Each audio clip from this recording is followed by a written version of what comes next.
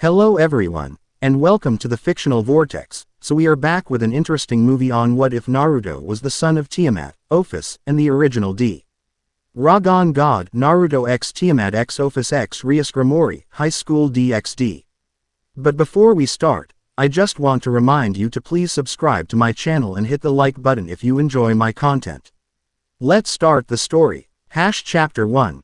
Convergent Destinies. Blood spattered across Naruto Uzumaki's face as he narrowly dodged another attack.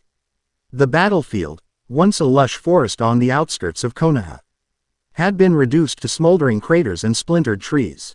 His orange and black jacket hung in tatters around his muscular frame, revealing the intricate seal on his abdomen that contained the nine-tailed fox. "You can't keep this up forever, Naruto," taunted the masked figure hovering above the destruction. Toby, or Madara, or whoever he truly was, had unleashed catastrophic power beyond anything the shinobi world had witnessed. The sky itself had torn open in places, revealing strange cosmic distortions that pulsed with unnatural energy. Naruto wiped blood from his lips, his cerulean eyes narrowing with determination. "I don't need forever, I just need one clean shot." Inside him, Kurama growled. "Something's wrong, kid. The chakra in the air, it's not normal." Naruto had sensed it too, strange vibrations disrupting the natural flow of energy around them. Beyond the familiar signatures of shinobi chakra, something ancient and primal called to him from beyond the tears in reality. He didn't have time to question it. 3 shadow clones materialized beside him without hand signs, a testament to his mastery. "Let's go." Naruto charged forward while his clones fanned out to flank their opponent. The Rasengan forming in his palm pulsed with wind nature chakra, transforming into the Rasenshuriken, his most devastating technique. Toby laughed, his single visible eye gleaming with malice. "Your persistence is admirable but futile. This world is already coming apart at the seams." As if to emphasize his point, another rift tore open in the air beside them, larger than the others. Unlike the spatial distortions from Toba's Kamui technique, this tear shimmered with iridescent energy that seemed to bend light itself. Naruto launched himself skyward, Rasenshuriken spiraling with destructive potential. "It's not over until I say it's over." The moment before impact, Toba's form began to distort, becoming intangible, his signature defense. But something unexpected happened. As Naruto's attack approached, 3 distinct energies surged within him simultaneously: a crimson pulse of chaotic power, a black-purple aura of infinite potential, and a golden radiance of dominance. The sudden surge overwhelmed his senses, causing the Rasenshuriken to destabilize.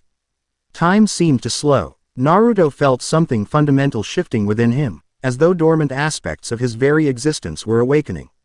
The unfamiliar energies resonated with the nearby dimensional tear, expanding it exponentially. "What is this power?" Toba's voice betrayed genuine surprise, perhaps the first real emotion Naruto had heard from him. "You're not just a Jinchuriki." Before Naruto could respond, the rift pulsed. Gravitational forces beyond comprehension seized him, pulling his body toward the swirling vortex. He fought against it, chakra cloak flaring golden around him as he called upon Kurama's power. "Kid, something's interfering with our connection." Kurama's voice came fragmented and distant. "These energies, they're draconic in nature. Ancient, powerful. They're responding to something in your blood, something that was always there." "What are you talking about?" Naruto shouted, fingers digging into the earth as the vortex pulled harder.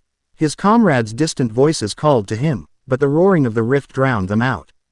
Kakashi appeared at the edge of the clearing, Sharingan exposed and analyzing the phenomenon. "Naruto, the dimensional fabric is collapsing. We need to seal this rift." "I can't." Naruto's grip faltered. The strange energies within him seemed to synchronize with the portal, making him part of its structure. With a final surge, the vortex expanded and enveloped him completely. Kakashi's voice faded. "We'll find you. Wherever you end up, we'll." Then silence. Absolute, complete silence. Naruto tumbled through an impossible space where time and physics held no meaning. Colors he had no names for streaked past his consciousness. Throughout the journey, 3 distinct presences seemed to guide his path. Ancient, powerful, and somehow familiar, as though they had always been part of him, waiting to awaken. Consciousness returned in fragments. Cold concrete pressed against his cheek. Unfamiliar sounds, mechanical, rhythmic, unlike anything in Konoha, filled his ears. The air tasted different, heavy with strange chemicals and absent the natural chakra he instinctively sensed in his world. Naruto's eyes snapped open. Night had fallen, but this wasn't the darkness of the shinobi world. Artificial lights illuminated everything in harsh clarity. Tall structures of glass and steel surrounded him, reaching higher than even the Hokage monument. Strange metal contraptions moved on black pathways, emitting noise and fumes. "What the hell?" he muttered, pushing himself to his feet. His body ached, but there was something else, a new awareness, as though parts of himself previously dormant had awakened. The seal containing Kurama felt different too, still present but altered somehow. "Naruto." Kurama's voice came through, but weaker than before. "We're somewhere else. Another world, perhaps another dimension entirely. And we're not alone in here anymore." "What do you mean?" Naruto whispered, drawing curious glances from passers-by. He realized he must look strange in his battle-torn shinobi gear. The civilians here wore completely different clothing, simple, uniform, with none of the practical considerations of shinobi attire. "There are other presences within you now. Or perhaps they were always here, dormant until now. 3 distinct energies, powerful beyond comprehension. Draconic in nature. Dragons." Naruto had heard legends, but they were considered myths even in a world where giant toads could be summoned to battle. Before he could question Kurama further, his instincts flared. 3 figures had appeared at the end of the narrow alley where he stood, their auras radiating hostility. They appeared human but felt wrong. "Well, what do we have here?" The central figure stepped forward, a man in a long coat with an unsettling smile. "That's quite the unusual energy signature you're giving off, boy. Not devil, not angel, not human either. Something new." Naruto's battle instincts took over. He dropped into a defensive stance, eyes assessing threats and escape routes. "I don't know what you're talking about, but I'm not looking for trouble." The man laughed, revealing unnaturally sharp teeth. "Trouble has a way of finding the interesting ones." Black, feathered wings erupted from his back, stretching to impressive dimensions. His companions similarly transformed, their eyes glowing with malevolent intent. "Fallen angels," one hissed, "and this is our territory. Whatever you are, you're trespassing." Naruto tried accessing Kurama's chakra, but the connection faltered. Instead, something else answered his call for power. Crimson energy surged through his right arm, while infinite darkness swirled around his left. His vision sharpened impossibly, revealing details he'd never noticed before, the individual particles of dust in the air, the microscopy. See expressions of shock on his attackers' faces. The central fallen angel formed a spear of light. "What are you?" "I was about to ask you the same thing," Naruto replied, his voice resonating with newfound power. The energy coursing through him felt both foreign and intimately familiar, like remembering something long forgotten. The spear of light hurled toward him with deadly precision. Naruto moved instinctively, faster than he'd ever moved before. The world seemed to slow around him as he sidestepped the attack. The crimson energy concentrated in his palm, forming something like a rosin. Gone but chaotic and unbound by the laws of physics. "How about we talk this out instead?" Naruto offered, surprising himself with his restraint. Despite the new power surging through him, his core values remained intact. Violence is a last resort, understanding before conflict. "It speaks like a human but moves like a high-class devil," the female fallen angel observed. "Kill it quickly before others sense its power." All 3 launched attacks simultaneously, light spears from multiple angles, designed to leave no escape route. Naruto didn't dodge this time. The dark energy surrounding his left side expanded, creating a field where the light spears simply ceased to exist, as though infinity had swallowed them. The fallen angels faltered, uncertainty replacing aggression. Naruto used the moment to leap upward, landing on the wall of the building beside him and adhering to it with chakra, a basic shinobi technique that seemed to further confound his attackers. "What manner of sacred gear is this?" the leader demanded. Before Naruto could respond, new presences entered the alley. A small group of teenagers, seemingly ordinary at first glance, but radiating power unlike anything Naruto had sensed before. At their center stood a young woman with flowing crimson hair and eyes that held both authority and curiosity. Power emanated from her in controlled waves, different from chakra but no less potent. "Fallen angels in my territory without permission." Her voice carried natural command. "I believe we need to discuss boundaries again." The leader of the fallen angels snarled. "Gremory princess, this doesn't concern devils. Everything in Kuo Town concerns me," she replied coolly. Her gaze shifted to Naruto, surprise registering briefly. "Especially unique visitors who appear from nowhere with power signatures that make no sense." The standoff vibrated with tension. Naruto remained silent, analyzing the dynamics at play. The newcomers weren't allies with the winged attackers. But neither were they necessarily his friends. The crimson-haired woman held herself like a leader, reminding him of Tsunade, someone accustomed to command and respect. "Kiba, Kaneko, s." He instructed without taking her eyes off the fallen angels. Two of her companions stepped forward, a handsome blonde boy who suddenly held a sword that hadn't been there a moment before, and a petite height-haired girl whose deceptively small frame radiated tremendous physical power. The fallen angels assessed their odds and apparently found them wanting. "This isn't over," their leader promised before all three vanished in bursts of feathered darkness. The tension in the alley shifted rather than dissipated.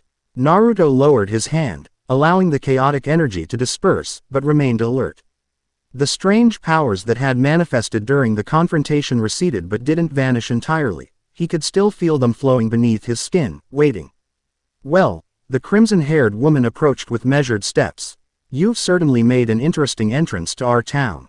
Her Japanese was perfect, which struck Naruto as odd. He hadn't expected to understand the language in this strange world. "I'm Rias Gremory, heir to the house of Gremory." "And you are Naruto Uzumaki," he replied, deciding that honesty was his best approach. "Shinobi of Konohagakure. Though I'm guessing that doesn't mean much here." Konohagakure. A bespectacled young woman beside Rias frowned slightly. "There's no such place in this world." "Yeah, I'm starting to figure that out." Naruto leapt down from the wall, landing gracefully before them. Several of Rias's companions tensed, but she herself remained composed. "Look, I know this sounds crazy, but I think I've fallen through some kind of dimensional rift.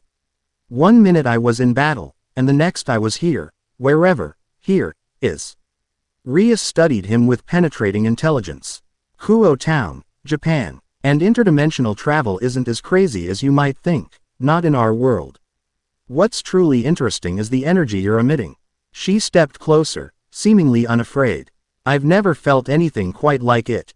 Part of it resembles devil power, part feels divine. And the rest is something entirely new."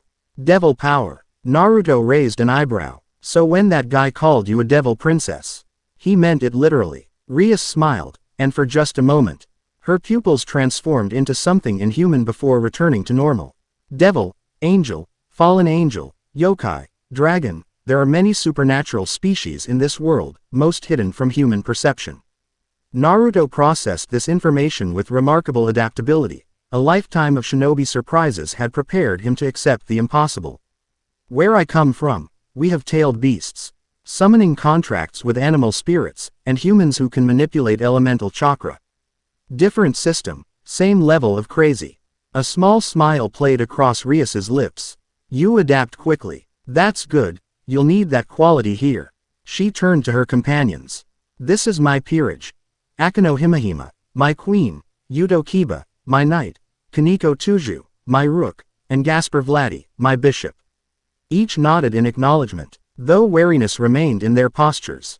The girl named Kaneko seemed particularly suspicious, her nose twitching slightly as though scenting the air.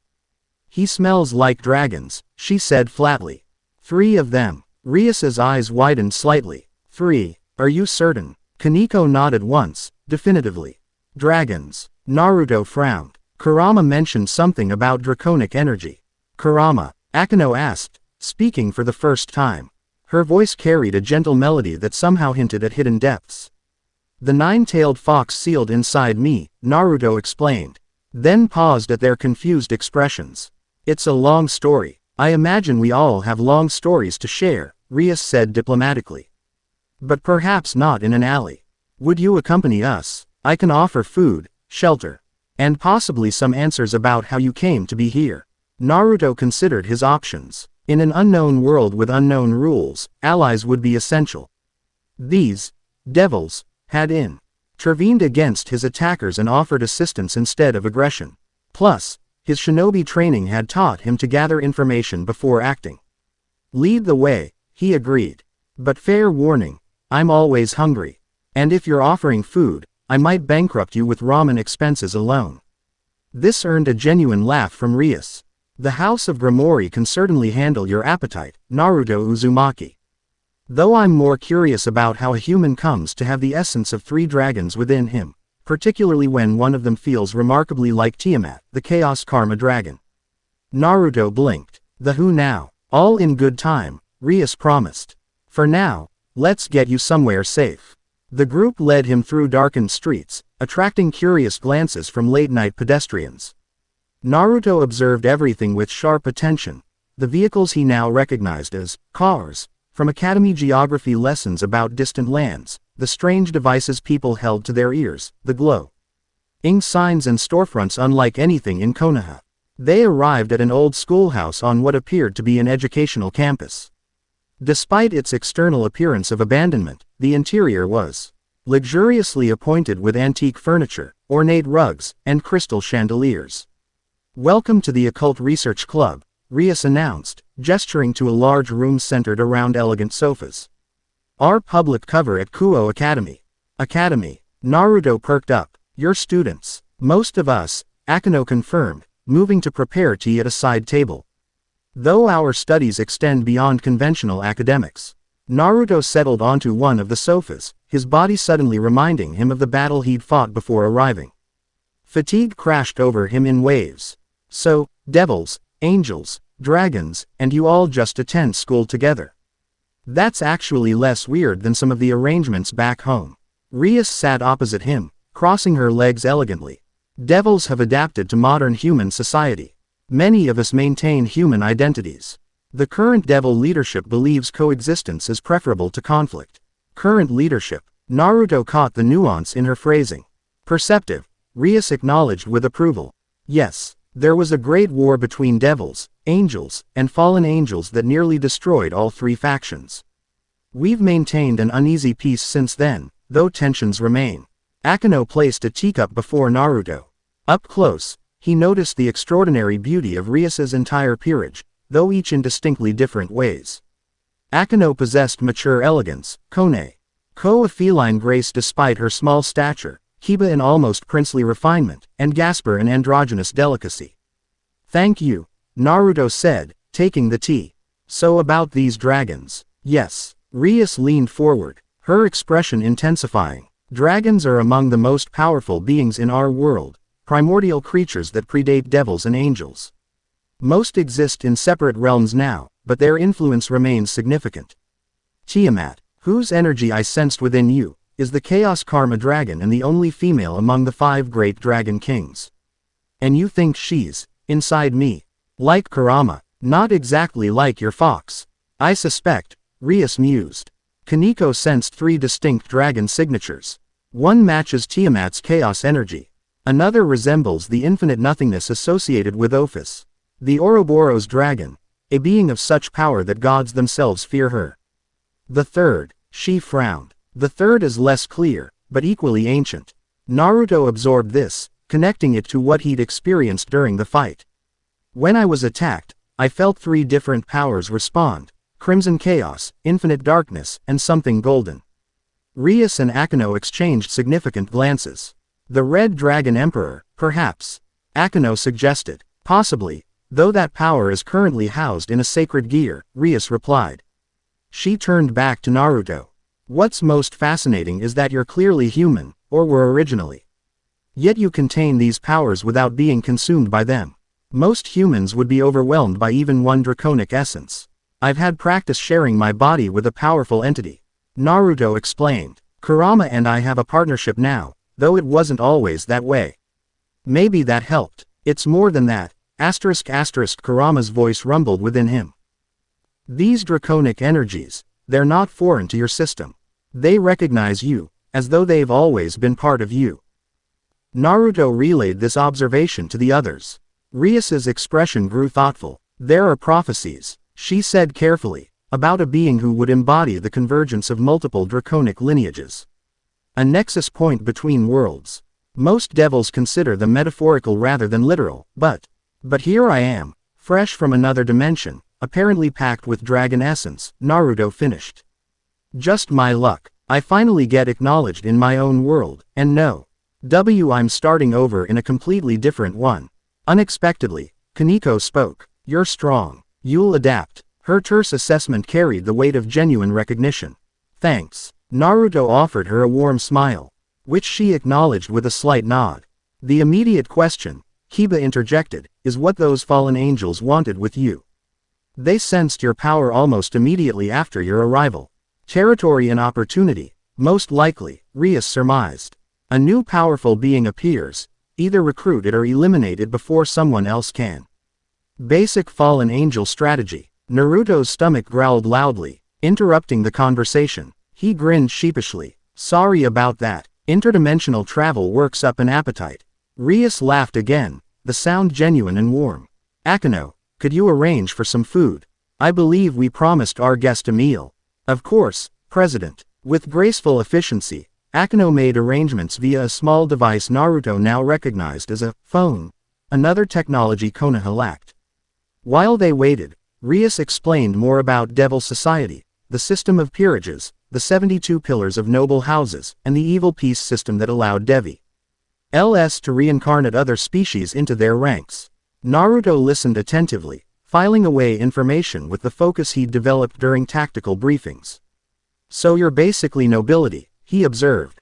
The Hokage would have assigned a full diplomatic team just to handle meeting you. The Hokage is your leader. The leader of my village, yeah. I was actually working toward becoming Hokage myself before, he gestured vaguely. All this, a leader, Rias remarked thoughtfully. That fits with what I sense in you. Food arrived. Not ramen, but a variety of dishes that Naruto approached with enthusiastic appreciation. As he ate, the conversation continued, with each member of Rias's peerage occasionally contributing details or questions. So in your world, humans manipulate this energy called chakra. Kiba summarized. And you specifically can create solid copies of yourself, manipulate wind, and transform your appearance at will. Even without the dragon essence, those would be impressive abilities here. Thanks, Naruto said between bites. Though I'm guessing everything works differently in this world. My regular jutsu felt muted when I tried to access them earlier. The laws of supernatural physics vary between dimensions, Rias confirmed. Your native energy may need time to adapt to our world's rules. The dragon essence, however, is universal. That power will work the same here as anywhere. Great, Naruto sighed. So I've got 3 ancient dragon spirits to figure out, plus recalibrating all my existing abilities. Anything else I should worry about? Well, Akeno said with a slightly mischievous smile, there's school. Naruto blinked. School. You'll need a cover identity while you're here, Rias explained. The most natural place for me one who appears your age is as a student at Kuo Academy. It will also allow us to keep you close and protected while you adjust. I haven't been great at academics, Naruto admitted reluctantly. I was more the practical skills type. We'll help you, Rias assured him. And besides, your education will need to extend beyond normal subjects anyway. You need to learn about this world, its power structures, and how to control your new abilities. As the meal concluded, practical matters arose, where Naruto would stay, what he would need to blend into this world, and how to begin training his draconic powers. Rias handled each with decisive efficiency. You can stay in one of the spare dormitory rooms reserved for my peerage members, she determined. Kiba can lend you clothing until we acquire your own tomorrow. That's really generous, Naruto said, genuine gratitude in his voice. I promise I'll find a way to repay you. Consider it an investment, Rias replied with a smile that didn't quite reach her eyes. Someone with your potential could become a valuable ally. Naruto recognized the political calculation behind her generosity. It reminded him of how the 5 Grey Nations had approached him after he'd demonstrated his power. But he also sensed genuine concern beneath her pragmatism. Fair enough, he acknowledged. Though I should warn you, I'm loyal to people, not politics. If you're straight with me, I'll be straight with you. I would expect nothing less, Rias said with approval. Loyalty is valued among devils too, Naruto. As the meeting concluded, and arrangements were made for the night. Naruto found himself alone with Rias momentarily while the others prepared his accommodations. There's something you're not telling me, he observed quietly. About these dragons. About why my arrival matters so much. Rias regarded him thoughtfully. Perceptive again. Yes, there's more, much more. But some knowledge is dangerous when acquired too quickly. The dragon essences within you are not just powerful but politically significant. Tiamat rarely involves herself in worldly affairs. Ophis is both sought after and feared by multiple factions. And the third essence, well, that's part of what we need to confirm. I've had people keep secrets from me, for my own good, before, Naruto said, a edge creeping into his voice. It never ends well. I understand, Rias acknowledged. I promise you this, I will never lie to you, Naruto. There may be times when I cannot tell you everything immediately, but what I do tell you will be truth. Is that acceptable? Naruto studied her for a long moment, reading her body language and expression with skills honed through years of determining friend from foe. Finally, he nodded. I can work with that. For now. Good. Rias extended her hand in a formal gesture. Then welcome, provisionally, to the protection of the House of Gremory, Naruto Uzumaki, human shinobi and apparent dragon vessel. Naruto took her hand, surprised by the warmth of her skin despite her devil nature. As their hands clasped, a strange resonance occurred. The crimson energy within him pulsed in recognition of something in Rias, while a similar power in her responded in kind. Both pulled back slightly, startled. Well, Rias said, her composure returning quickly, that was unexpected. Story of my life, Naruto replied with a rueful grin. After settling into his temporary quarters, a modestly furnished dormitory room that felt luxurious compared to his apartment in Konoha, Naruto sat cross-legged on the bed and closed his eyes, seeking the internal landscape where he typically communicated with Kurama. The familiar sewer-like mindscape had transformed. The water-logged corridors remained, but they now end onto three new distinct environments. A swirling vortex of crimson chaos, an infinite void of darkness punctuated by distant stars, and a golden mountain range beneath a burning sky. At the center where all regions converged, Kurama's cage stood partially open, a reflection of their evolved partnership. Kurama, Naruto called out. The massive fox emerged from his cage, nine tails swaying contemplatively. This is troubling. The fox rumbled. Our connection remains intact, but the internal landscape has expanded to accommodate others. The dragons Rias mentioned. Yes, I sense them. Though they haven't fully awakened to consciousness within you yet. Unlike me, they aren't sealed here. Their essence seems fundamentally integrated with yours in a different way. Yuto approached the crimson chaos cautiously. Tiamat, the chaos karma dragon. No direct response came, but the chaotic energies swirled more vigorously, as though acknowledging his presence. Similarly, when he turned toward the infinite void and spoke the name, Ophis, distant stars pulsed briefly. They're aware of me, but not fully present. Naruto guessed. It seems so, Kurama confirmed. Unlike my sealing, which was a deliberate act, their presence feels innate, almost as though their essence was always part of your spiritual DNA, dormant until activated by something in this world. That makes no sense, Naruto objected. How could I have dragon essence from birth? My parents were human. Well, my mom was a Jinchuriki too, but still human. Perhaps the answer lies in understanding what these beings truly are, Kurama suggested. Dragons in this world may operate by different rules than tailed beasts in ours. Naruto nodded thoughtfully. Rias seemed to think this was significant. Something about prophecies and convergence. Be cautious, Naruto, Kurama advised.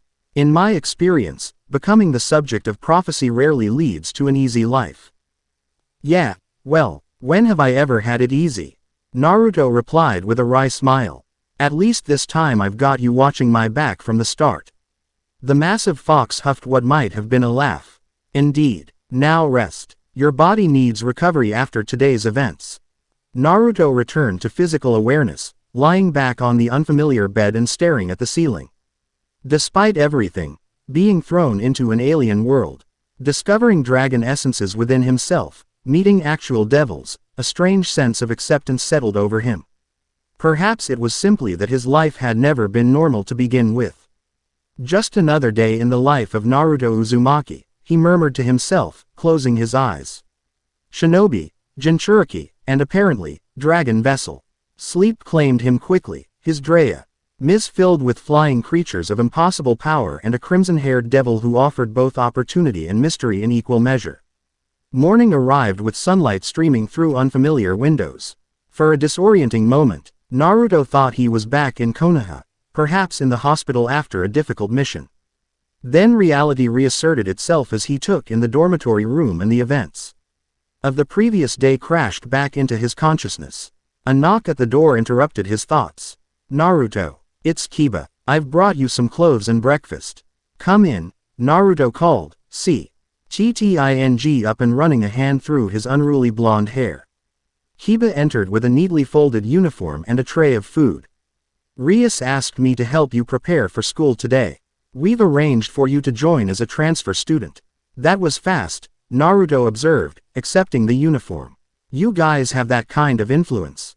The Gremory family owns Kuo Academy, Kiba explained with a smile. She was originally an all-girls school but became co-ed a few years ago. That's why there are still more female students than male. Naruto examined the unfamiliar uniform, black pants, a white button-up shirt, and a black blazer with an unfamiliar emblem. So I just pretend to be a normal student. Despite everything, most of the student body is human and unaware of the supernatural, Kiba confirmed. Only a small percentage know about devils, angels, and the rest. Your cover story is that you're an exchange student from a remote region of Japan. Right, Naruto nodded, mentally preparing himself for the challenge. And when do I start learning about? He gestured vaguely, all of this. The dragons, this world, getting home eventually. Rias wants to begin your training this afternoon after classes. Kiba replied, she's also researching your situation. Interdimensional travel isn't common, but there are precedents. The Gremory family has extensive libraries on supernatural phenomena.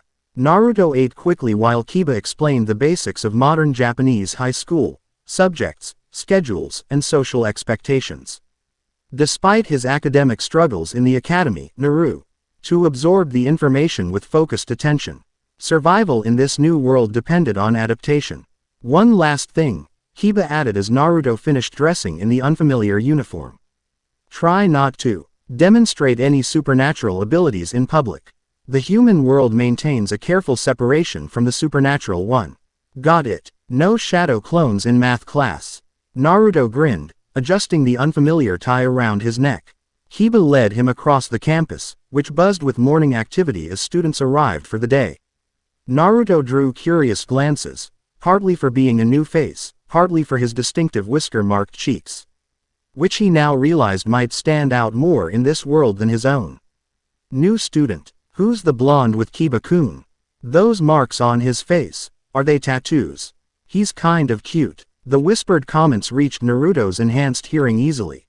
He maintained a relaxed posture while remaining alert, a shinobi habit that never quite disappeared, even in seemingly safe environments. They arrived at the main school building where Rias waited, looking every bit the perfect student in the female version of the Kuo uniform. Beside her stood a stern looking woman whom Kiba introduced as the homeroom teacher. Uzumaki-san, the teacher said formally, your transfer paperwork has been processed. Please follow standard protocols and introduce yourself to the class when indicated. Yes, sensei, Naruto replied automatically, falling back on academy etiquette. As the teacher walked ahead, Rias touched his arm lightly. Remember, you're just a normal transfer student for now. After school, we'll begin addressing the more unusual aspects of your situation. I've spent my whole life hiding the fact that I had a nine-tailed demon fox inside me, Naruto reminded her. I think I can handle pretending to be normal for a few hours. Rias smiled, a genuine expression that transformed her already beautiful face into something captivating. How I doubt normal has ever applied to you, Naruto Uzumaki, even before dragons entered the equation. The observation was surprisingly perceptive. Throughout his childhood in Konoha, normalcy had been an impossible dream, first as the village pariah, then as a determined underdog, and finally as a war hero. The irony of now pretending to be an ordinary student wasn't lost on him. Fair point, he acknowledged with a rueful smile. The classroom fell silent as Naruto entered behind the teacher. 30 pairs of eyes focused on him with undisguised curiosity. Unlike his enhanced senses, their interest was purely human, the natural reaction to a new face in an established social hierarchy. "Class, we have a transfer student joining us today," the teacher announced. "Please introduce yourself." Naruto stepped forward with the confidence that had become his hallmark. "I'm Naruto Uzumaki," he said clearly. "I'm looking forward to studying with you all." He offered a bright smile and a brief bow, keeping his introduction deliberately vague as advised. The teacher assigned him a seat near the window, coincidentally close to where Kaneko sat, her expression as impassive as ever.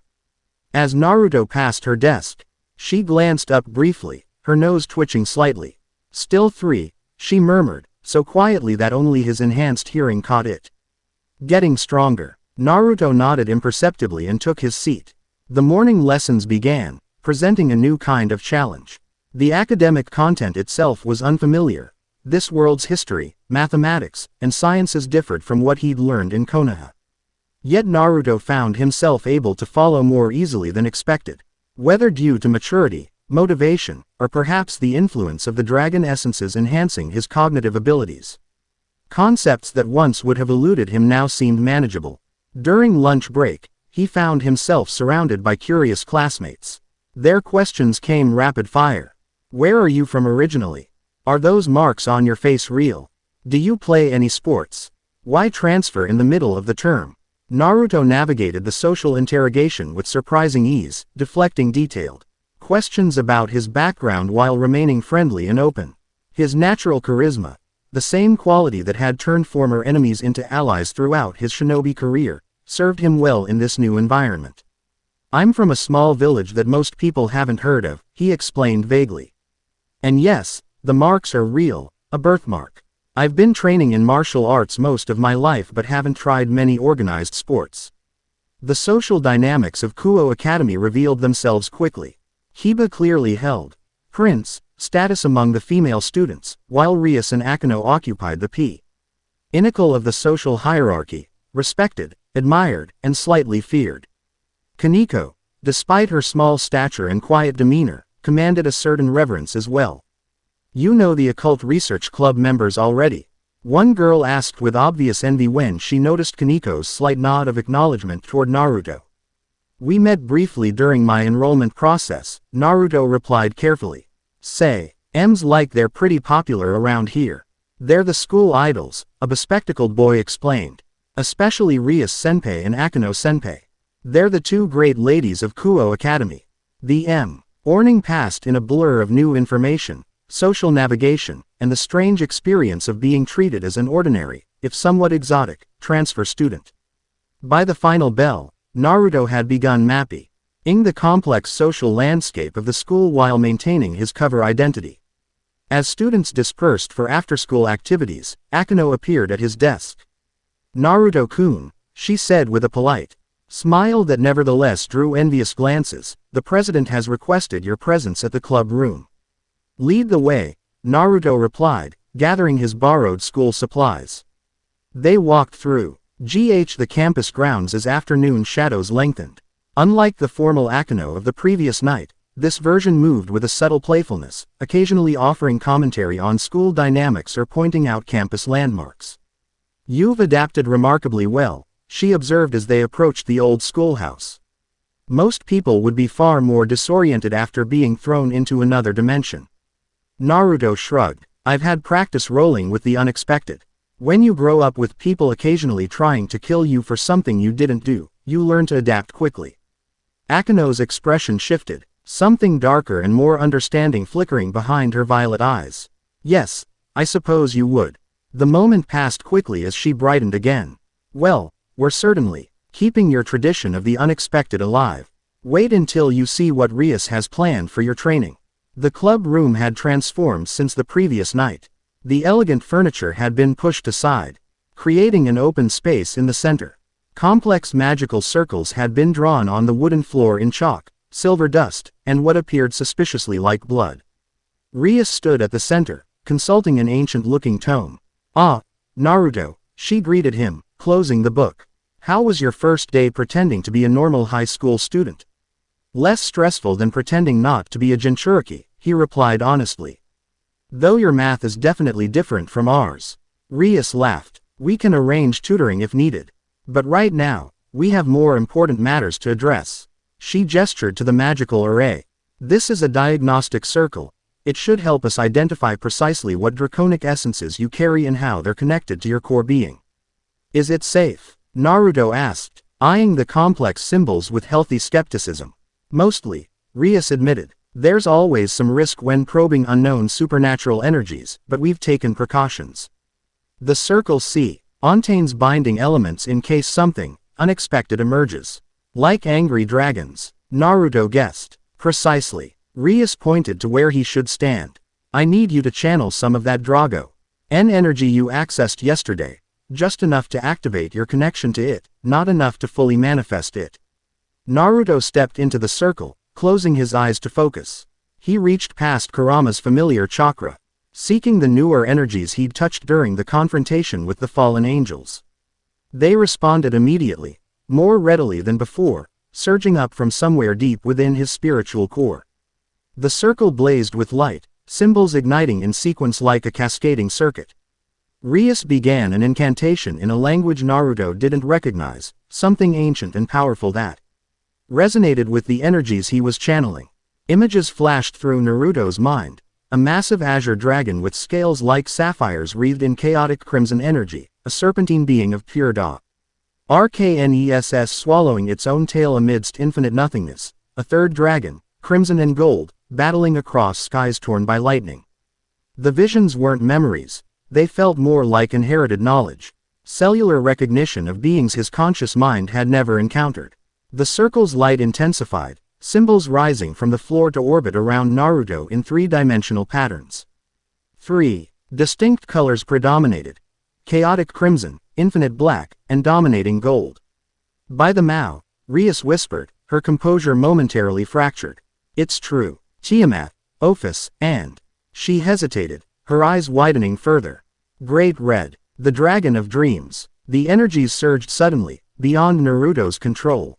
The orbiting symbols accelerated, merging into solid bands of light that encircled his body. Pain lanced through him, not physical but metaphysical, as though his very soul was being rewritten. "Rias," Akeno called in alarm. "The energies are resonating exponentially." "I see it." Rias's hands moved in complex patterns, attempting to stabilize the ritual. "Naruto, try to regulate the flow. You need to assert your will over the dragon essences." Naruto gritted his teeth, drawing on years of experience controlling Kurama's volatile chakra. "I'm with you, kid, ****. The fox's voice resonated within him. "But these energies respond to something deeper than conscious control.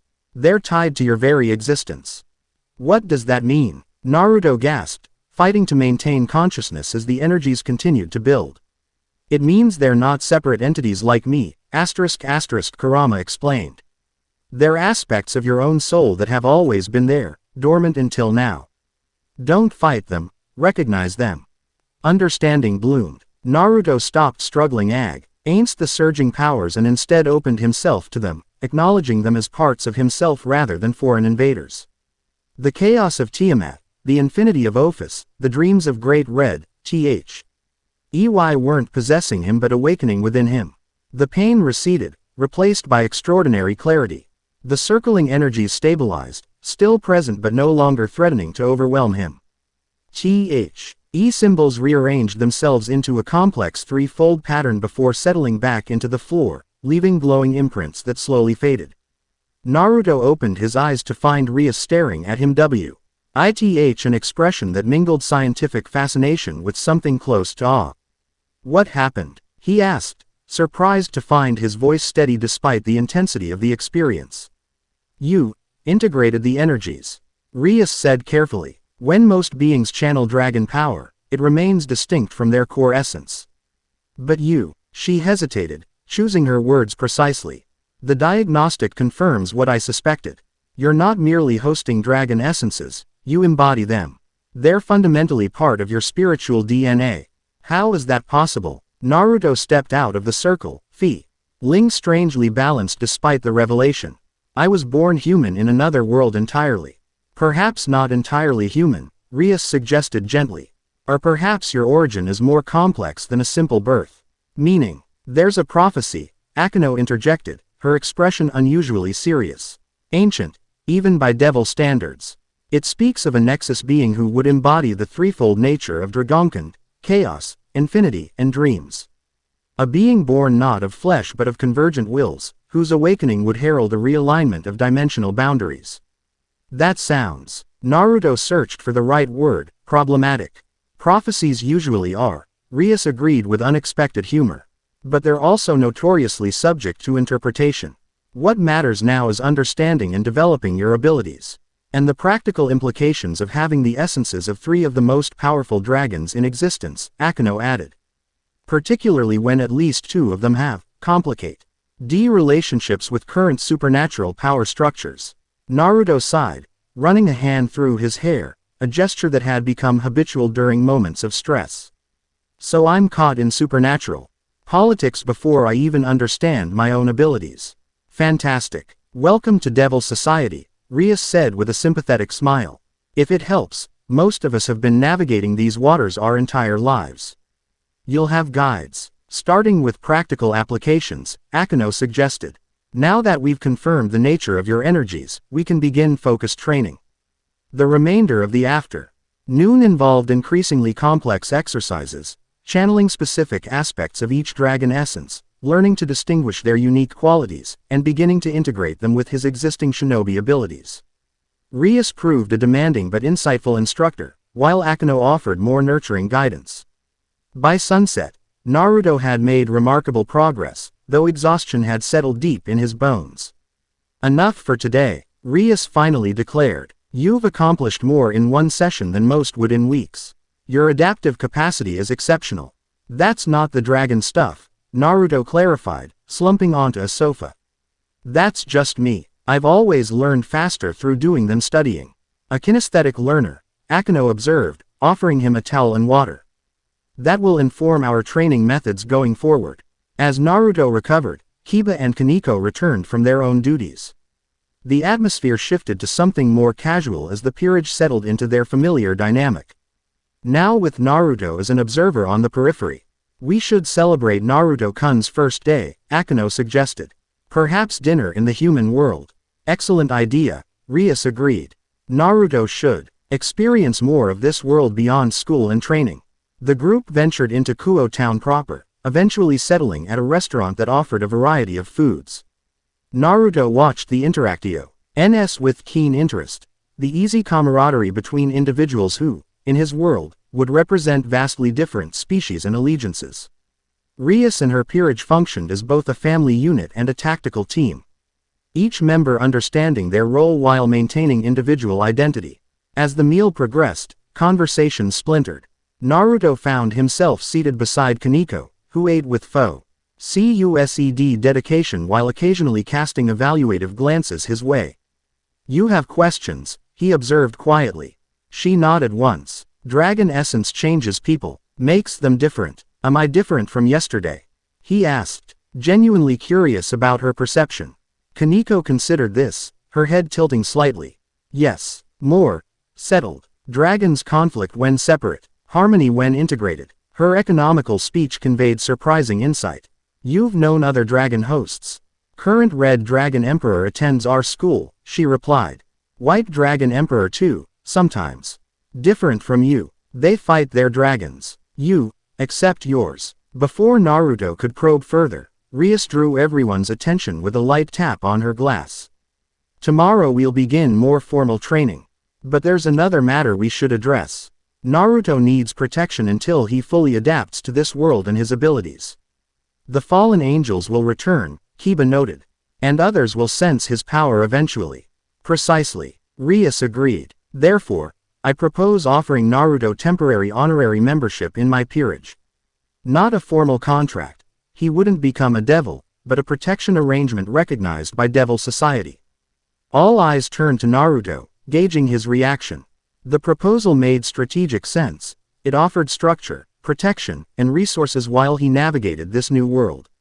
Yet the independent part of him, the shinobi accustomed to relying primarily on his own strength, hesitated. What would that involve, exactly? He asked carefully. You would be recognized as under House Gremory protection. Rias explained. You'd continue training with us, living within our territory, and in return, you'd assist with peerage duties when appropriate.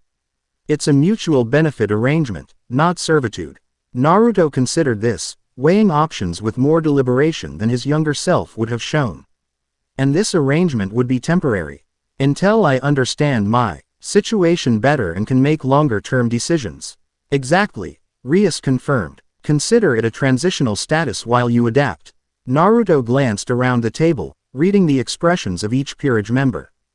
Akino's gentle encouragement, Kiba's respectful neutrality, Kaniko's quiet assessment, and Gasper's shy curiosity. None showed resentment at the prospect of including an outsider in their circle. All right, he decided. I accept, with gratitude. In my world, we value bonds between comrades above almost everything. I may not be a devil, but I understand the importance of loyalty and mutual support. Rias smiled, raising her glass. Then it's settled. Welcome, Naruto Uzumaki, to the extended house of Gremory. As glasses clinked in acknowledgement, Naruto felt something shift. Not just externally in his circumstances, but internally where the three dragon essences resided. They seemed to approve of this development, each in their own way. Chaos finding structure, infinity finding focus, dreams finding purpose. Tomorrow would bring new challenges, training, school, adaptation to this strange world, and eventually confronting whatever prophecy had ensnared him. But tonight, surrounded by new allies who might someday become friends, Naruto allowed himself a moment of optimism. To new beginnings, he offered, raising his own glass. And to finding my path in this world, however complicated it might be. To new beginnings, the others echoed, and in that moment of connection, the distance between worlds seemed just a little less vast. Chapter 1 and Chapter 2, Scales of Adaptation. Morning sunlight streamed through unfamiliar curtains, painting golden rectangles across Naruto's borrowed bed. For the third consecutive day, he awoke disoriented, body tensing foe. Our combat before his conscious mind registered his surroundings. The dormitory room provided by the Gremory household remained sparse but comfortable, lacking the personal touches that had made his Konoha apartment feel like home. Naruto stretched, cataloging the subtle changes in his body. Since the diagnostic ritual, his senses had sharpened further. He could hear conversations in adjacent buildings, detect individual components in sense, and see with clarity that bordered on telescopic vision. More significantly, the three dragon essences had settled into a tentative harmony within him, distinct but no longer competing for dominance. Another day in Bizarro World, he murmured, swinging his legs over the bed's edge. School would begin in an hour, marking his third day as a transfer student at Kuo Academy. The cover identity still felt like an ill-fitting disguise, but he was adapting with the resilience that had defined his entire life. You're integrating faster than expected. Kurama observed from within their shared mindscape. The dragon essences have accelerated your physical and mental adaptations to this world. Yeah, I noticed, Naruto replied aloud, having grown comfortable speaking to Kurama in the privacy of his room. The history textbook that made no sense 2 days ago. I actually understood most of it last night. It's more than academic comprehension. Your entire neurological system is optimizing itself, like your body recognizes this world despite your conscious unfamiliarity with it. This observation aligned with what Rias had theorized, that Naruto's connection to this dimension ran deeper than his conscious awareness suggested. The implications remained troubling, challenging his fundamental understanding of his own origins. A gentle knock interrupted his thoughts. Naruto-kun, Akino's melodious voice called. Breakfast is ready, and Rias wants to speak with you before school. Coming. Naruto quickly donned the Kuo Academy uniform. still adjusting to the formal attire so different from his practical shinobi gear. He'd been permitted to keep his forehead protector, now worn around his right bicep as a tribute to his heritage. Akano waited in the hallway, already immaculate in her school uniform despite the early hour. Her perpetual smile contained genuine warmth this morning, suggesting increasing comfort with his presence. "Did you sleep well?" she inquired as they walked toward the dormitory's common area. "Better than the first night," Naruto admitted. "Though I keep having these weird dreams." Dreams? Akano's interest sharpened. Involving dragons, perhaps. Not exactly. More like endless spaces filled with stars. And voices speaking in languages I shouldn't understand but somehow do. Interesting. The dragon of dreams may be communicating with you, Akano mused. Great Red dwells in the dimensional gap, a space between realities filled with nothingness and infinite possibility. Naruto absorbed this, connecting it to the sensations he'd experienced. So when I feel like I'm floating in endless space, you may be experiencing a connection to the dimensional gap, yes. Aiken. Guided him into the common room where breakfast awaited. I'll mention this to Rias. It could be significant for your training. The common room served as an informal gathering space for Rias's peerage. Kiba was already seated, reading from a modern tablet device that Naruto now recognized as an iPad, one of countless technologies he was still acclimating to. Kaneko methodically consumed what appeared to be her third serving of rice and fish, while Gasper lurked half-hidden behind a decorative plant, nibbling toast. "Good morning," Rias greeted from the head of the table. Unlike the others in school uniforms, she wore casual loungewear, a reminder that this building functioned as both headquarters and home. "How are you feeling after yesterday's training?" Naruto rotated his shoulders experimentally. "Better than I should, considering how intensely we worked. The dragon essences seem to accelerate my recovery." "Excellent." Rias gestured to the empty seat beside her. "I wanted to discuss your schedule before classes. In addition to regular schoolwork, we need to establish a structured training regimen for your abilities." Naruto helped himself to breakfast, a Japanese Western fusion of rice, grilled fish, eggs, and toast. "I'm used to training until exhaustion. Just point me in the right direction." "That's precisely what we need to refine," Rias cautioned. "Random exert. Ion won't develop your draconic abilities effectively. Each essence requires different approaches." She slid a handwritten schedule across the table. "Afternoons will focus on practical applications with different members of my peerage. Evenings, you'll study theoretical aspects with me." Naruto examined the schedule, impressed by its comprehensive design. Unlike the haphazard training of his early shinobi days, this plan approached his development systematically. "Tiamat's chaos requires precision control," Rias continued. "Ophis's infinity demands conceptual understanding. And Great Red's dominion over dreams connects to manifestation of will. We'll address each separately at first." "What about my existing abilities?" Naruto asked, thinking of his shadow clones and Rasengan. "They're working better each day, but still feel different here. Chakra is similar to the life force energy in our world but operates on different principles," Rias explained. "Akano will help you adapt your techniques to this world's metaphysical laws.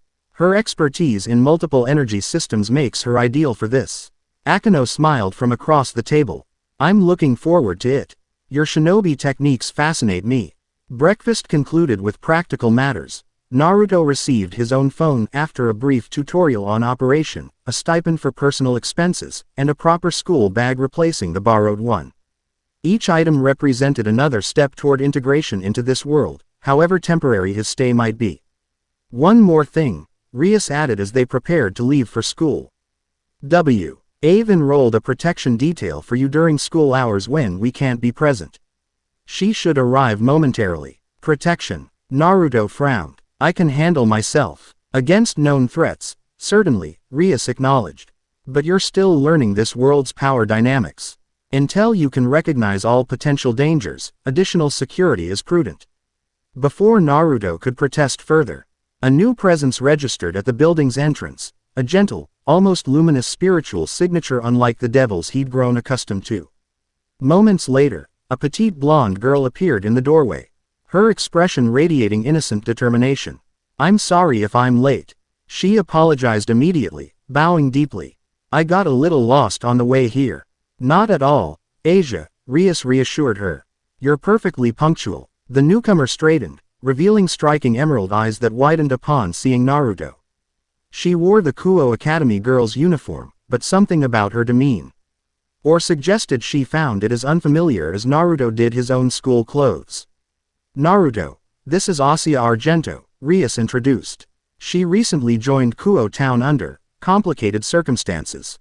Asia, this is Naruto Uzumaki, the interdimensional visitor I mentioned. It's a pleasure to meet you, Naruto-san, Asia said with another quick bow. Her Japanese carried a slight accent, suggesting it wasn't her native language. Naruto offered his customary grin. Just Naruto is fine, so you're my bodyguard. Asia blushed deeply. Oh, no, not exactly. I'm supposed to stay near you because my sacred gear can heal injuries and because... She hesitated, glancing at Rias. Because Asia's presence masks supernatural energy signatures, Rias completed smoothly. Her unique aura will help conceal draconic emissions you're still learning to control. This made more sense to Naruto. The girl before him radiated gentle kindness, not combat prowess. I appreciate the help, Asia. Are you new to the school too? Yes. Her face brightened. Today is only my third day. I'm still learning everything. That makes two of us, Naruto responded with genuine empathy. Maybe we can figure it out together. Asia's smile could have illuminated the darkest night. I'd like that very much. The group departed for Kuo Academy, separating into smaller clusters as they crossed campus. Naruto found himself walking alongside Asia, whose watchful presence felt less like surveillance and more like genuine companionship. So, he ventured, Rias mentioned, complicated circumstances. You don't have to tell me, but I've got plenty of those myself. Asia's expression shifted, a shadow crossing her features before determination reasserted itself. I was with the church until recently. I had a disagreement with their policies about who deserves healing. The diplomatic phrasing concealed deeper pain that Naruto immediately recognized, the same careful neutrality he'd used when explaining his childhood isolation to outsiders. Let me guess, he offered gently. You helped someone they thought you shouldn't have. Asia glanced up, surprise evident in her expression. Yes. How did you know? Because kindness that doesn't discriminate often gets punished, Naruto replied, thinking of his own experiences. Back home, I learned that healing the wrong people can make you enemies in high places. That's exactly what happened, Asia confirmed quietly. I healed a devil who was injured, not knowing what he was. The church called it heresy and excommunicated me. Rias-san found me when others were trying to exploit my sacred gear. The careful phrasing suggested trauma Asia wasn't ready to discuss fully. Naruto nodded, respecting her boundaries while offering understanding. Power that helps others always attracts people who want to use it for themselves. I'm glad Rias found you first. Me too. Asia's smile returned, genuine despite the painful subject. Now I'm trying to learn about normal life. I've never attended regular school before. That makes two of us, Naruto chuckled. The academy I attended was for training ninja, not whatever normal teenagers learn. Ninja. Asia's eyes widened with innocent curiosity. Like in movies. Not exactly. Naruto grinned, finding her reaction refreshing. Less black pajamas and star throwing, more energy manipulation and tactical combat. Their conversation continued as they entered the main school building, discussing their respective cultural adjustments with growing ease. By the time they reached Naruto's classroom, a comfortable rapport had developed between two displaced individuals finding common ground in their outsider status. We share lunch period, Asia noted, consulting her schedule. Perhaps we could eat together. If you don't mind, of course. I'd like that, Naruto agreed, genuinely pleased by the prospect. Meet you in the courtyard by the big tree. Asia nodded happily before continuing to her own classroom. Naruto watched her go, reflecting on the unexpected comfort of finding someone whose disorientation mirrored his own, albeit for different reasons. Morning class. S's passed with increasing comprehension. World history, once an impenetrable collection of unfamiliar names and events, now organized itself into coherent patterns in Naruto's mind. Mathematics remained challenging, But the fundamental concepts began to align with the practical calculations he'd used for trajectory and force in combat applications. By lunchtime, Naruto had successfully answered 3 questions in class, earning surprised approval from teachers who had been prepared to accommodate a struggling transfer student. The dragon essences seemed to enhance his cognitive processing, granting knowledge directly but optimizing his ability to acquire and integrate new information. Asia waited beneath the designated tree, a homemade bento box carefully arranged beside her. Her brightened upon seeing Naruto approach with his cafeteria-purchased meal. "You made that yourself?" he asked, settling beside her on the grass. "Yes," she admitted with a touch of pride. "The dormitory has a shared kitchen. Cooking is one normal skill I'm determined to master." "It looks great," Naruto complimented sincerely. "Better than instant ramen, which was about 90% of my diet back home." Asia giggled, the sound surprisingly musical. "That can't be nutritionally complete." "Probably not," Naruto acknowledged with a grin. "But when you live alone and can't cook, you make do." "You lived alone?" Asia's expression shifted to compassionate concern. "Even though you're our age." "Since I was very young," Naruto confirmed, keeping his tone light despite the subject matter.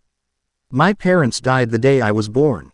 The village provided an apartment and stipend, but everything else I had to figure out myself." Asia's gentle eyes reflected genuine empathy rather than pity. "I understand. I grew up in an orphanage run by the church before they discovered my healing abilities. We may have had very different lives, but we both know what it means to be alone." The simple observation created an immediate connection, a recognition between 2 souls who had navigated solitude in their formative years. Their conversation deepened, sharing experiences of isolation and discovery with increasing openness. "So this sacred gear," Naruto ventured between bites, "it's some kind of healing power." Asia nodded, discreetly glancing around before extending her palm. A soft gray glow emanated briefly from her hand, reminiscent of medical ninjutsu but distinctly different in its spiritual signature. "Twilight healing," she explained softly. "It can heal almost any injury or illness. That's why," she hesitated, "why some people wanted to take it from me." "Take it?" Naruto frowned. "You mean like stealing it?" "Sacred gears are bound to their user's soul," Asia explained, her voice barely above a whisper. "Extracting one typically kills the original owner. That's what almost happened before Rias-san intervened." Naruto's expression darkened momentarily, protective instincts flaring. "No wonder you needed somewhere safe. That's seriously messed up. But I'm okay now," Asia assured him quickly. "And I'm learning so much about living normally. Yesterday I learned how to use a washing machine." Her determined optimism despite past trauma resonated deeply with Naruto.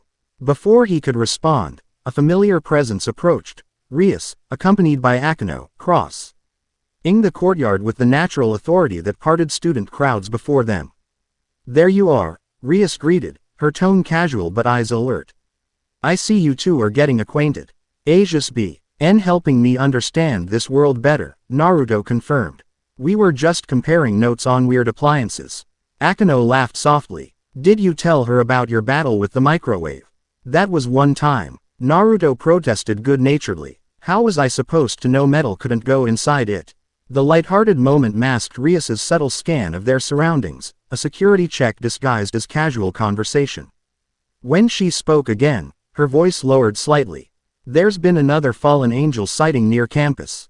Nothing direct yet, but they're clearly conducting surveillance." Naruto nodded, understanding the warning beneath the casual delivery.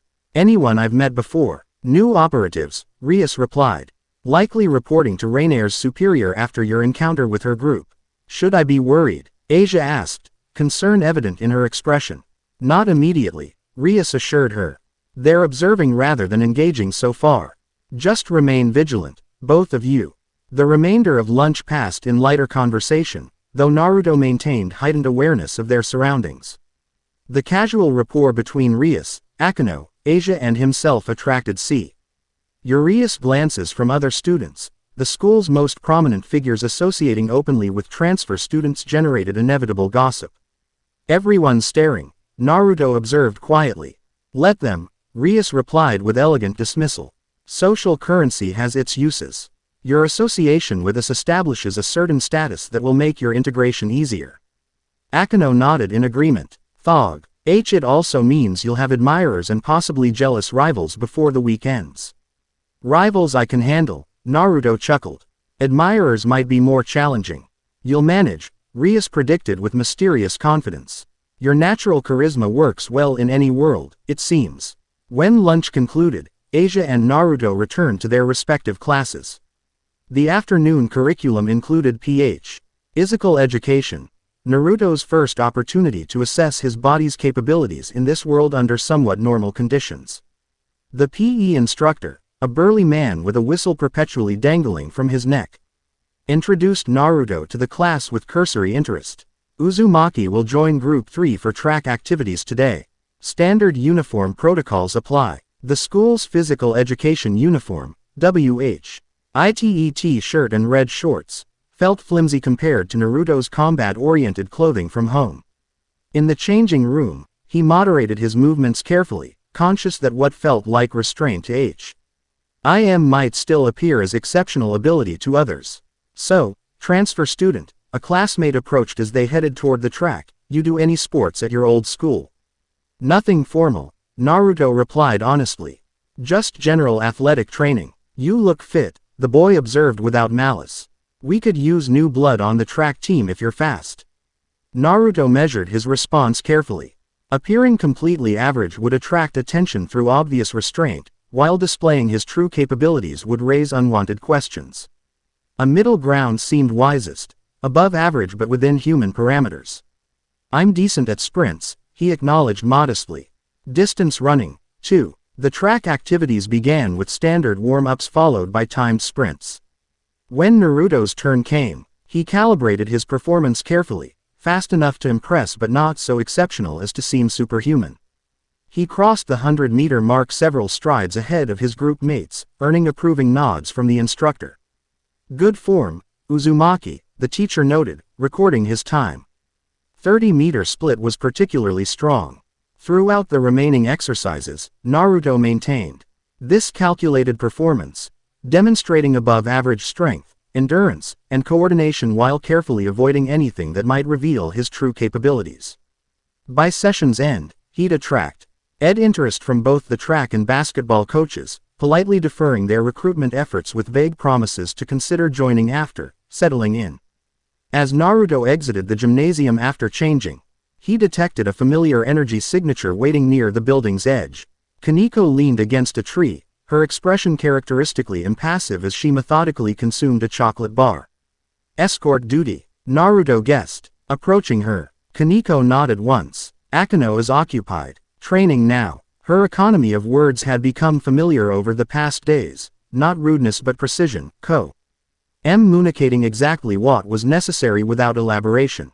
Naruto had come to appreciate this directness. Lead the way, he gestured. What are we working on today? Chaos manipulation, Kaneko replied, turning toward the old school building. Controlled destruction. They walked in comfortable silence across campus, Kaneko occasionally acknowledging greetings from other students with minimal nods. Despite her diminutive stature, younger students gave her a respectful berth, recognizing, perhaps instinctively, the lethal capability beneath her reserved exterior. The Occult Research Club room had been modified again. Furniture pushed aside and replaced with what appeared to be training dummies of varying materials, wood, stone, metal, and some substances Naruto didn't recognize. Akeno waited inside, changed from her school uniform into a traditional Miko outfit that somehow enhanced rather than diminished her mature beauty. Naruto-kun, she greeted warmly. Thank you for bringing him, Kaneko-chan. Kaneko nodded before settling into a corner with a book and another chocolate bar, maintaining her presence while creating psychological distance, observing without intruding. Today we'll focus on Tiamat's essence, Akeno explained, gesturing toward the training dummies. The Chaos Karma Dragon's power is perhaps the most immediately applicable in combat situations, but also potentially the most destructive if uncontrolled. I've dealt with destructive power before, Naruto noted, thinking of Kurama's chakra in his early days. What makes chaos energy different? Unlike your fox's chakra, which remains fundamentally chakra despite its potency, Chaos energy operates by different principles entirely, Akeno explained. It doesn't merely damage, it unravels the fundamental properties of what it touches. She gestured toward the first dummy, a simple wooden construction. Regular energy might burn this. Chaos energy would cause the wood to forget it was ever wood at all. That sounds. Naruto searched for the appropriate word, problematic. Hence today's control exercises, Akeno confirmed with a gentle smile. We'll start with manifestation, then work toward precision application. The training began with basic access, finding and isolating Tiamat's essence from the other draconic energies within him. Unlike the previous day's diagnostic ritual, this required conscious discrimination rather than general activation. Naruto closed his eyes, entering a meditative state similar to sage mode preparation. Within his internal landscape, he navigated deep past Kurama's familiar domain toward the swirling crimson vortex that represented Tiamat's chaos. Rather than merely touching its periphery, he immersed his consciousness partially within it, seeking understanding through direct experience. The sensation defied conventional description, like simultaneously falling and flying, creating and destroying, all while perceiving reality through fractally Z perception where causality itself became malleable. Instead of fighting the disorientation, Naruto allowed it to flow through him, gradually identifying patterns within the apparent randomness. There's structure to it, he murmured. Eyes still closed. Not order exactly, but coherent principles within the chaos. Yes, Akeno's voice came from seemingly everywhere and nowhere. Chaos isn. Absence of order but a higher dimensional order beyond conventional perception. Find that meta pattern. Minutes stretched as Naruto navigated the conceptual labyrinth of chaos energy, gradually emphasizing understanding from direct experience.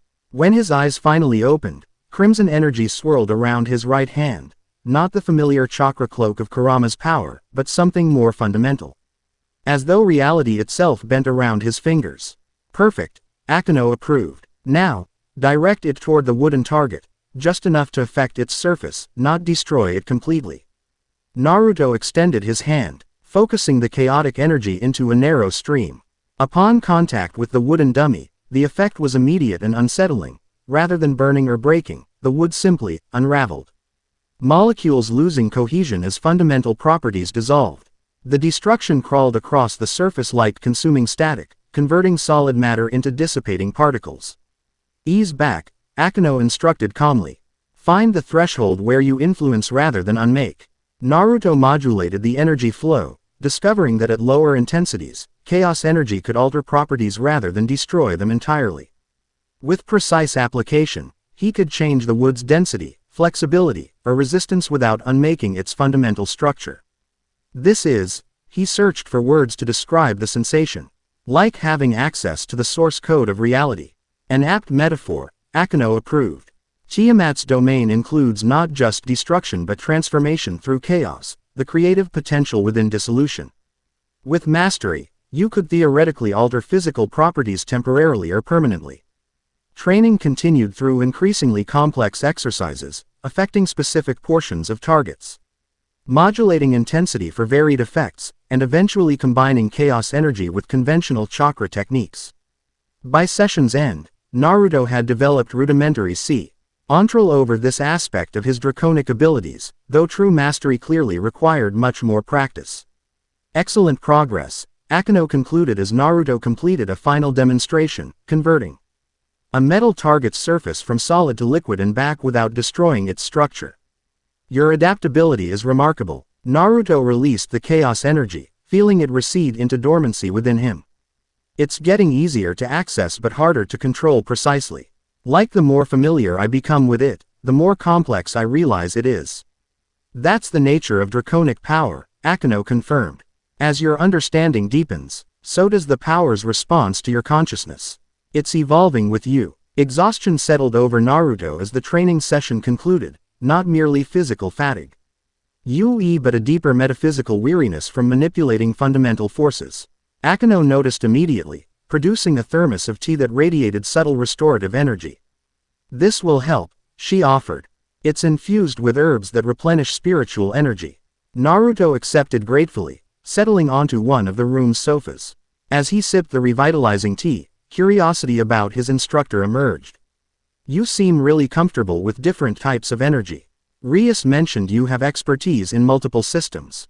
Something flickered briefly across Akino's expression, a momentary vulnerability quickly masked by her customary gentle smile.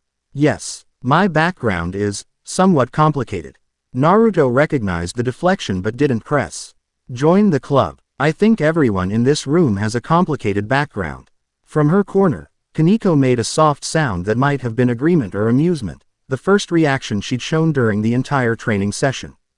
Akino's smile softened into something more genuine. True enough. In my case, I'm half fallen angel on my father's side. It creates certain versatilities in how I manipulate energy. The casual revelation of her mixed heritage clearly cost Akino some effort, her posture subtly tensed as though expecting judgment. Naruto simply nodded, understanding immediately why Rias had assigned her as his instructor. The T explains why you understand different power systems so well, he observed neutrally. Must have been challenging, figuring out how to integrate different aspects of your abilities. Relief visibly washed over Akino. Naruto's matter-of-fact acceptance clearly contrasted with reactions she'd received in the past. It is, sometimes. Devil society isn't always welcoming to those with fallen angel blood. People fear what's different, Naruto said, thinking of his own childhood isolation. Especially when that difference includes power they don't understand. Precisely. Akino settled beside him, maintaining a proper distance while their conversation shifted to more personal territory. I spent years rejecting that part of myself, trying to be only a devil to please others. It didn't work particularly well. It never does, Naruto agreed with hard-earned wisdom. Rejecting part of yourself just makes it stronger in unhealthy ways. I learned that lesson with Kurama. Your fox spirit, yeah. For years I saw him as this separate entity, this monster trapped inside me that made people hate me. Turned out, fighting against him just made both of us weaker.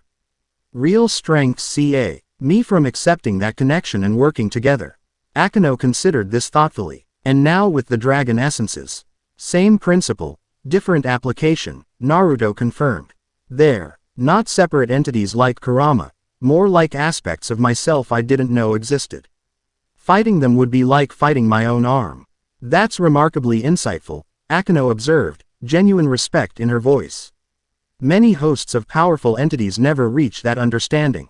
Their conversation continued as afternoon transitioned to evening, touching on personal experiences of being other in societies defined by rigid categories. Despite their vastly different backgrounds, parallels emerged, isolation giving way to found family, rejection transformed into determination, and ultimately discovery that true strength came from integration rather than compartmentalization.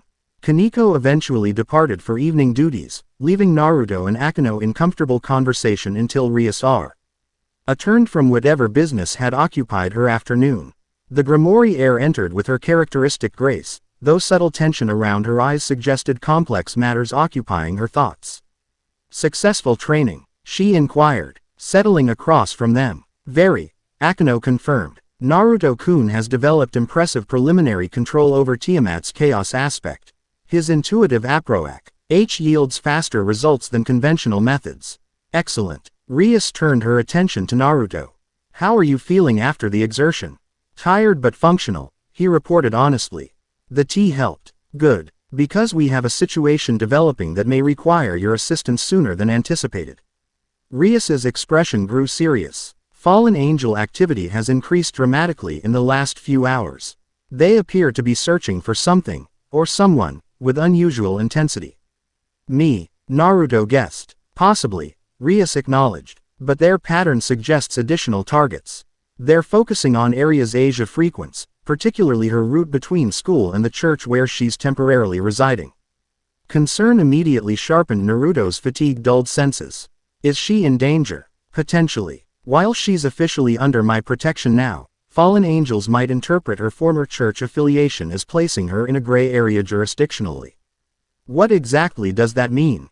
It means, Akino clarified gently, that some might consider her fair game despite Rias's claim, using her past as justification to circumvent non-aggression agreements. Naruto stood, Decision immediate. Where is she now? That's the concerning part, Rias replied. She hasn't returned to her designated residence, and she's not responding to communications. Kaneko is tracking her scent trail now. I'll help search, Naruto stated rather than offered. My shadow clones can cover more ground faster than anyone else. Rias nodded, having anticipated this response. I was counting on that capability. But Naruto, her expression conveyed both caution and respect. If you locate her and hostiles are present, assess carefully before engaging. We don't want to provoke open conflict with the fallen angel faction without necessity. Understood, Naruto agreed, though his primary concern remained Asia's safety rather than supernatural politics.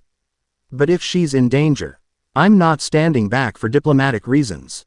I wouldn't expect you to, Rias acknowledged with the hint of a smile. Akeno will accompany you as liaison and support. Her mixed heritage provides certain diplomatic flexibilities in dealing with fallen angels. Preparations moved with efficient urgency. Naruto changed from his school uniform into more practical attire provided by Kiba, RK pants and a fitted black t-shirt that allowed freedom of movement while attracting less attention than his distinctive orange jumpsuit. Akeno likewise exchanged her Miko outfit for a modern ensemble, that balanced mobility with her personal aesthetic. Twilight had settled over Kuo Town when they departed, streetlights casting pools of artificial illumination that emphasized the deepening shadows between. Naruto immediately formed a dozen shadow clones, a technique that now functioned smoothly in this world, though with subtle differences in chakra consumption and stability. Split up and search in expanding circles. He instructed his duplicates. Focus on the route between school and the old church first, then branch outward. Dispel if you find anything. The clones nodded in unison. Before dispersing through the gathering darkness, each taking a different direction. Akeno watched with undisguised fascination. Remarkable, she observed. They're not illusions but fully functional duplicates. Each with independent consciousness. Exactly, Naruto confirmed as they began their own search pattern. Whatever they learn, I learn when they dispel.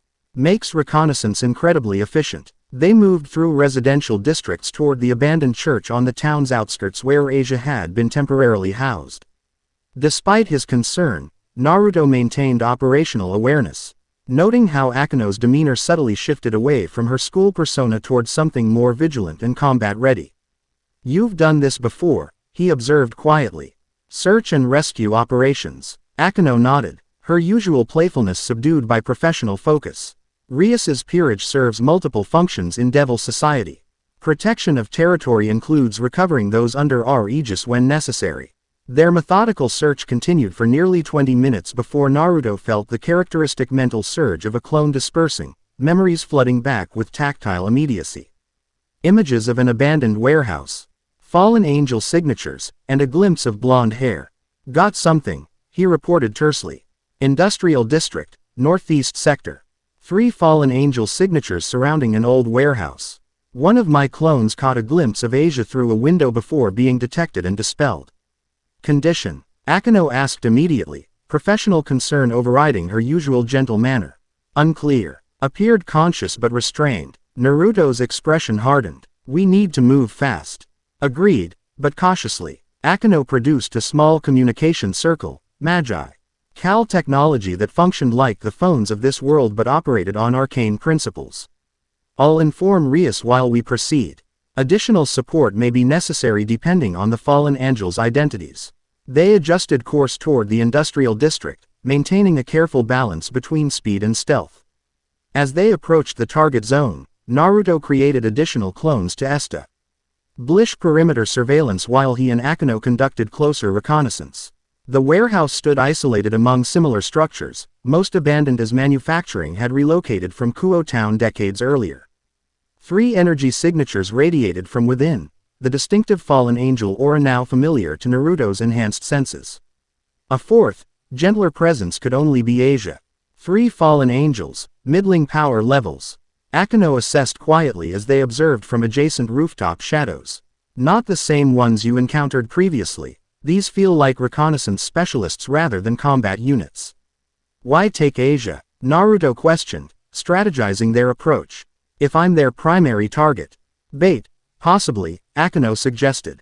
Or they may still be interested in her sacred gear. Twilight healing remains exceptionally rare and valuable. Naruto's expression darkened. How do you want to play this? You have the diplomatic experience. Akeno considered their options with tactical precision. Direct confrontation risks escalation, but negotiation seems unlikely given they've already violated territory agreements by taking her. I suggest a two-pronged approach. I'll create a diplomatic distraction at the front entrance while you extract Asia from the rear. The plan was simple but leveraged their respective strengths effectively. Akeno would engage the fallen angels officially as Rias's queen, creating legitimate diplomatic dialogue that required their attention, while Naruto would utilize his stealth expertise for the actual rescue. Timing is crucial, Akeno emphasized. Once you have Asia, signal immediately. I'll disengage and cover your retreat. Naruto nodded, synchronizing his internal clock with hers. As Akeno moved toward the warehouse's main entrance, he circled to the rear, identifying structural weaknesses and potential entry points with practiced efficiency. A partially broken window near the loading dock offered the most promising access. High enough to avoid immediate detection but accessible with minimal noise. From his position, Naruto heard Akeno's voice carrying the formal tones of diplomatic protocol, her heritage granting her precise cadence and terminology to command attention from fallen angels despite her devil status. In direct violation of territorial agreements established between Gremory House and Gregory leadership. Her voice projected with calm authority. I request immediate clarification of your actions within acknowledged devil territory. The distraction worked precisely as intended. Energy signet. Yours within the warehouse shifted focus toward the main entrance, drawn by both protocol and curiosity. Naruto seized the opportunity, scaling the exterior wall with chakra-enhanced movement and slip-ing through the broken window with silent precision. The warehouse interior stretched in shadowed vastness, former industrial equipment standing like skeletal monuments to abandoned commerce. Near the center, illuminated by a single hanging light, Asia sat bound to a chair, her expression frightened but determined. No immediate guards remained beside her. All three fallen angels had moved to address Akeno's formal challenge. Naruto moved through shadows with shinobi stealth, approaching Asia from behind to minimize her startled reaction. When he placed a gentle hand on her shoulder, her inner flinch gave way to profound relief as recognition dawned. Naruto-san, she whispered, eyes wide. Just Naruto, remember, he murmured with reassuring confidence, examining her restraints. Simple. Rope bound her wrists and ankles, suggesting her captors considered her physical escape impossible even without supernatural restraints. Are you hurt? No. Asia shook her head slightly. They haven't harmed me. They keep asking questions about a dragon vessel and recent dimensional disturbances. This confirmed Naruto's suspicion that her capture related to his arrival. With quick precision, he freed her restraints, keeping his movements silent while maintaining awareness of the ongoing confrontation near the entrance. Can you walk? He asked, helping her stand. Asia nodded, though her legs trembled slightly from extended immobility. Naruto supported her weight easily, guiding her toward the rear exit he'd identified during reconnaissance.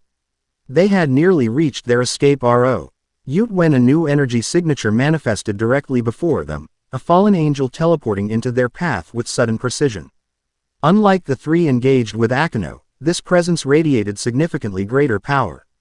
How predictable, the newcomer observed coldly. Tall and elegant with midnight black wings extending impressively behind him, he projected aristocratic disdain.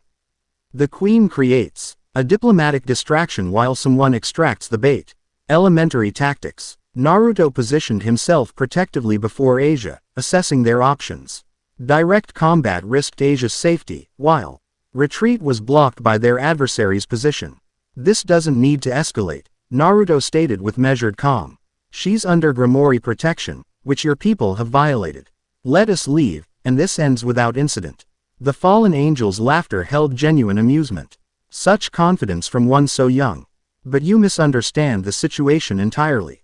His gaze sharpened, analyzing Naruto with supernatural perception. Yes, the energy signatures are unmistakable now that I see you directly. 3 distinct dragon essences, a fascinating anomaly indeed. Naruto maintained his protective stance while subtly gathering energy, Not merely chakra but carefully controlled chaos essence, ready to deploy if diplomacy failed. Your name, since you seem to know so much about me. Manners even in adversity. Interesting. The fallen angel offered a shallow bow that somehow conveyed mockery rather than respect. Catriel, Watcher of Boundaries, Sentinel of the Gregory Council. And you, Dragon Vessel, have caused quite the interdimensional disturbance with your arrival. That wasn't intentional, Naruto replied honestly. And it doesn't explain abducting Asia. Means to an end, Catriel dismissed casually. The former Holy Maiden's connection to you became apparent through surveillance. Acquiring her guaranteed your appearance, which has indeed proven correct. Asia's hands clutched the back of Naruto's shirt. Her presence a constant reminder of the stakes involved.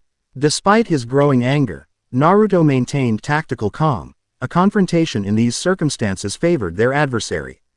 So you've seen me, he acknowledged. Mission accomplished. Now we leave with the girl, and you can report whatever observations you've made to your superiors. Unfortunately, matters have progressed beyond mere observation. Catriel's expression grew calculating. The convergence of 3 specific dragon essences in a single vessel has significant implications. My superiors require more direct examination. The threat beneath the diplomatic phrasing was unmistakable. Before Naruto could respond, Akino's voice cut through the tension. She had disengaged from the other FA. Yen angels upon sensing the new arrival. Catriel. Her tone carried formal recognition. Your presence elevates this from territorial dispute to diplomatic incident. Does Governor Azazel sanction direct interference in acknowledged Gremory territory? The invocation of the fallen angel leader's name introduced new complexity. Catriel's expression flickered briefly with something resembling caution. My authority comes from the observation directive, he replied carefully. The interdimensional anomaly grants investigative privilege, which could have been requested through established channels, Akino countered smoothly. Abduction of a protected individual negates procedural courtesies. Their exchange continued in increasingly formal diplomatic terminology, references to treaties, protocols, and jurisdictional nuances that Naruto recognized as important but couldn't fully follow. The conversation served its purpose, however, creating opportunity for strategic repositioning. With subtle movements, Naruto guided Asia toward Akino's position, unifying their defensive formation while improving their collective escape options. When he caught Akino's momentary glance, he nodded imperceptibly, understanding her tactical intention without verbal communication. Will of course provide full documentation to Governor Azazel regarding these proceedings, Akino concluded whatever diplomatic point she had been making. Her left hand made a nearly imperceptible gesture, the signal they had arranged earlier. Naruto acted instantly, channeling precise chaos energy into the floor beneath Catriel. He destabilized the concrete's molecular structure without visible effect. Simultaneously, he created 3 shadow clones that manifested directly between their group and the fallen angel, providing momentary visual obstruction. Now, he called, scooping Asia into his arms for maximum movement efficiency. Akino unleashed a flash of lightning, not aimed at Catriel directly but at the weakened floor beneath him. The combination of chaos-weakened material and lightning impact created a localized structural collapse, momentarily disrupting the fallen angel's positioning without, constituting a direct attack that would escalate the conflict irrevocably. They moved with coordinated precision, Naruto carrying Asia while Akino provided covering movement, all 3 exiting Thrug the rear loading dock before Catriel could extract himself from the structural debris. Outside, darkness provided additional concealment as they executed their predetermined escape route through service alleys and abandoned lots. He won't pursue immediately, Akino predicted as they put distance between themselves and the warehouse. Direct action against a Gremory queen without documented provocation would require explanation to his superiors. You're certain? Naruto confirmed, still carrying Asia who appeared overwhelmed by the rapid developments. Reasonably, Akino acknowledged. See. Atriel is ambitious but politically astute. He'll regroup and pursue official channels now that direct acquisition has failed. They maintained evasive movement for several minutes before confirming no immediate pursuit. When they finally slowed to normal pace in a residential district closer to Kuo Academy, Naruto gently set Asia down, ensuring she could stand independently. Are you really okay? He asked with genuine concern. examining her for any overlooked injuries. Asia nodded, her expression transitioning from fear to determined gratitude. Yes, they didn't harm me physically. Thank you both for coming for me. Of course we came, Naruto replied immediately, the concept of abandoning her never having entered his mind. You're our friend. The simple declaration visibly affected Asia, her eyes glistening momentarily before she composed herself. I've caused trouble for everyone. Not at all, Akeno assured her gently. The fallen angels would have made their move regard L.S. Your situation simply determined their method. They continued toward Kuo Academy, where Rias awaited with the remainder of her peerage. As they walked, Naruto maintained protective awareness of their surroundings while processing the encounter's implications. This Catriel, he ventured, he seemed to know something about the dragon essences. Something specific about the combination. Akeno nodded, her expression thoughtful. His reaction confirms what Rias suspected. The convergence of those three specific dragons has significance beyond mere power. The fact that a boundary watcher was assigned to your case suggests interdimensional concerns at the highest levels. Great, Naruto sighed. So now I have fallen angel leadership interested in me too. Anyone else I should add to the list? Heaven, most likely. Akeno replied with unexpected humor despite the serious subject. Possibly the Norse pantheon, various yokai factions, and any number of independent supernatural entities with interest in draconic prophecies. Quote, you're not making me feel better. It wasn't my intention to, Akeno countered with gentle honesty. But forewarned as forearmed. Better you understand the scope of interest your existence generates. Asia, who had been listening quietly to their exchange, spoke up with unexpected determination. I want to help protect Naruto-kun too. My sacred gear may not be combat-oriented, but I can heal injuries and I want to repay the kindness shown to me. The genuine offer touched Naruto deeply, this gentle soul who had just experienced trauma offer. To place herself in potential danger again for his sake. I appreciate that, Asia. But maybe we can find ways you can help that don't involve getting kidnapped again, yeah. His gentle teasing brought a smile to her face. I'll try to avoid that in the future. They arrived at the old school building to find Rias and the others waiting with visible concern that transformed to relief upon seeing them unharmed. Rapid debriefing followed, Akeno providing precise details of the diplomatic exchange while Naruto described the confrontation with Catriel. This complicates matters, Rias acknowledged when they concluded. Catriel's involvement elevates this beyond local fallen angel activity. The Gremory leadership is now officially aware of your presence, Naruto. Is that bad? He asked directly. Not necessarily, Rias considered carefully, but it accelerates our timeline. We need to develop your abilities faster than originally planned, while simultaneously establishing more formal protective protocols. Practical matters followed. Asia would be relocated to the dormitory where Naruto and the others resided, security measures would be enhanced around campus, and training schedules intensified. Throughout these discussions, Naruto observed the efficient crisis management of Rias's peerage, each member contributing expertise while maintaining collective focus. When immediate concerns had been addressed, the group dispersed to implement various aspects of their revised security protocols. Naruto found himself momentarily alone with Asia in the club room, her expression still processing the evening's events. Thank you again, she said softly. For coming for me. I'll always come for my friends, Naruto replied with the simple conviction that had defined his entire approach to relationships. That's not even a question. Asia's smile conveyed genuine wonder, as though the unconditional nature of his statement represented something precious and unfamiliar. In the church, everything had conditions. Worthiness, obedience, utility. Your friendship feels different. That's because real bonds don't come with fine print, Naruto explained, drawing on hard-earned wisdom.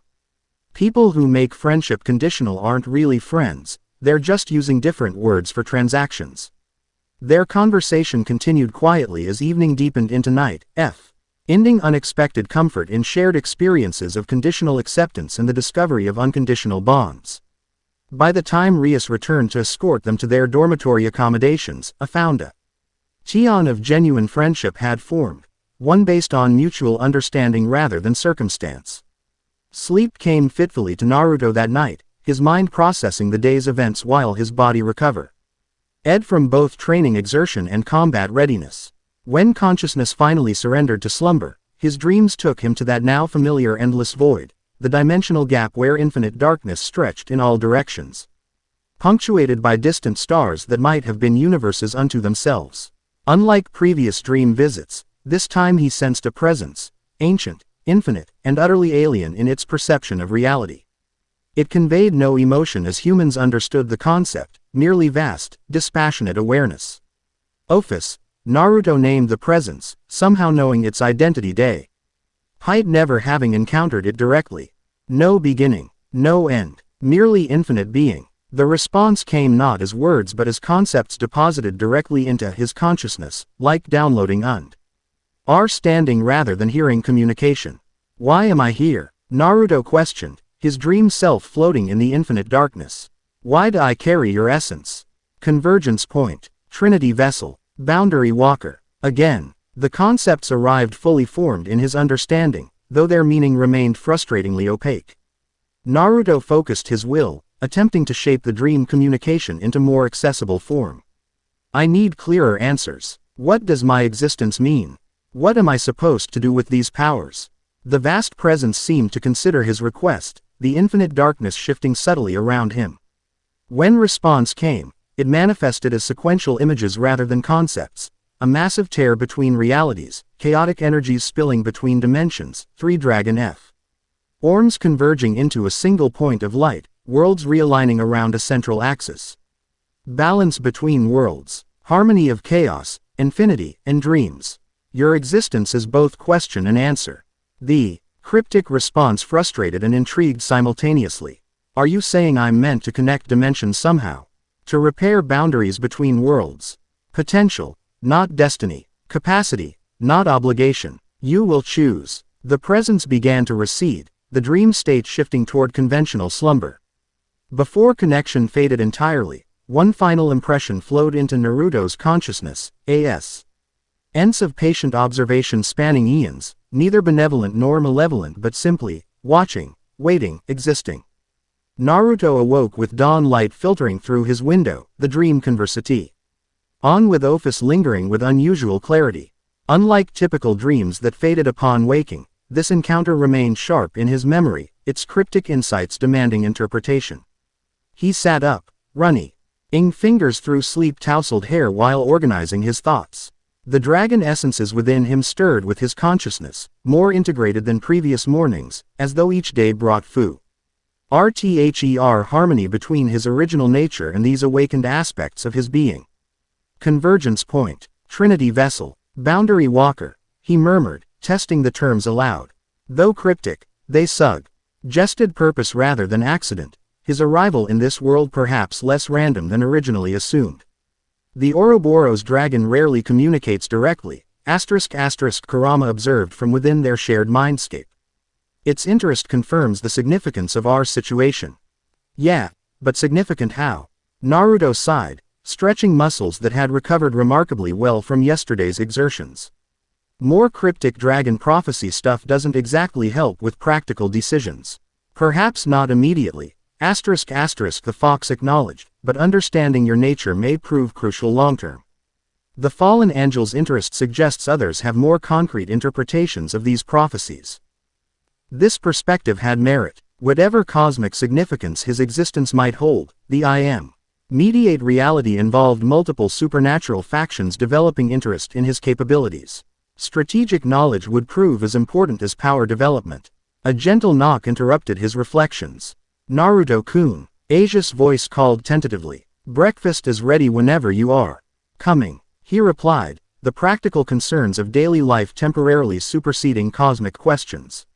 Whatever destiny might involve convergent dimensions and draconic prophecies, today still required school attendance, training, and protecting his growing circle of friends in this strange new world. As he prepared for another day of adaptation and discovery, Naruto found surprising comfort in that simplicity. Grand destiny or not, connection to others remained his fundamental anchor, a constant that transcended worlds, dimensions, and even the cosmic significance of dragon essences awakening within him.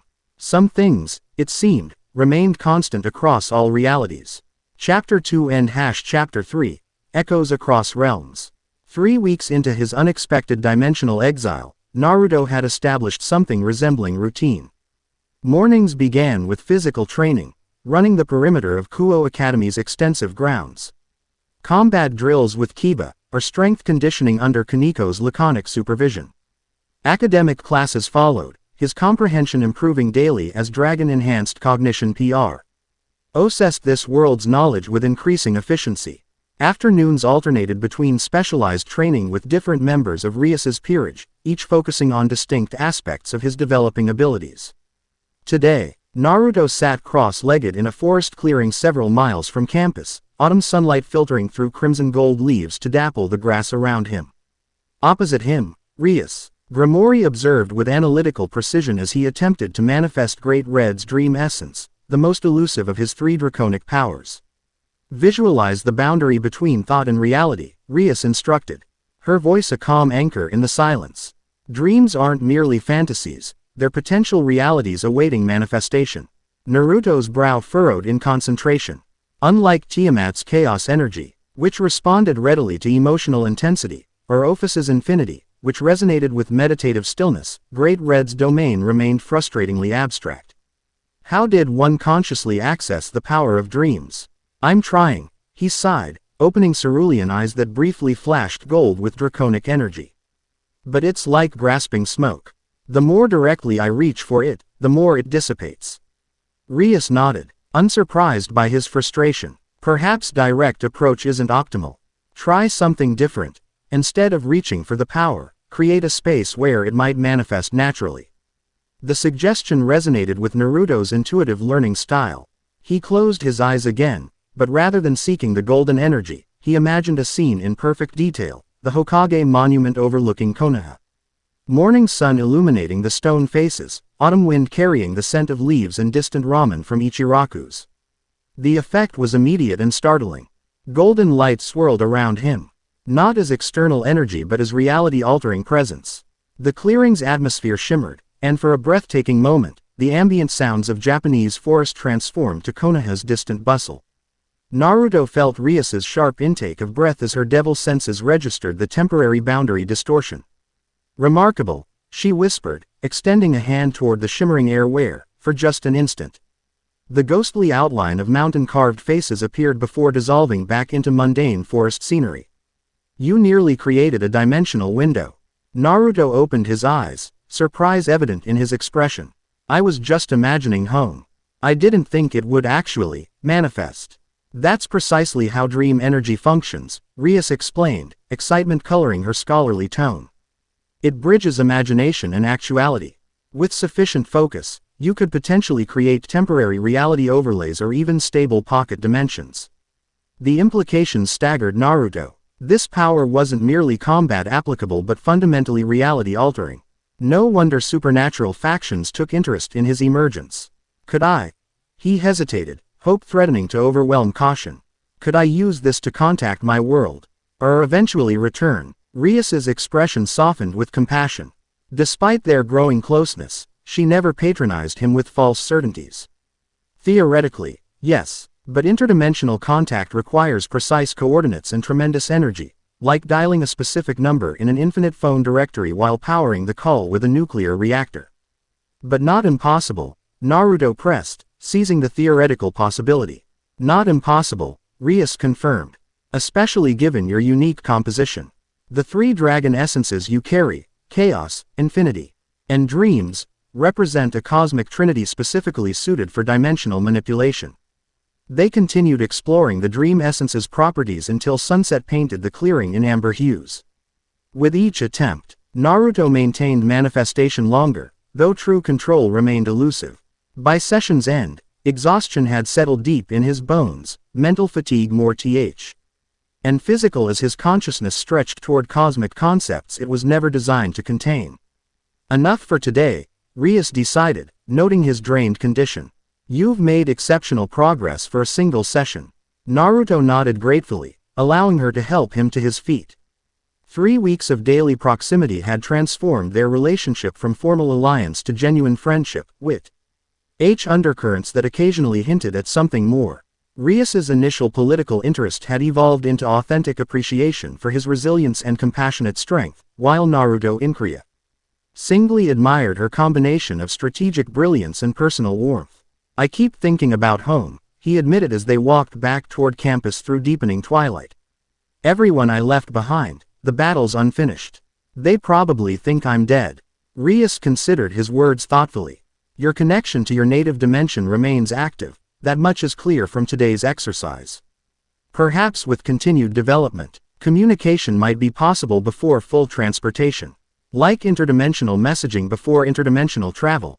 Precisely, Rias confirmed with an approving smile. Beginning with the seemingly impossible often requires breaking it into merely difficult steps. Their conversation continued as Forest gave way to manicured campus grounds, the O.L.D. school building's windows glowing warmly against encroaching darkness. Inside, they found several peerage members engaged in various evening activities, Akeno preparing tea, Kiba polishing a newly forged sword, Kaneko methodically demolishing a plate of cookies while reading a martial arts magazine.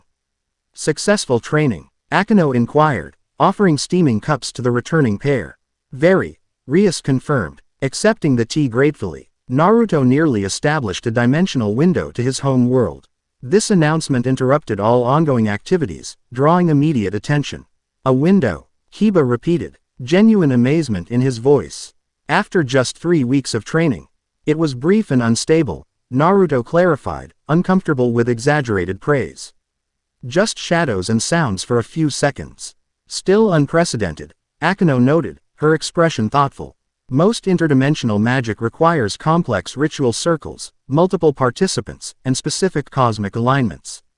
Most interdimensional magic isn't powered by 3 primordial dragon essences, Rias countered, settling onto her favorite sofa. Which reminds me, our research into your specific draconic combination continues to yield interesting results. Naruto perked up, always eager for information that might explain his situation. What kind of results? References in multiple mythological systems to a triverse nexus, a being embodying the 3 fundamental cosmic principles represented by Tiamat, Ophis, and Great Red.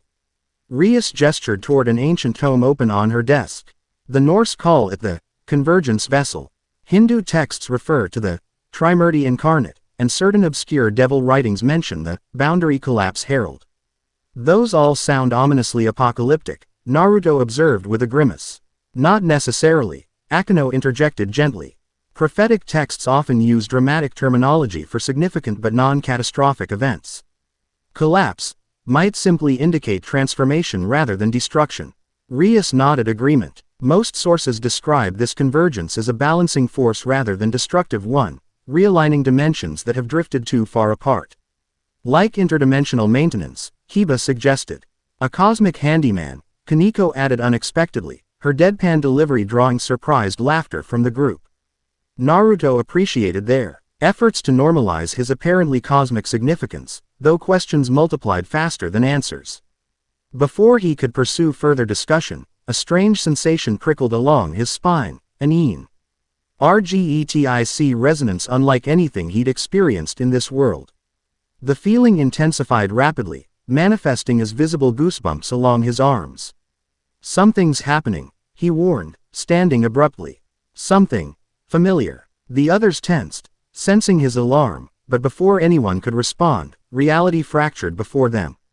The air itself seemed to tear, creating a jagged vertical rift that emitted neither light nor darkness but the absence of dimensionality itself. Everyone moved with combat readiness, Kiba summoning a sword, Akeno's hands crackling with lightning, Kaneko shifting to fighting stance. Naruto alone moved toward the phenomenon, recognition dawning. Wait, this energy signature, it's from my world. The rift stabilized, its edges flickering with chakra patterns intimately familiar to Naruto. Through the dimensional tear, a distorted image gradually resolved. A single figure, silver-haired and masked, visible from the shoulders up as though peering through a damaged window. Kakashi-sensei, Naruto exclaimed, disbelief and joy mingling in his voice. The image sharpened momentarily, revealing his former teacher's visible eye widening in shocked recognition. Naruto. Kakashi's voice came distorted, Like underwater speech, but unmistakable. You're alive. Yeah, I'm in another dimension, but I'm okay. Naruto moved closer to the rift, while motioning for the others to maintain distance. What's happening back home? Is everyone alright? The connection wavered, Kakashi's image fragmenting before resolving again. Limited time. Unstable connection, his disjointed words filtered through. Konoha standing. Madara retreated after your disappearance, regrouping with new strategy. Can you maintain this connection? Or re-establish it later? Naruto pressed, desperate for more information. Working on it. Yamanaka clan and seal specialists, dimensional coordinates unstable. Kakashi's image fluctuated severely, his words becoming increasingly fragmented. Warning. Madara knows, seeking power across dimensions. The rift began collapsing, dimensional integrity failing as abruptly as it had manifested. Kakashi's final words barely penetrated the disinteg. Rating connection. Tracking your energy signature, be prepared. Then nothing. The rift sealed itself with a sound like reality exhaling, leaving ordinary air where cosmic disruption had momentarily existed. Silence descended, heavy with implications, as Naruto stared at the empty space where his connection to home had briefly materialized. They're alive, he finally whispered, complex emotions threading through his voice. They're fighting on, and they know I'm alive too. Rias approached carefully, placing a gentle hand on his shoulder. This is significant, Naruto. A natural dimension, rift forming without external ritual. It suggests the boundaries between our worlds are thinner than theoretically possible. Or perhaps not natural at all, Akeno suggested quietly. The timing seems relevant, immediately following Naruto's first conscious manipulation of dream energy. He may have unintentionally created a resonance point that allowed his native dimension to establish connection. Their analytical observations grounded what might otherwise have overwhelmed Naruto emotionally. Technical possibilities provided framework for processing the momentous contact. Kakashi-sensei mentioned tracking my energy signature. He recalled, strategic implications emerging through emotional response. And something about Madara seeking power across dimensions. Rias's expression grew serious. If your primary antagonist from your world has interdimensional awareness, this introduces significant complications. He may attempt to pursue you or exploit the dimensional thinning for his own purposes. That aligns with increased fallen angel interest, Kiba noted. Multiple factions sensing the same dimensional disturbances. We should inform Searzek-sama, Akeno suggested, referring to Rias's older brother, one of the 4 current Satans who ruled Devil Society. Interdimensional incursion possibilities warrant highest-level attention. Rias nodded agreement, though her gaze remained on Naruto. Assessing his emotional state with perceptive concern. We'll take necessary precautions. But first, her voice gentled, how are you processing this contact? The question penetrated Naruto's strategic considerations, touching the personal significance beneath. He exhaled slowly, organizing complex emotions.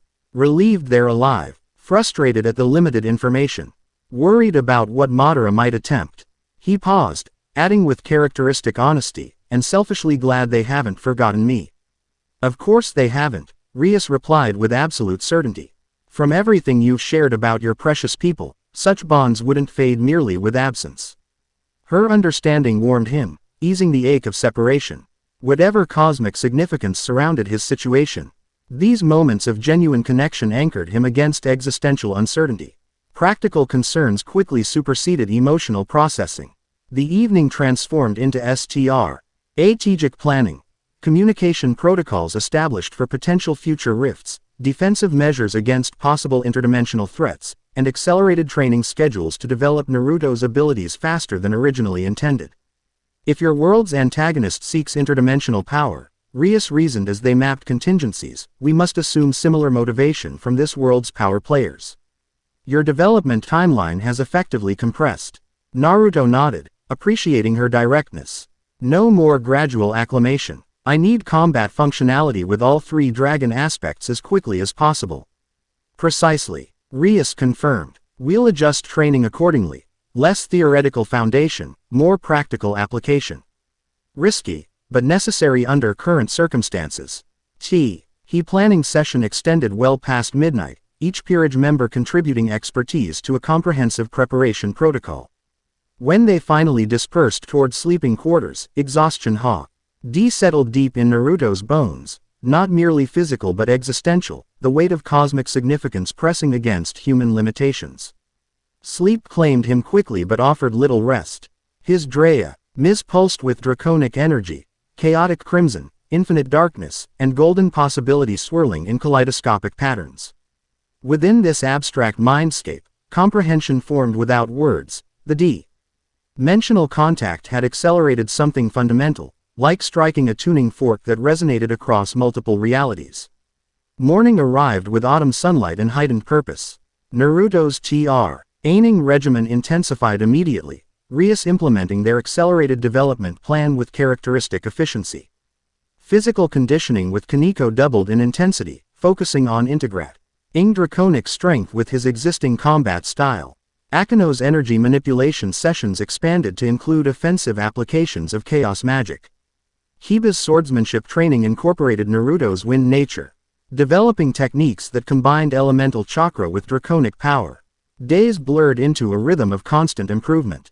Naruto's adaptive capacity, always exceptional, found new expression as dragon essences integrated more completely with his core being. Abilities that had seemed impossible weeks earlier now manifested with increasing reliability. Chaos-infused Rasengan variants that unraveled physical matter. Shadow clones temporarily enhanced with infinite energy, dream manipulation that created momentary tactical advantages through localized reality alteration. 2 weeks after the dimensional rift incident, Rias requested Naruto's presence for a specialized training session. Today we're attempting something ambitious, she explained as they walked toward a remote mountain location miles from Kuo Town. Your progress with individual dragon aspects has been exceptional, but true potential lies in harmonized application. The training site proved to be an A-band. One quarry, a massive excavation surrounded by sheer rock walls that would contain energy discharges and prevent civilian observation. Several members of Rias's peerage had preceded them, establishing a complex magical array covering nearly an acre of exposed stone. Impressive setup, Naruto observed, recognizing elements of containment, amplification, and dimensional stabilization in the intricate patterns. Today's exercise carries significant power output risk, Rias explained as they descended into the quarry. This array will contain energy discharge while facilitating controlled manifestation. Akino approached as they reached the quarry floor, her expression balancing excitement with appropriate caution. Everything is prepared, President. The boundary stabilizers are at maximum capacity. Excellent. Rias turned to Naruto, her manner shifting from casual to formal instruction. Today's objective is manifestation dialogue, direct communication with Tiamat's aspect while maintaining conscious control. Naruto blinked in surprise. You mean, actually talking with her? I thought these weren't separate entities like Kurama. They aren't conventional separate consciousnesses, Rias clarified, but aspects with distinct awareness. Think of it as communicating with a specialized partition of your own higher consciousness. The concept both intrigued and unnerved Naruto. His relationship with Kurama had evolved from antagonistic cohabitation to respectful partnership through direct communication. Would similar dialogue with draconic aspects accelerate integration? Rias positioned him at the array's center, where concentric circles of arcane symbols pulsed with prepared energy. Focus on Tiamat's essence specifically, the chaotic creative destructive aspect. Array will amplify manifestation while maintaining safeguards. Naruto settled into meditative posture, centering his awareness before reaching toward the crimson chaos energy that had become increasingly familiar. Unlike previous training where he channeled this power externally, today he invited it toward conscious manifestation, creating space for dialogue rather than merely utilizing force.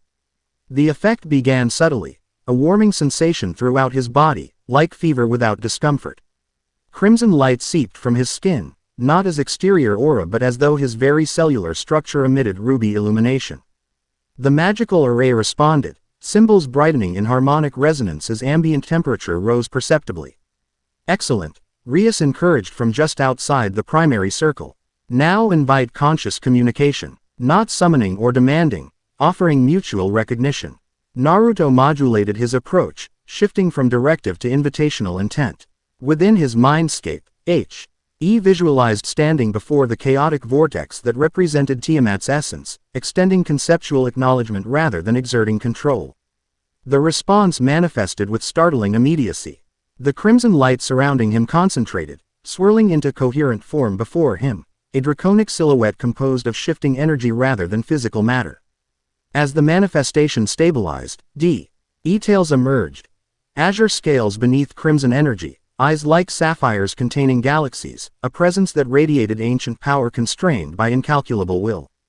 Dragon vessel. The voice resonated directly in his consciousness rather than physical sound, feminine but utterly inhuman, like the concept of femininity interpreted through draconic understanding. You seek dialogue before mastery. Unusual approach. Naruto maintained respectful composure despite the manifestation's overwhelming presence. I've learned that partnership yields greater strength than domination. I carry your essence, but I don't presume to own it.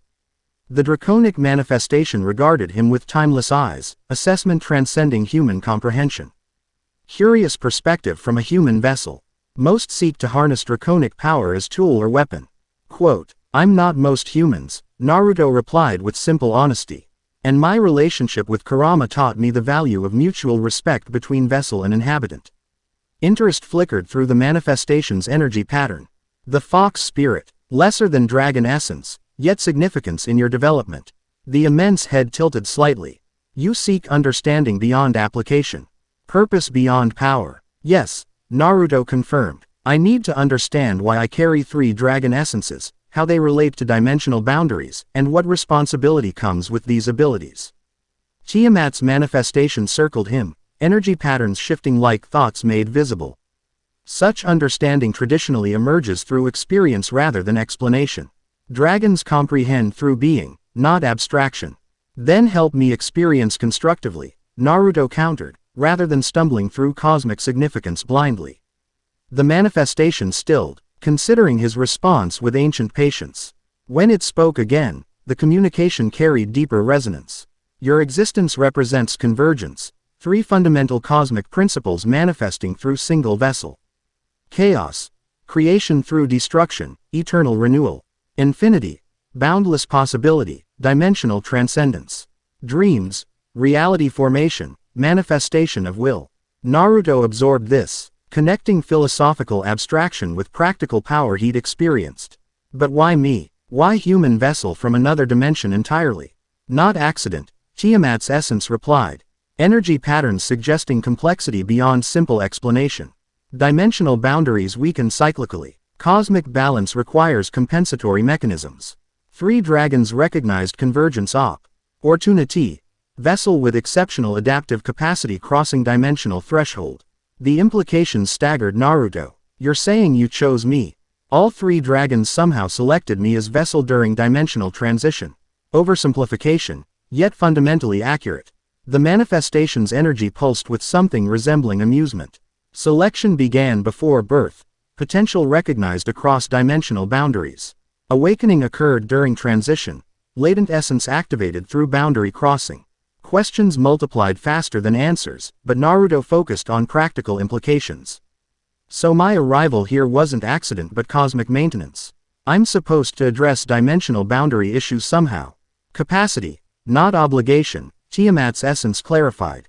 Dragon v. Essel maintains free will despite cosmic significance. Choices remain yours, though consequences extend beyond individual existence. Their dialogue continued, Tiamat's manifestation providing insight. That balanced cosmic perspective with practical application. Throughout the exchange, Naruto maintained remarkable composure despite the metaphysical weight of their communication, his natural resilience adapting to transcendent dialogue as it had to countless previous challenges. From outside the array, Rias and her peerage observed with scholarly fascination and appropriate awe. Unlike previous recorded instances of dragon manifestation, this interaction showed balanced communication rather than dominance contest. The harmonic stability between vessel and essence contradicted conventional, supernatural wisdom about draconic incorporation. Extraordinary, Akeno whispered as the dialogue extended beyond 30 minutes without energy destabilization. Most practitioners can't maintain Ragan manifestation beyond moments without losing control. Most practitioners aren't Naruto, Rias replied with quiet confidence, her expression reflecting both academic interest and personal pride in his accomplishment. The manifestation dialogue concluded naturally rather than catastrophically, Tiamat's essence gradually reintegrating with Naruto's energy system instead of violently withdrawing. As the crimson light receded, Naruto remained centered in meditative posture, processing extensive information with remarkable integration. When he finally opened his eyes, they briefly flashed draconic before returning to natural blue. That was illuminating, he stated with characteristic understatement, rising smoothly despite the extensive energy expenditure. You maintained controlled manifestation for 47 minutes. Rias informed him, professional assessment barely concealing impressed admiration. Previous recorded maximum with chaos karma aspect was 12 minutes, ending with complete vessel incapacitation. Quote, Naruto absorbed this benchmark with thoughtful nod rather than self-congratulation. Tiamat's essence is incredibly complex, like trying to understand an ocean by examining a single wave. But we established functional communication protocols. His description reflected growing integration of academic knowledge with intuitive understanding, vocabulary expand. To articulate metaphysical concepts previously beyond his experience. This cognitive development accompanied his power progression, creating balanced advancement rather than mere force accumulation. What insights emerged from your dialogue? Rias inquired as they deactivated the magical array, her scholarly interest evident beneath casual phrasing. Naruto organized his thoughts carefully, translating draconic communication into coherent summary. Confirmation that my dimensional transition wasn't accident but cosmic response to boundary weakening. The three dragon essences recognized potential compatibility before my birth, becoming fully active during interdimensional crossing. Pre-birth recognition, Akino questioned, joining their conversation. That suggests predetermined cosmic role rather than opportunistic selection. Not exactly predetermined, Naruto clarified, recalling Tiamat's precise distinctions. More like potential capacity identified. The choice to accept or reject this role remains mine. Those circumstances created opportunity for awakening. They continued discussing implications while returning to Kuo Town, analytical examination balancing the experience's metaphysical intensity. By evening, Naruto had processed much of the information through collaborative dialogue, integrating cosmic perspective with practical application potential. The following day brought unexpected development, not supernatural but social. Rias requested Naruto's company for dinner in human society rather than their usual dormitory meals. Cultural acclamation remains important despite accelerated training, she explained when extending the invitation. And frankly, we both deserve occasional normalcy amidst cosmic responsibility.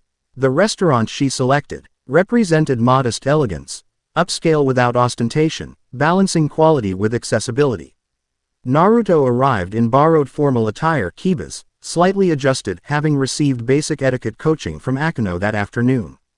Despite interdimensional significance and draconic manifestation, the prospect of formal dinner with Rias generated more nervous energy than either. She waited at a corner table, her crimson hair contrasting dramatically with a simple black dress that somehow enhanced her natural elegance rather than defining it. Naruto approached with conscious confidence masking. Unfamiliar social uncertainty, facing interdimensional threats seemed straightforward compared to formal dinner with someone whose opinion increasingly mattered. You look nice, he offered sincerely, taking the seat opposite her. I mean, different from school uniforms or training clothes. Good different. Rias smiled, genuine warmth beneath social poise. Thank you. You clean up quite well yourself. Black suits you better than I expected, given your preference for orange. Kiba's influence, Naruto admitted with self-deprecating humor. Left to myself, I'd probably have shown up in something inappropriately bright. Their conversation flowed with surprising ease once initial formality dissolved. Beyond supernatural concerns and training objectives, they explored personal perspective. Favorite books. Rias favored historical fiction while Naruto admitted preference for practical manuals, cultural observations, his perspective on modern technology versus chakra applications, and philosophical viewpoints surprisingly aligned despite dramatically different upbringings. You adapt remarkably well, Rias observed during their main course. Not just to supernatural circumstance. but social contexts entirely foreign to your experience. Naruto considered this assessment while organizing his thoughts. I spent most of my childhood as outsider in my own village. You develop adaptation skills when normalcy isn't available by default. The observation carried no self-pity, simply matter-of-fact recognition of developmental influence. Rias nodded thoughtfully, her expression suggesting deeper understanding than casual acquaintance. We have that in common, she offered unexpectedly.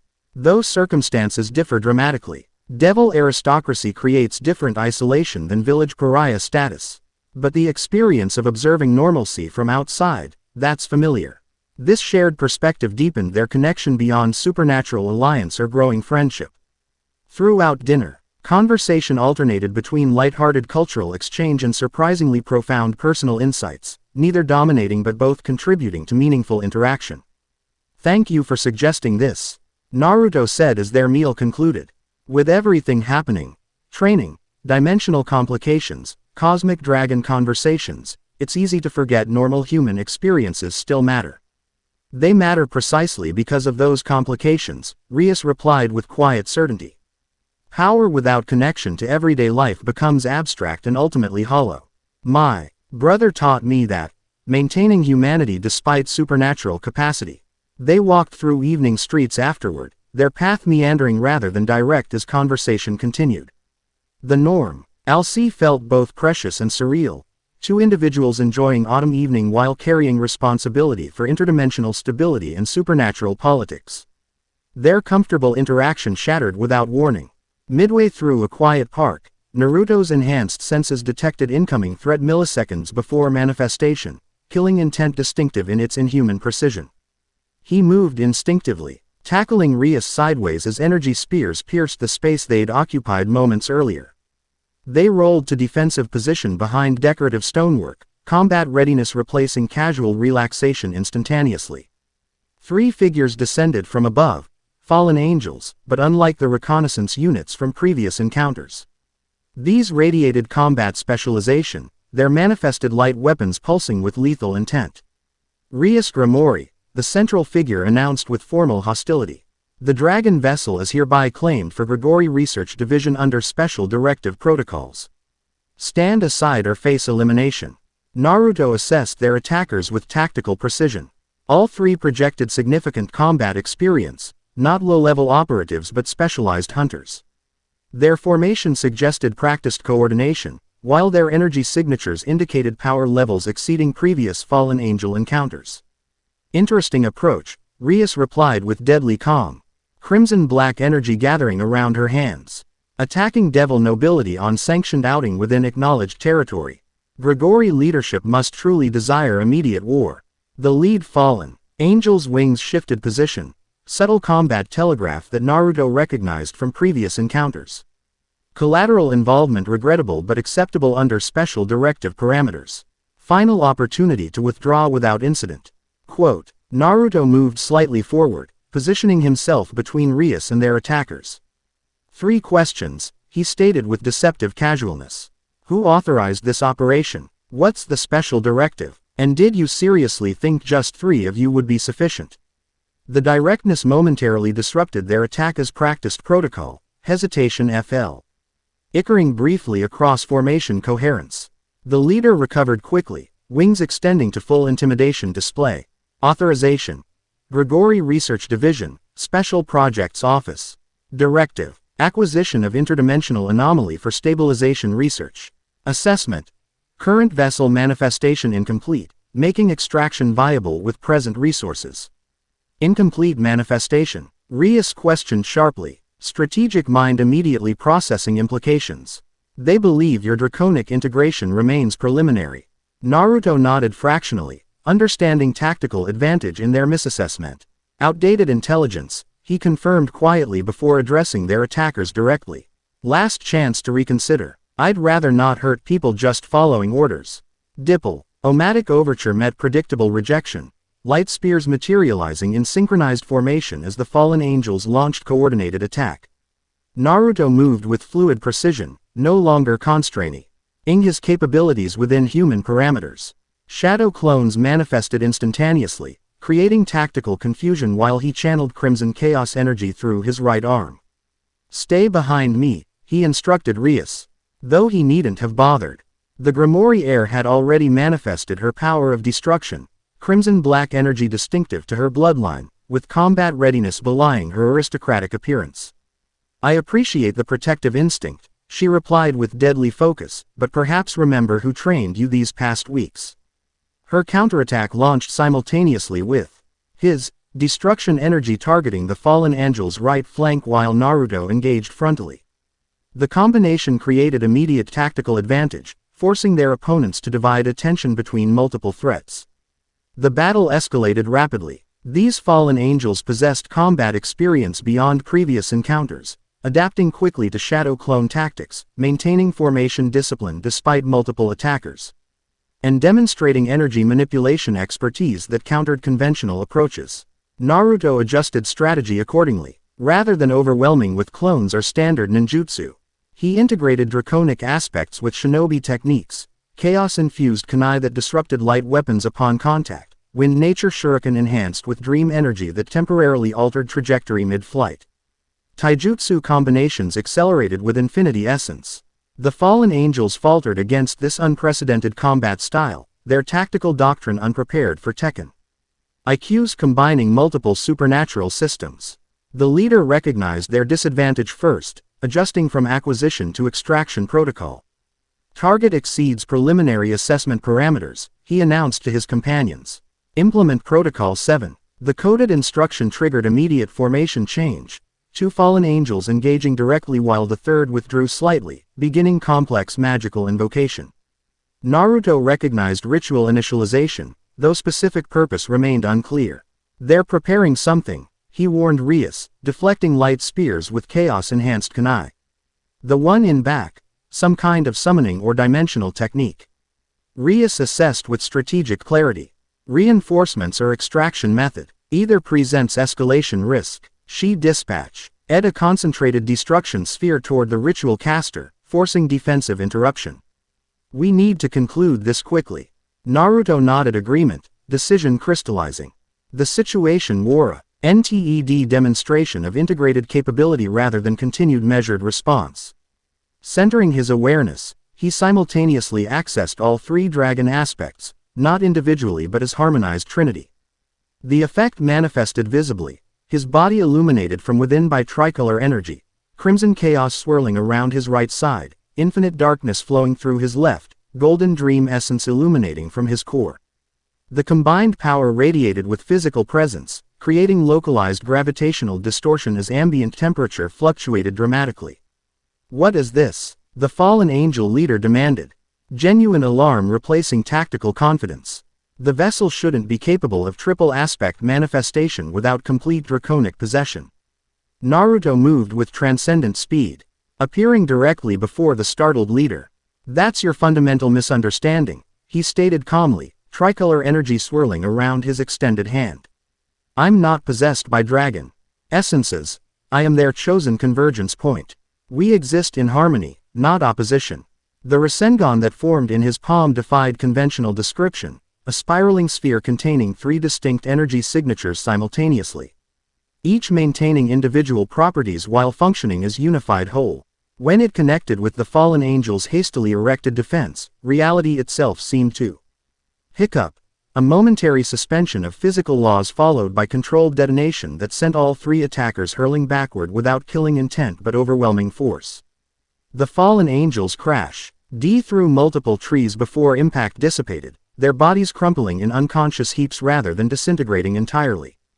Naruto maintained power manifestation momentarily, ensuring no hidden threats remained, before carefully releasing triple aspect fusion. Rias approached cautiously, both impressed and concerned by the display. That was, she searched for appropriate terminology, significantly beyond expected integration timeline. Naruto exhaled slowly, processing the experience of complete aspect harmonization. "It felt right," he explained simply.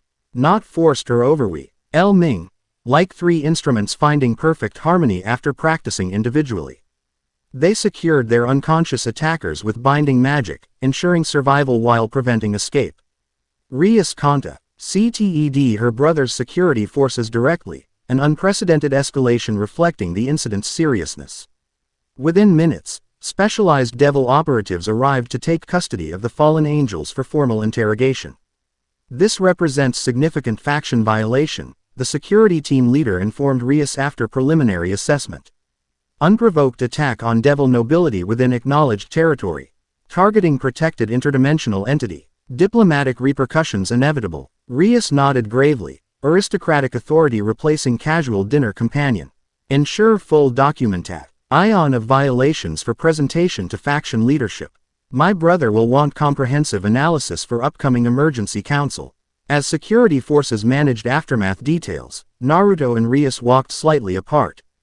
Processing the evening's dramatic shift from casual normalcy to supernatural combat. I'm sorry about dinner, Naruto offered with genuine regret. Seems I bring complications everywhere. Rias shook her head dismissively. The attack would have occurred regardless of location. They were clearly monitoring your movements. If anything, the public setting limited their tactical options significantly. Still, Naruto persisted. One normal evening seemed reasonable to expect. Unexpected laughter brightened Rias's expression, genuine amusement replacing combat tension. Naruto, you're an interdimensional shinobi carrying 3 primordial dragon essences, dining with devil nobility during cosmic boundary fluctuation. Normal. Requires rather flexible definition under circumstances. Her perspective penetrated his disappointment, drawing reluctant smile in response. When you put it that way, maybe we should appreciate that dinner lasted through main course before supernatural assassination attempts. Precisely, Rias agreed with mock seriousness. By our standards, that practically constitutes uninterrupted normalcy. Their shared humor dissolved lingering tension, replacing combat stress with unexpected companionship. As they returned to Kuo Academy grounds, conversation shifted from immediate tactical assessment to broader implications for supernature. Politics and accelerated training requirements. The attack confirms what we suspected, Rias observed as they approached the old school building where emergency peerage meeting awaited. Multiple factions now actively pursuing acquisition rather than merely observing. Your demonstration of integrated aspects will accelerate timeline further, once word spreads of triple manifestation capability. Naruto nodded, processing strategic implications. No more gradual development luxury. I need functional mastery as quickly as possible. Yes, Rias confirmed. Though today's performance sugas, your intuitive integration may be outpacing formal training regardless. Sometimes natural aptitude supersedes structured development. The observation reflected growing respect for Naruto's adaptee capacity, recognition that his unorthodox learning style often achieved results faster than conventional methods, particularly with abilities resonating with his fundamental nature. Inside headquarters, they found Rias's peerage already assembled, alerted through magical communication networks about the attack. Rapid debriefing followed, each member contributing analysis from their specialized perspective. Gremory Research Division operates with limited oversight, Akeno explained, her mixed heritage providing unique insight into fallen angel organizational structure. Special projects Ice particularly functions with operational autonomy, sometimes without full leadership authorization. Suggesting potential faction splinter rather than unified policy, Kiba concluded, strategic mind identifying political implications. Good for us, Kaneko contributed succinctly. Divided enemies easier than united front. Asia, who had remained quietly attentive throughout the discussion, finally spoke with characteristic compassion. Were they destroyed in the battle? The fallen angels? No, Naruto assured her, understanding her concern for all living beings regardless of faction. Unconscious but intact, Searsex's security team took them for questioning. Relief softened Asia's expression, her healing nature reluctant to celebrate any destruction, even of those who threatened her friends. This compassionate perspective provided important balance within their strategic planning, ensuring ethical considerations alongside tactical necessity. Discussion continued late into night, contingency planning expanding to address accelerated timeline. By consensus, training protocols would intensify further, focusing on harmonized aspect application rather than individual power development. Defensive measures around Kuo Academy would strengthen, while intelligence gathering regarding faction movements would become priority. When the meeting finally concluded near midnight, Exhaustion had settled into Naruto's bones, not merely physical but existential, the weight of cosmic significance pressing against human limitations. Yet beneath fatigue, something else stirred, growing. Certainty about his role in this unexpected interdimensional journey. The following weeks brought relentless progression. Training intensified beyond conventional parameters, Naruto's natural ender. Ants enhanced by draconic vitality allowing extended practice without typical recovery requirements. Morning sessions focused on physical combat applications, integrating chaos-enhanced taijutsu with traditional shinobi techniques. Developing infinity extended weapon throws that violated normal physics, practicing dream aspect reality manipulation for tactical advantage. Afternoons expanded to the oratical understanding. Rias and Akeno guiding his comprehension of supernatural politics, dimensional mechanics, and prophetic interpretations across multiple mythological systems. Evenings focused on integrated manifestation, controlled harmonization of all three aspects simultaneously, developing precise application rather than merely raw power expression. Throughout this accelerated development, Naruto maintained connection with his growing social circle. Despite cosmic significance in supernatural politics, human relationships provided essential grounding. Asia's gentle compassion, Kaniko's blunt honesty, Kiba's steady friendship, Akeno's perceptive guidance, and increasingly, Rias's deepening personal connection. 3 weeks after the fallen angel attack, another dimensional anomaly manifested, not hostile incursion but momentary connection with Naruto's native reality. Unlike the previous Kakashi communication, this rift formed during controlled training rather than unexpected manifestation. Naruto had been practicing dream aspect manipulation, creating localized reality distortions to manipulate battlefield conditions, when golden energy suddenly synchronized with distant resonance. The training room's atmosphere shimmered, reality folding into itself as dimensional boundary temporarily thinned. Through the unstable aperture, fragmented images appeared, Konoha's familiar architecture. Figures moving with urgent purpose, battlefield preparations evident even through distorted perception. No direct communication established, merely visual glimpse lasting approximately seconds before dimensional integrity reasserted. They're preparing for something, Naruto observed afterward, concern evident beneath analytical assessment. Military mobilization visible even through limited observation window. Suggesting timeline acceleration there as well, Rias noted, recording the manifestation's specific parameters for research purposes. The dimensional thinning appears bidirectional, events in both worlds influencing boundary stability simultaneously. This observation prompted further theoretical investigation. If dimensional boundaries weaken symmetrically rather than unilaterally, coordinated events might potentially strengthen connection, creating opportunity for more substantial communication or eventually controlled transit. Research into interdimensional mechanics expanded accordingly, consuming significant resources from Gremory archives and Devil Society's accumulated knowledge. Though primarily academic pursuit, practical applications RGED through experimental protocols, controlled dimensional resonance attempts, harmonic frequency identification between realities, mathematical modeling of boundary fluctuation patterns. Amidst this intensive development period, unexpected visitor arrived at Kuo Academy, an elegant woman whose beauty transcended conventional parameters, her presence radiating authority beyond mere physical intimidation. She appeared without warning during afternoon training session, materializing within supposedly impenetrable boundary fields with casual disregard for established security protocols.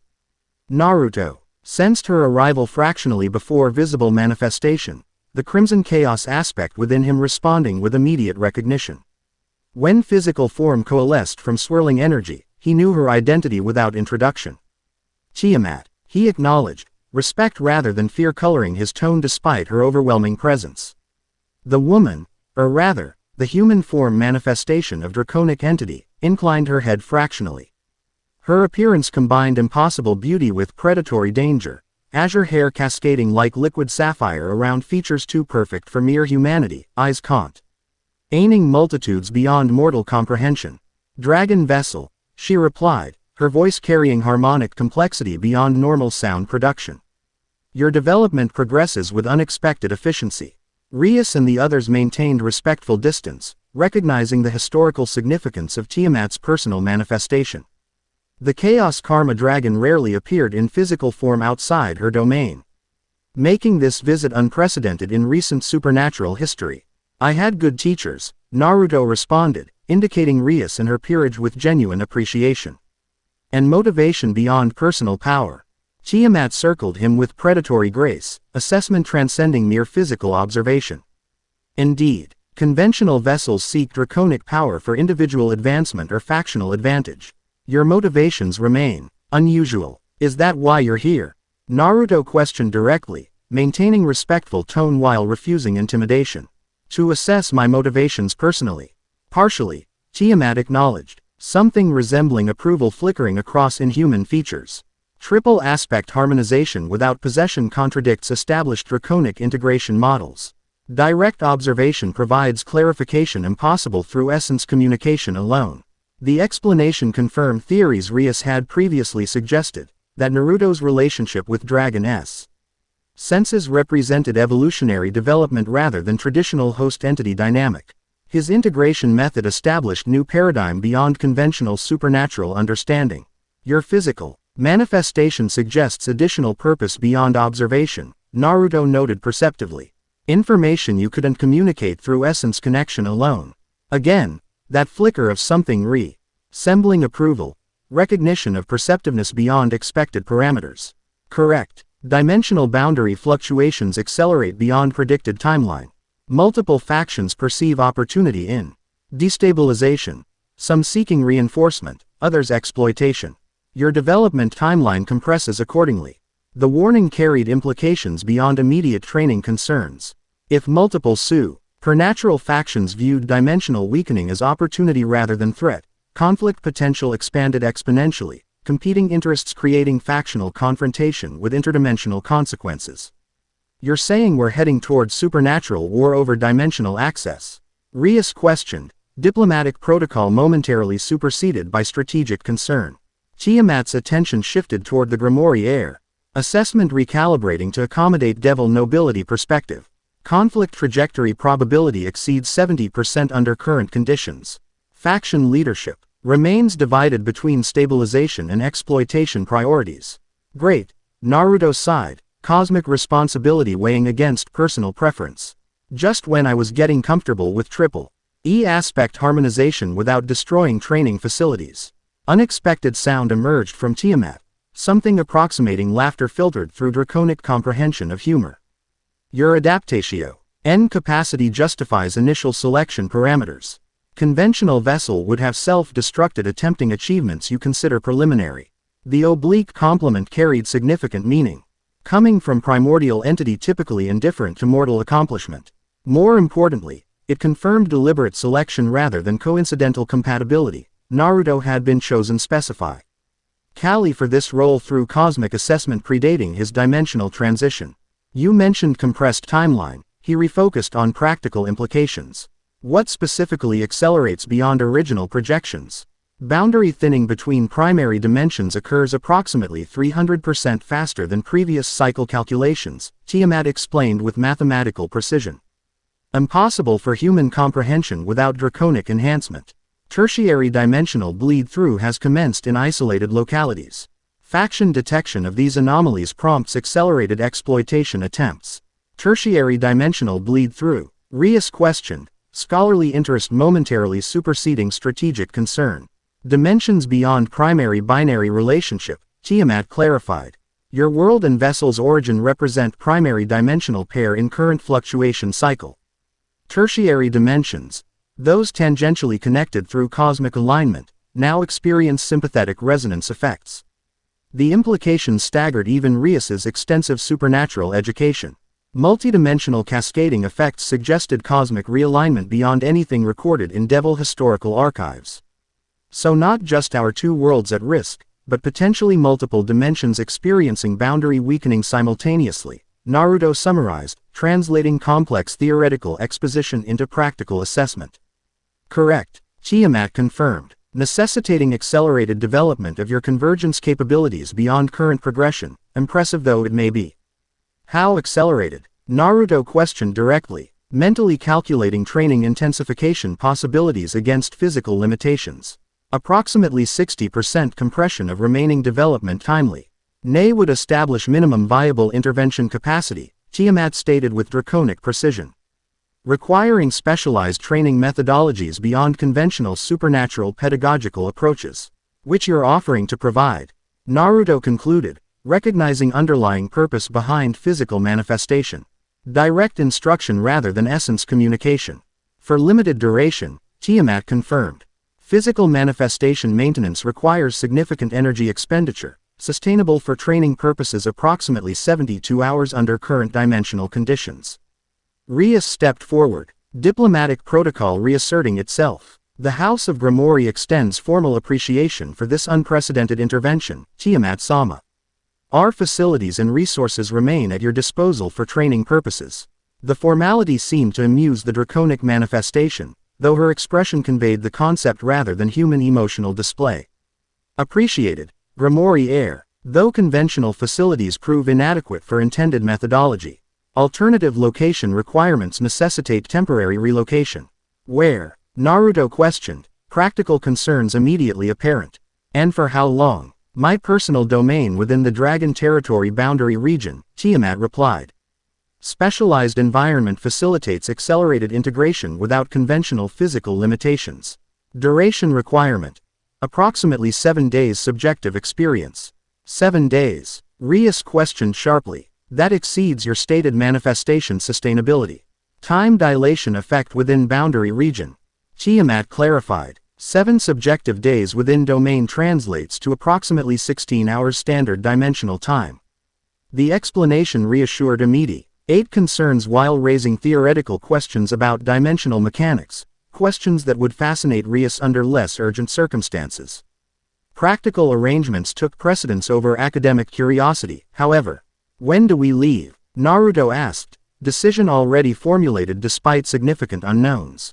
Immediately optimal, Tiamat stated without hesitation. Boundary condition fluctuatio. NS create temporary transit efficiency window closing within approximately 40 minutes. The timeline allowed minimal preparation, quick communication with peerage members not present, gathering essential equipment, and establishing monitoring protocols during absence. Throughout these arrangements, Tiamat observed with ancient patience, cosmic entity accustomed to measuring time in millennia rather than minutes, yet adapting to urgent mortal scheduling with pragmatic acceptance. Before departure, Naruto spoke briefly with each peerage member, expressing appreciation for their continued support while ensuring operational continuity during his absence. His final conversation with Rias occurred privately, momentary seclusion creating space for personal communication beyond strategic planning. I'll be back before you know it, he assured her with characteristic confidence masking underlying uncertainty. Apparently subjective weeks translating to hours makes this practically just an extended training session. Rias nodded, her expression balancing leadership responsibility with personal concern. The opportunity justifies risk, certainly. Direct instruction from Primordial Dragon represents unprecedented advantage. She hesitated briefly before adding, just, return safely. Your presence has become significant beyond strategic considerations. The statement carried personal weight beyond formal alliance, acknowledgement of developing connection that transcended supernatural politics or cosmic responsibility. Naruto recognized the significance, responding with genuine rather than diplomatic reassurance. I will, he promised simply. Some connections are worth returning for, regardless of dimensional complications. Their parting remained appropriately restrained given circumstances, though unspoken understanding conveyed deeper significance than casual observation might detect. When Naruto rejoined Tiamat for departure preparation, his expression reflected renewed determination beyond mere power development motivation. The transit method defied conventional description, neither teleportation as devils practiced nor dimensional shifting as Naruto had experienced previously. Reality simply realigned around them, universal constants briefly negotiable rather than absolute. The sensation transcended disorientation, consciousness itself momentarily untethered. Read from physical laws before re-establishing coherence under different parameters entirely. Tiamat's domain manifested around them gradually, reality coalescing like condensation forming on glass, ini. teally transparent before solidifying into tangible environment.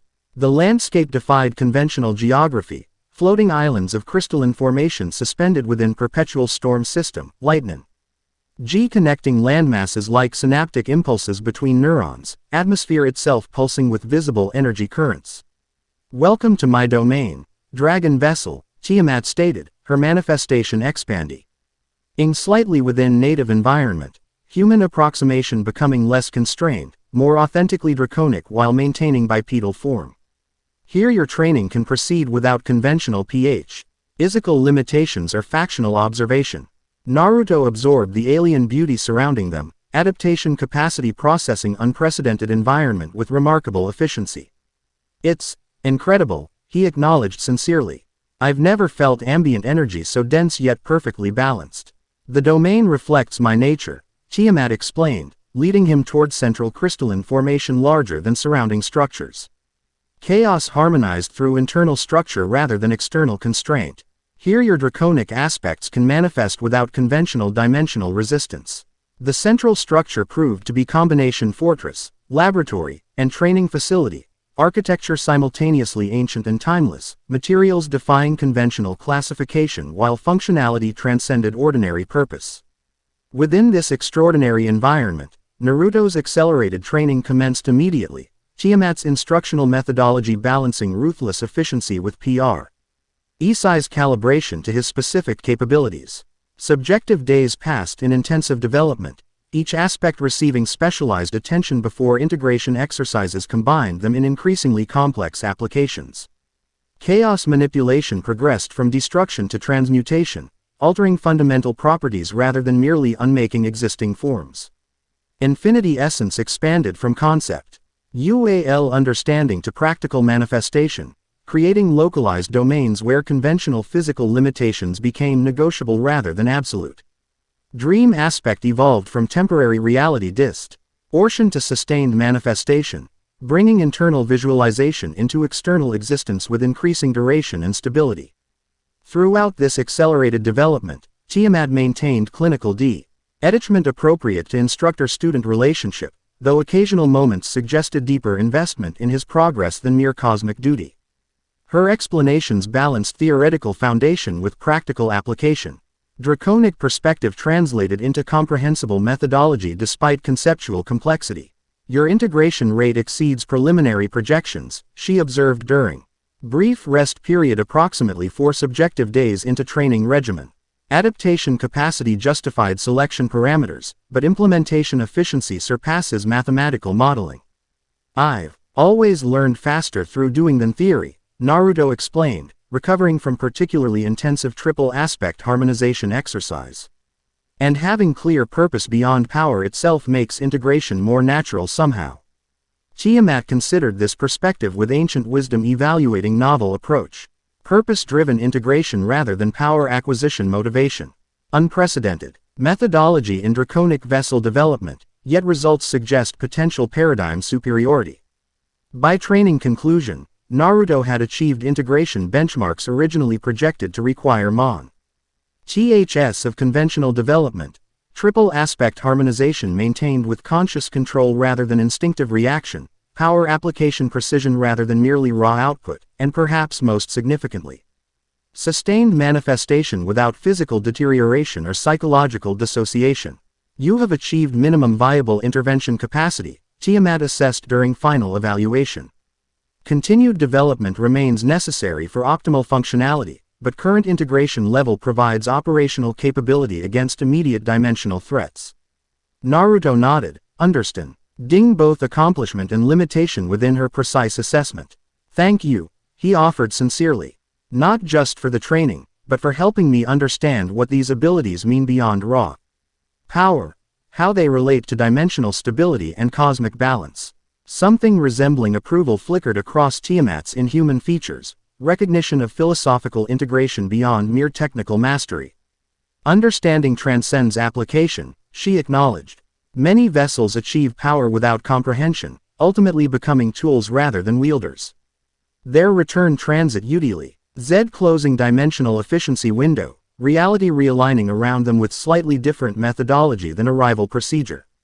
When conventional dimensional parameters reasserted, they stood WI. Thin Kuo Academy grounds, specifically the specialized training facility beneath the old-school building where monitoring equipment indicated barely 14 hours had passed despite Naruto's subjective week of intensive development. Rias and her peerage awaited their return, monitoring equipment having registered dimensional transit signatures moments before physical manifestation. Their express ions registered appropriate surprise at Naruto's transformed presence, not merely physical alteration but metaphysical evolution visible to supernatural perception. "Welcome back," Rias greeted formal. Lee before assessment questions could dominate. "I trust the training proved productive." Before Naruto could respond, reality shattered around them, not metaphorically but literally, dimensional integ. Reti fracturing with catastrophic suddenness. The air itself seemed to tear, jagged black rifts appearing throughout the training facility as gravitational distortions warped physical space between fracture points. Boundary collapse. Tiamat identified immediately, draconic senses comprehending phenomenon beyond conventional supernatural perception. Multiple ingress points forming simultaneously. Through the dimensional tiers, figures emerged. Not fallen angels or conventional supernatural entities, but shinobi bearing familiar headbands with horizontal slash marks. Akatsuki allies from Naruto's world, identifiable despite dimensional distortion effects altering their appearance slightly. Target confirmed, the apparent leader announced, his voice distorted through dimensional transition effects. Primary objective located, secondary acquisition targets identified. Naruto recognized the tactical terminology immediately, invasion protocol language rather than diplomatic contact attempt. These weren't allies seeking rescue but hostile forces pursuing acquisition objectives. "They're from my world," he informed the others, shifting automatically to combat stance, but not friends. "These are Akatsuki supporters, the organization hunting Jinchuriki for power extraction." The clarification established immediate threat assessment, not interdimensional misunderstanding but delib.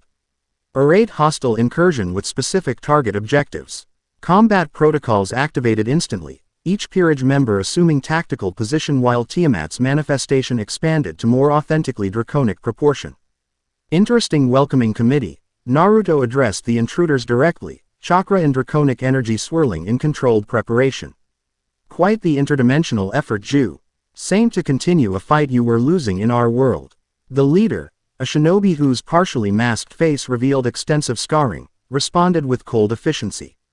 "The Uchiha foresaw your dimensional displacement. Your draconic awakening creates power acquisition opportunity transcending conventional Jinchuriki harvesting parameters." The explanation confirmed Naruto's worst fears. Madara had Sam. Ihao detected his draconic awakening across dimensional boundaries, interpreting it as exploitable power source rather than cosmic balancing mechanism. These forces represented acquisition team rather than assassination unit, seeking capture rather than elimination. "Not happening," Naruto stated simply, triple aspect harmonization manifesting with controlled precision rather than emotional reaction. Crimson chaos swirled around his right side, infinite darkness flowed through his left, while golden dream essence illuminated from his core, perfect integration demonstrating Tiamat's training effectiveness. The invading shinobi faltered momentarily, sensing power beyond their intelligence briefing parameters. Their hesitation proved momentary, however, as practiced discipline reasserted itself.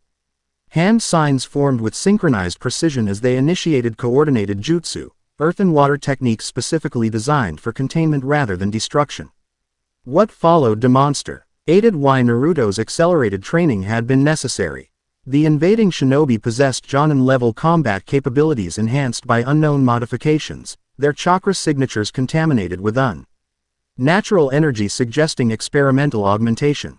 Their coordination indicated extensive team training, while their jutsu selection demonstrated specialized preparation for this specific mission. Yet against Naruto's newly integrated capabilities, their extensive preparation proved insufficient. He moved with transcendent fluidity, physical position shifting faster than conventional perception could track. Triple aspect energy manifesting in precisely calibrated applications rather than merely overwhelming force. Chaos-enhanced Rasengan variants unraveled Earth containment barriers at molecular level.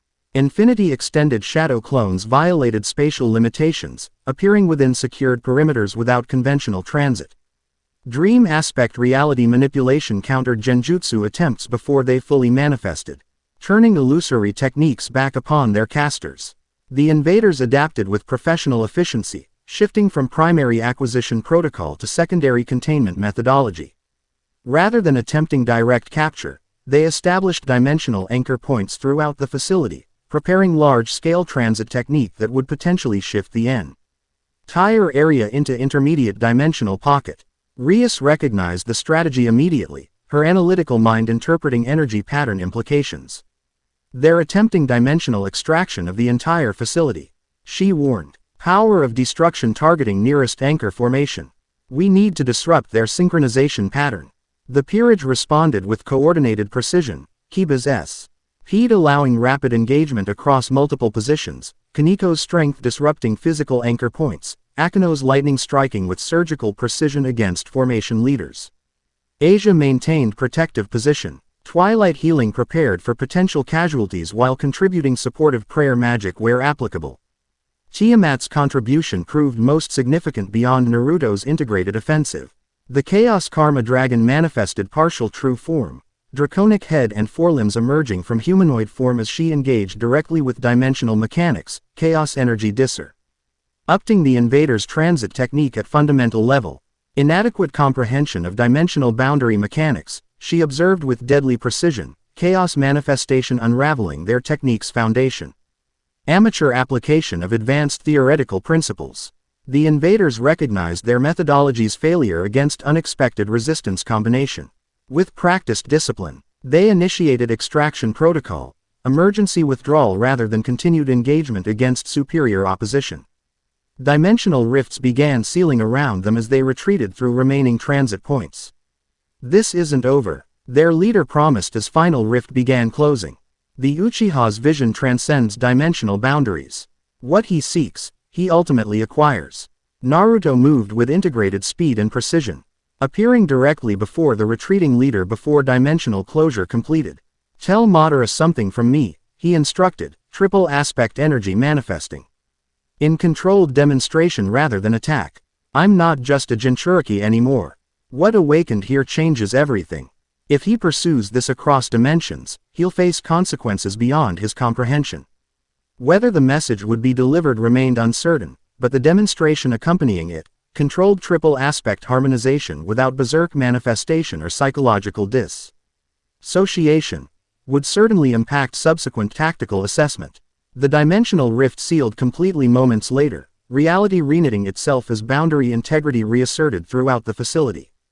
In battle's aftermath, damage assessment and security reinforcement took immediate priority. Though brief by conventional combat standards, the interdimensional incursion confirmed multiple GIC concerns. Naruto's origin world had established transit capability, hostile forces specifically targeted his draconic integration, and dimensional boundary weakening had progressed further than theoretical models predicted. The incursion confirms accelerated timeline, Tiamat observed once immediate security protocols had been implemented. Hostile interdimensional transit capability suggests boundary deterioration exceeds 70% of critical threshold, meaning potential full collapse within what timeframe? Rias questioned, strategic mind immediately calculating response requirements. Approximately 27 days assuming linear progression, Tiamat replied with draconic precision. Potentially shorter if additional deliberate boundary manipulation continues from multiple ingress points. The timeline created immediate strategic imperatives, defensive preparations against additional incursions, accelerated research into boundary stabilization methodology, and continued development of Naruto's integration capabilities beyond minimum intervention capacity. We need to inform Searzek-sama immediately, Akino suggested, diplomatic protocols taking precedence in multi-faction crisis. Interdimensional incursion of this magnitude warrants highest-level response coordination. Rias nodded agreement, already formulating comprehensive briefing for her brother's strategic division. As arrangements proceeded for faction leadership notification, Naruto processed the confrontation's implications with growing determination rather than apprehension. They were specifically targeting me, he observed once immediate crisis management had stabilized. Not random dimensional explorers or general invasion force, acquisition team with specific extraction objective. Your draconic awakening presents unprecedented power potential, Tiamat confirmed dispassionately. Multiple factions perceive acquisition opportunity rather than cosmic balancing mechanism. It means this gets worse before it gets better, Naruto concluded with resigned acceptance. More attempts from both worlds, probably increasingly sophisticated as they analyze failure parameters. The assessment proved grimly accurate over subsequent days. Though no immediate follow-up incursion materialized, supernatural monitoring detected multiple dimensional scanning attempts, both from Shin Obi world sources and various factions within Naruto's current dimension. Boundary integrity continued deteriorating according to Tiamat's projections, creating increasing probability of both deliberate and spontaneous interdimensional events. Naruto's training continued with renewed urgency, building upon foundations established during Tiamat's intensive instruction. The Chaos Karma Dragon Ramai Ned physically manifested longer than initially projected, nearly 3 days rather than expected 72 hours, providing additional specialized guidance before returning to Draconic Realm with Mize of continued observation and potential future intervention if circumstances warranted. Throughout escalating crisis preparation, Naruto maintained connection with growing social circle, recognizing that human relationships provided essential grounding amidst cosmic responsibility. Despite dimensional boundary deterioration, hostile acquisition attempts, and accelerated development requirements, daily interactions with friends offered necessary perspective beyond abstract power considerations. Asia's gentle compassion provided ethical grounding when pragmatic necessities threatened moral considerations. Kaniko's blunt assessments cut through theoretical complexities to practical core concerns. Hiba's steadfast reliability offered tactical partnership uncomplicated by supernatural politics. Akino's perceptive guidance balanced power development with psychological integration. Most significantly, Rias's evolving relationship provided both strategic alliance and personal connection transcending mere circumstance. Their partnership had developed from initial political calculation to genuine trust, mutual respect gradually deepening toward something neither articulated directly both increasingly acknowledged through action rather than declaration. 2 weeks after the interdimensional incursion, another boundary fluctuation manifested, not hostile invasion but momentary connection similar to previous Kakashi communication. Unlike earlier incidents, this manifestation occurred during controlled dream aspect practice, suggesting Naruto's developing abilities actively influenced boundary permeability. Through the stabilized dimensional window, Kakashi appeared with greater clarity than previous contact, accompanied by Tsunade and Shikamaru, their expressions reflecting both relief at connection and concern regarding circumstances. Naruto. Kakashi's voice transmitted with minimal distortion. The connection stabilized much longer this time. Are you maintaining this from your side? I think so. Naruto confirmed, consciously sustaining dream aspect manifestation to maintain dimensional window integrity.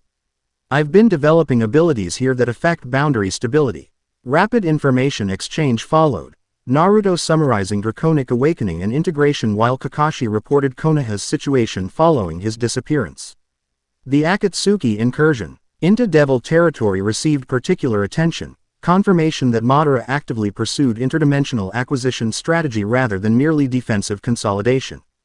He's become obsessed with your new powers, Tsunade explained, her medical expertise lending particular insight. According to intelligence from captured operatives, he believes combining Draconic essence with Tailed Beast extraction could create power source beyond conventional limitations, which presents both threat and opportunity, Shikamaru added with characteristic strategic analysis. His fixation on acquisite ion rather than elimination creates potential vulnerability if properly leveraged. Their discussion expanded to coordination possibilities, how forces from both dimensions might potentially collaborate against mutual threat while addressing boundary deterioration.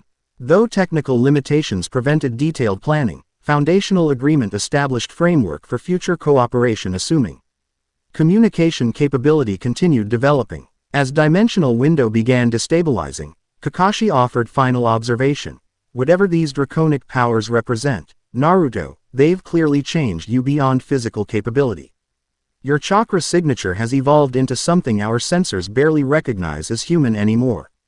The observation lingered after connection faded, dimensional boundar. Why resealing as dream aspect energy dissipated? Though intended as neutral assessment rather than criticism, Kakashi's comment highlighted transformation extending beyond mere power acquisition, Fundame. NTAL identity evolution occurring alongside capability development. He's right, Naruto acknowledged later that evening during private conversation with Rias. They sat on headquarters building rooftop. Autumn stars providing appropriate cosmic backdrop for existential contemplation. I'm not the same person who arrived here 2 months ago. Not just stronger, fundamentally different. Rias urged his statement with characteristic thoughtfulness, crimson hair shifting like liquid flame in gentle breeze. Evolution rarely occurs comfortably, she observed. Particularly when catalyst is necessity rather than natural progression. Quote, the question becomes what I'm evolving into, Naruto continued, voicing concern beneath development satisfaction. Dragon Vessel, Dimensional Guardian, Cosmic Handyman. The last reference drew slight smile, Kaniko's deadpan description maintaining humorous accuracy despite serious context. Perhaps definition exists beyond conventional categories, Rias suggested. Your unique composition, Shinobi Foundation, Jinchuriki experience, triple aspect draconic integration, creates unprecedented entity. The question may not be what existing classification you fit, but what new classification you establish. The perspective offered surprising comfort, freedom from predetermined definition rather than anxiety about categorical uncertainty. If no existing template applied, perhaps evolving identity could develop according to personal values rather than external expectations. I just don't want to lose what matters while gaining all this power, Naruto admitted. Core concern emerging beneath philosophical contemplation. Back home, I watched people sacrifice humanity for power so many times, becoming nothing but their abilities, forgetting why they sought strength initially. Rias nodded understanding, her own aristocratic upbringing providing relevant perspective. Devil society demonstrates similar pattern frequently, individuals becoming moral.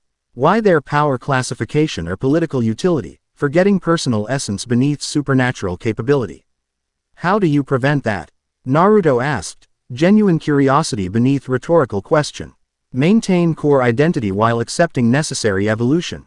Anchors, Rias replied simply. Connections that remind you of essential self beyond capability or utility. Relationships where you TTER as person rather than power source or strategic asset.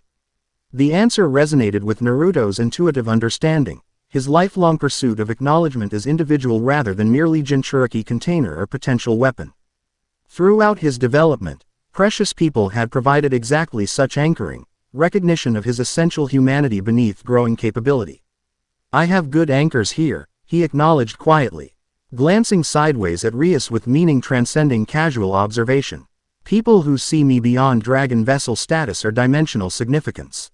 Their conversation continued beneath autumn stars. Cosmic contemplation balanced by personal connection that provided perspective beyond abstract philosophy. Whatever evolution continued, draconic integration, dimensional guardian development, or cosmic significance realization, human relationships would remain essential foundation beneath supernatural capability. The following morning brought unexpected development. Not hostile incursion or dimensional fluctuation but diplomatic contact. A formal communication arrived from Gregory leadership, specifically Governor Azazel himself, requesting meeting with the interdimensional dragon vessel currently under Gremory protection. This represents significant escalation in official fallen angel involvement, Rias observed as they discussed the unprecedented request. Azazel rarely engages directly in developing situations without substantial factional interest. Is this good or bad? Naruto questioned, still navigating supernatural political complexities despite accelerated education. Potentially both, Akeno suggested, her mixed heritage providing unique insight into fallen angel leadership perspectives. Azazel himself tends toward research interest rather than conquest motivation. But his organization contains multiple factions with divergent objectives. After careful consideration and appropriate consultation with Devil leadership, Meiden arrangements proceeded with extensive security protocols. Neutral territory was selected, a dimensional pocket owned by vampire nobility with established non-aggression pacts among all major factions. Protective measures included multiple authentication methods, power limitation fields, and emergency extraction contingencies. The meeting itself proved simultaneously enlightening and concerning. Azazel, leader of Fallen Angel faction and renowned supernatural researcher, presented complex personality beneath casual exterior. His scientific interest in Naruto's draconic integration appeared genuine rather than merely acquisitive. While his strategic concerns regarding dimensional boundary deterioration aligned with devil assessment. Fascinating development, he observed after preliminary introductions, examining Naruto with supernatural perception that penetrated physical appearance to metaphysical composition. Triple aspect integration without possession phenomena or psychological dissociation. Completely unprecedented in recorded draconic manifestation history. So I've been told, Naruto acknowledged neutrally, maintaining diplomatic politeness while reserving trust. Though, I'm more concerned with practical applications regarding dimensional stability than research classification. Azazel laughed. Genuine amusement rather than diplomatic deflection. Direct and practical. Refreshing change from supernatural entities who dance around primary concerns for hours before addressing actual purpose. The observation established conversational tone balancing formal diplomatic protocol with pragmatic directness. Throughout their discussion, Azazel provided information regarding fallen angel research into dimensional mechanics, boundary deterioration measurements from their perspective, and theoretical models for potential stabilization methodologies. Our calculations align with devil projections, he confirmed after technical exchange. Approximately 21 days remaining before critical threshold, assuming linear progression without additional deliberate manipulation. And with additional manipulation, Rias questioned precisely. Potentially much sooner, Azazel acknowledged without dissembling. Which brings us to uncomfortable faction admission. The attack against you several weeks ago represented rogue elements within Gremory Research Division, parading without leadership authorization or knowledge. The admission confirmed Akino's earlier assessment, factional division within Fallen Angel organization rather than unified hostile policy. Azazel's willingness to acknowledge internal security failure suggested genuine concern about dimensional stability superseding organizational reputation protection. These rogue elements have been contained. Rias pressed, diplomatic phrasing masking serious security concern. Most identified and neutralized, Azazel confirmed, his casual demeanor briefly hardening to reveal leader beneath researcher persona. Though several key personnel escaped containment protocols, potentially continuing operations independently with unknown resources.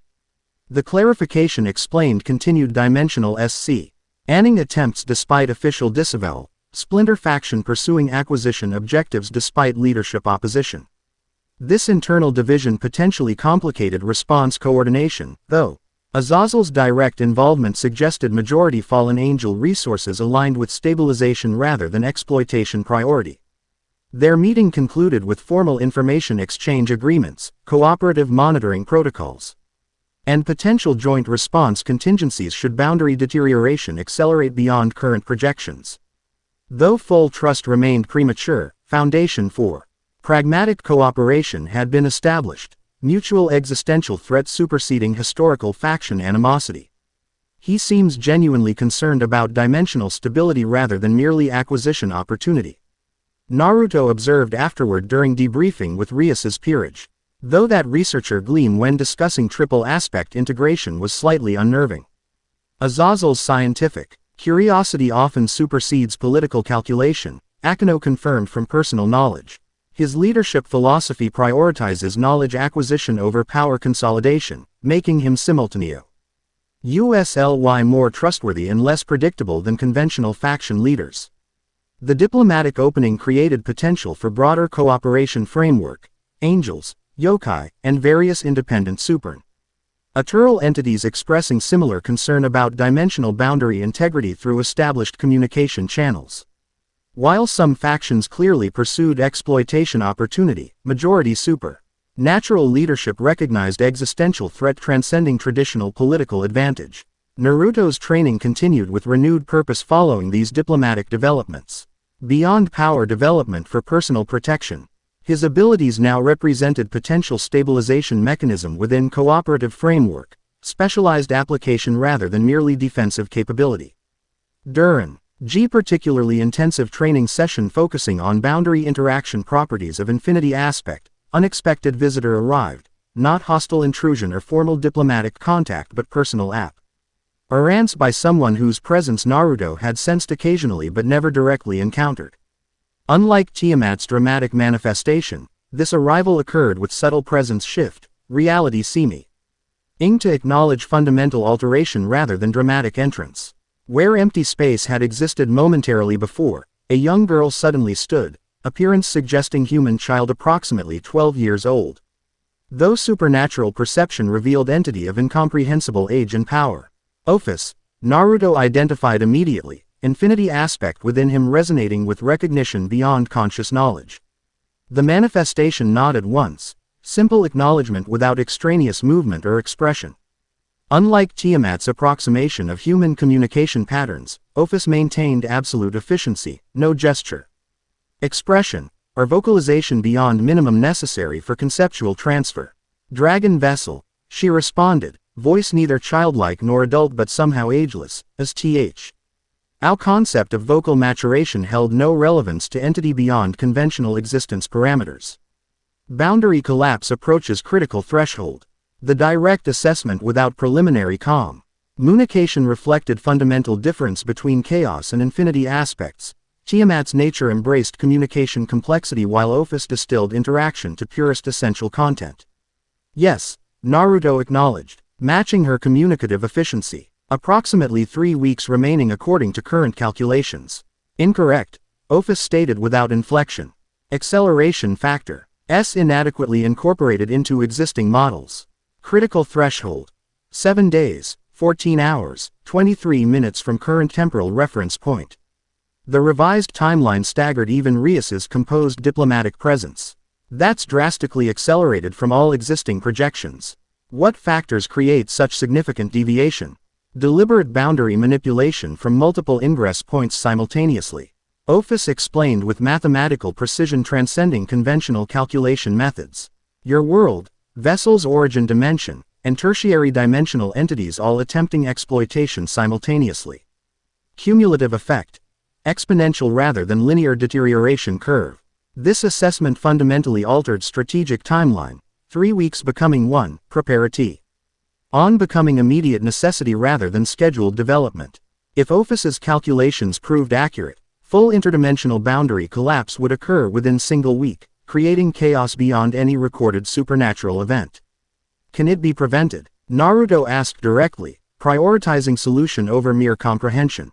Unknown, Ophis replied with characteristic absolutism. Theoretical. Models suggest possibility through synchronized stabilization effort at multiple boundary intersection points simultaneously. Practical implementation unprecedented in recorded dimensional cycles. But not impossible, Naruto pressed. Focusing on potential rather than limitation. Ophis considered this perspective, her ageless features showing rare microsecond of expression, something approximating interest in novel approach. Not impossible, she confirmed. Merely improbable beyond conventional calculation parameters. That's enough for me, Naruto stated with characteristic determination. I've built entire life on improbable achievements beyond conventional parameters.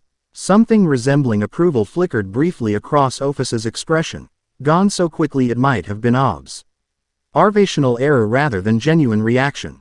Your optimization continues efficiently, she noted before attention shifted to practical matters. I provide direct instruction regarding infinity aspect. Application for boundary stabilization purposes. Like Tiamat before her, Ophis offered specialized training beyond conventional supernatural education, direct instruction from primordial entity reg. Arding power aspects inaccessible to normal practitioners. Unlike chaos aspect training, however, infinity instruction focused on conceptual understanding rather than practical application, philosophic.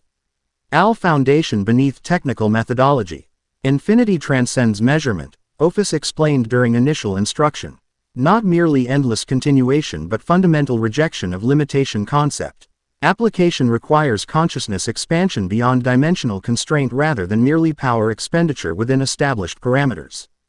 The training methodology defied conventional decryption, not physical exercise or energy manipulation but consciousness reconfiguration, perception expansion beyond three-dimensional limitation into conceptual frameworks where physical laws became optional guidelines rather than absolute constants.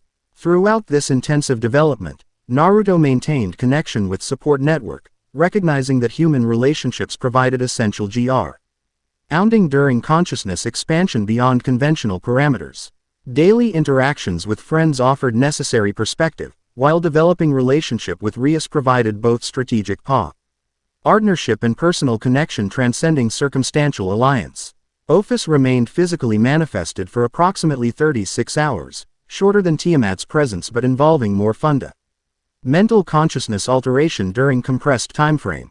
By instruction conclusion, Naruto had developed preliminary understanding of infinity aspect beyond mere power application, conceptual frame work for boundary stabilization methodology requiring triple aspect harmonization at unprecedented integration level. With revised timeline established, emergency response protocols activated immediately, coordination with devil leadership, information sharing with cooperative factions, and preparation for potential stabilization attempt at boundary intersection points. Research teams worked continuously identifying optimal intervention locations, while diplomatic channels remained active coordinating multi-faction response elements.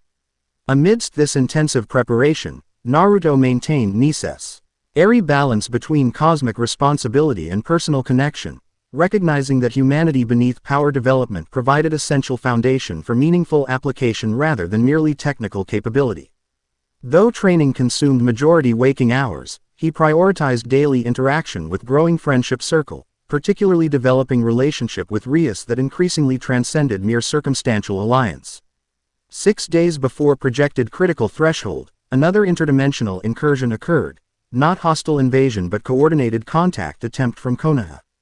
Unlike previous spontaneous manifestations, this connection showed evidence of deliberate methodology, stable dimensional window rather than fluctuating rift, sustained connection rather than fragmentary communication. Through established aperture, Kakashi appeared with unprecedented clarity, accompanied by specialized team including Yamanaka clan members, SEAL experts, and tactical units. Their coordinated approach suggested extensive preparation utilizing information from previous contact attempts. Naruto, Kakashi greeted with characteristic calm masking underlying urgency. Our dimensional Rias Arch teams have developed synchronized communication protocol. We have approximately 20 minutes before boundary integrity requires reconnection. Rapid information exchange followed, Konoha report. In accelerated dimensional deterioration matching Ophis's predictions, coordinated stabilization methodology development paralleling devil research, and tactical assessment of Madara's interdimension. AL objectives based on captured operative intelligence. He's preparing major incursion, Shikamaru reported with strategic precision. Intelligence suggests synchronized assault through multiple dimensional entry points simultaneously. Time to coincide with boundary critical threshold. Exploiting natural collapse to minimize transit energy requirements, Rias observed, immediately grasping tactical implications. Efficient methodology requiring precise timing coordination. Exactly, Shikamaru confirmed, professional respect evident despite dimensional separation.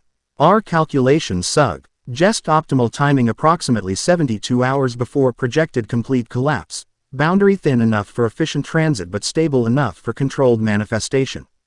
This timeline aligns with devil intelligence regarding other faction movements, various supernatural entities positioning resources near identified boundary weak points, presumably for similar exploitation attempt. The convergence created both threat and opportunity. Multiple hostile forces potentially interfering with each other while simultaneously creating coordinated response necessity. We're developing stabilization methodology, Naruto informed his home dimension allies. Triple aspect harmonization at key boundary intersection points potentially capable of reinforcing dimensional integrity if properly synchronized. Our research reached similar conclusion from different theoretical foundation, Kakashi confirmed.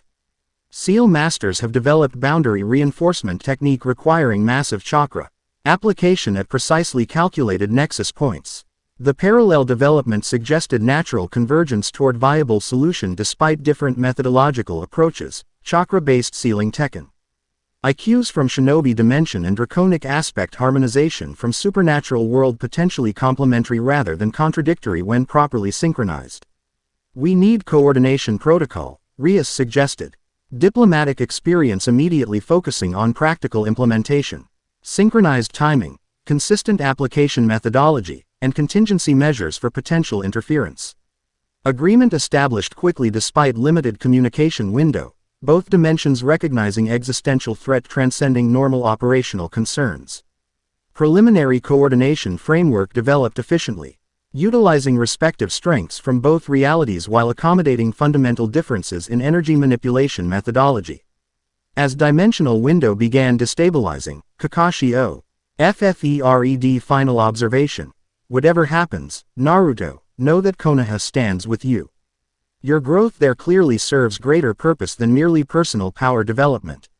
The acknowledgement car, read significant meaning, recognition of evolution beyond mere capability expansion to cosmic responsibility acceptance. Before Naruto could respond appropriately, connection faded as boundary integrity reasserted. Though with visibly increased deterioration compared to previous communication attempts. In contact aftermath, preparation accelerated toward implementation phase. Stabilization methodology refinement, coordination protocol development, and contingency planning for potential hostile interference. Throughout intensive preparation, Naruto maintained necessary balance between technical development and human connection, recognizing that purpose beyond power provided essential foundation for meaningful application. 3 days before projected critical threshold, timing coinciding with intelligence estimates regarding planned hostile incursions, coordinated stabilization attempt preparations reached final stage. Multiple factions had positioned resources near identified boundary intersection points, some with cooperative intent while others clearly pursuing exploitation opportunity. Naruto's role centered on primary nexus point, location where dimensional boundaries between Shino by-world and current reality showed thinnest separation according to multiple calculation methodologies. Devil forces under Searzex's direct command secured perimeter, while allied factions including Azazel's loyal Gregory elements provided secondary containment layers. Final preparation night before implementation attempt, Naruto sought momentary respite from constant training, brief period of normal human connection before cosmic responsibility implementation. He found Rias alone on headquarters building rooftop, her expression contemplative beneath autumn stars that seemed unusually bright against darkening sky. Can't sleep either, he asked, settling beside her with comfortable familiarity developed over months of shared experience. Too much mental calculation, she admitted with rueful smile. Contingency planning creates recursive thought patterns difficult to interrupt voluntarily. Tell me about it, Naruto agreed, leaning back to observe stellar panorama above. Every time I close my eyes, I see boundary intersection calculations and harmonization frequency patterns instead of normal dreams.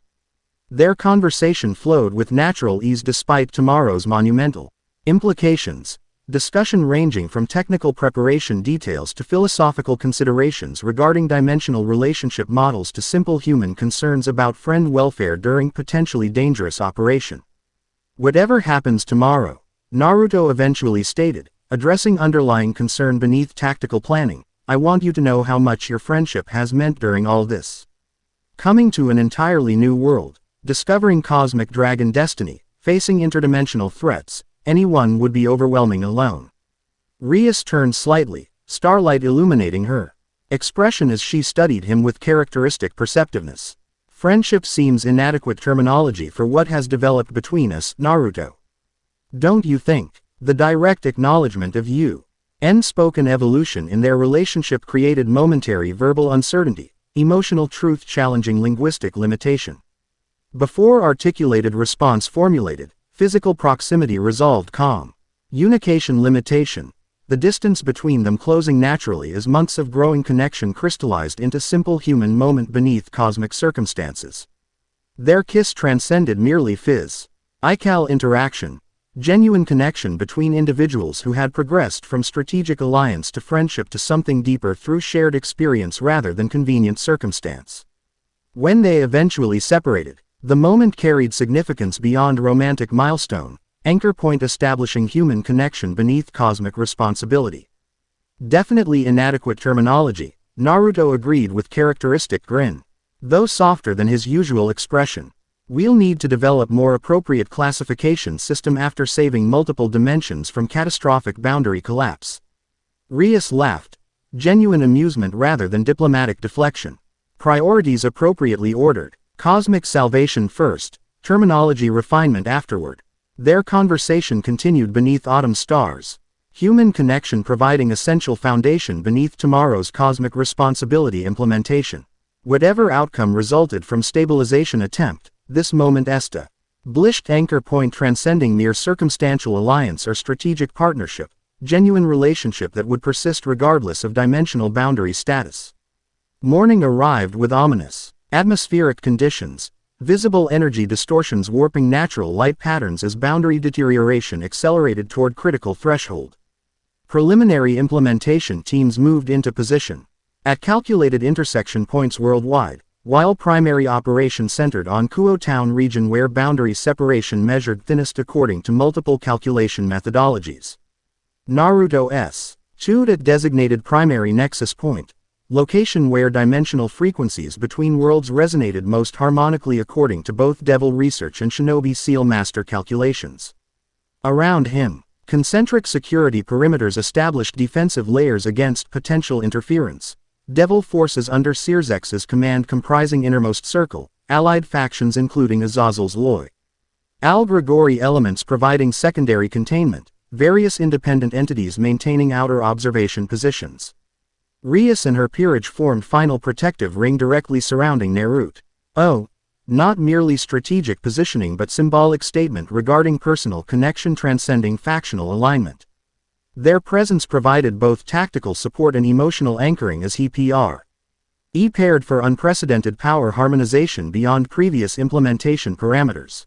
Boundary deterioration accelerating beyond projected timeline, Akano reported, monitoring specialized equipment developed for operation. Estimated 37 minutes remaining before spontaneous collapse initiation rather than previous 45-minute calculation. We proceed immediately then, Rias decided. Command authority evident beneath personal concern. All defensive positions confirm readiness status. Confirmation signals registered across communication network, allied factions reporting. Optimal positioning while monitoring systems tracked potential hostile movement near secondary intersection points globally. Intelligence suggested imminent coordinated incursion from multiple hostile entities. Though specific timing remained uncertain within approximate calculation parameters. I'm ready. Naruto confirmed, centering awareness in preparation for triple aspect harmonization beyond previous implementation level. His training with both Tiamat and Ophis had established theoretical foundation for boundary stabilization methodology, though practical application at required scale remained unprecedented. The stabilization protocol initiated with preliminary boundary assessment, Naruto extending specialized perception developed through infinity aspect training to evaluate dimensi. Onal separation parameters directly rather than merely through instrumental measurement. What his enhanced senses detected confirmed accelerated deterioration, reality itself unraveling at quantum levee. L as fundamental universal constants destabilized along boundary intersection vectors. Beginning primary harmonization sequence, he announced, proceeding to implementation phase as defensive parameter. Churs maintained vigilant security posture around him. Triple aspect activation proceeded with controlled precision rather than merely raw power expression, each draconic essence carefully balanced Aga. Inst others to create perfect harmonization rather than competitive dominance.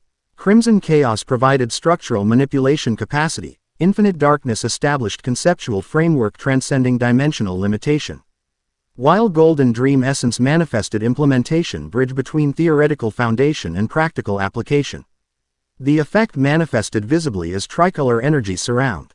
Ing Naruto. Not merely aura projection but reality alteration effect extending outward in concentric waves. Where this energy contacted visible boundary deterioration effects, distortion patterns tempo. Rarely stabilized. Fundamental constants reasserting normal values as harmonized draconic power reinforced dimensional integrity. Initial response positive, Akano reported, monitoring equipment regi.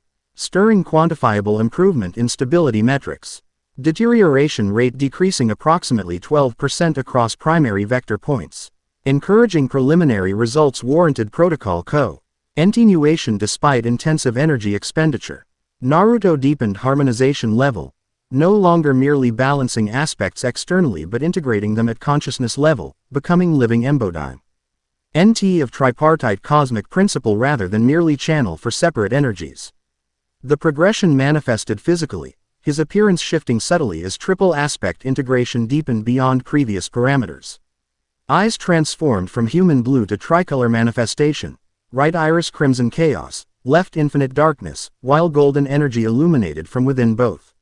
Skin developed subtle, scale-like patterning visible when caught by certain light angles, while physical presence radiated gravitational distortion beyond normal mass parameters.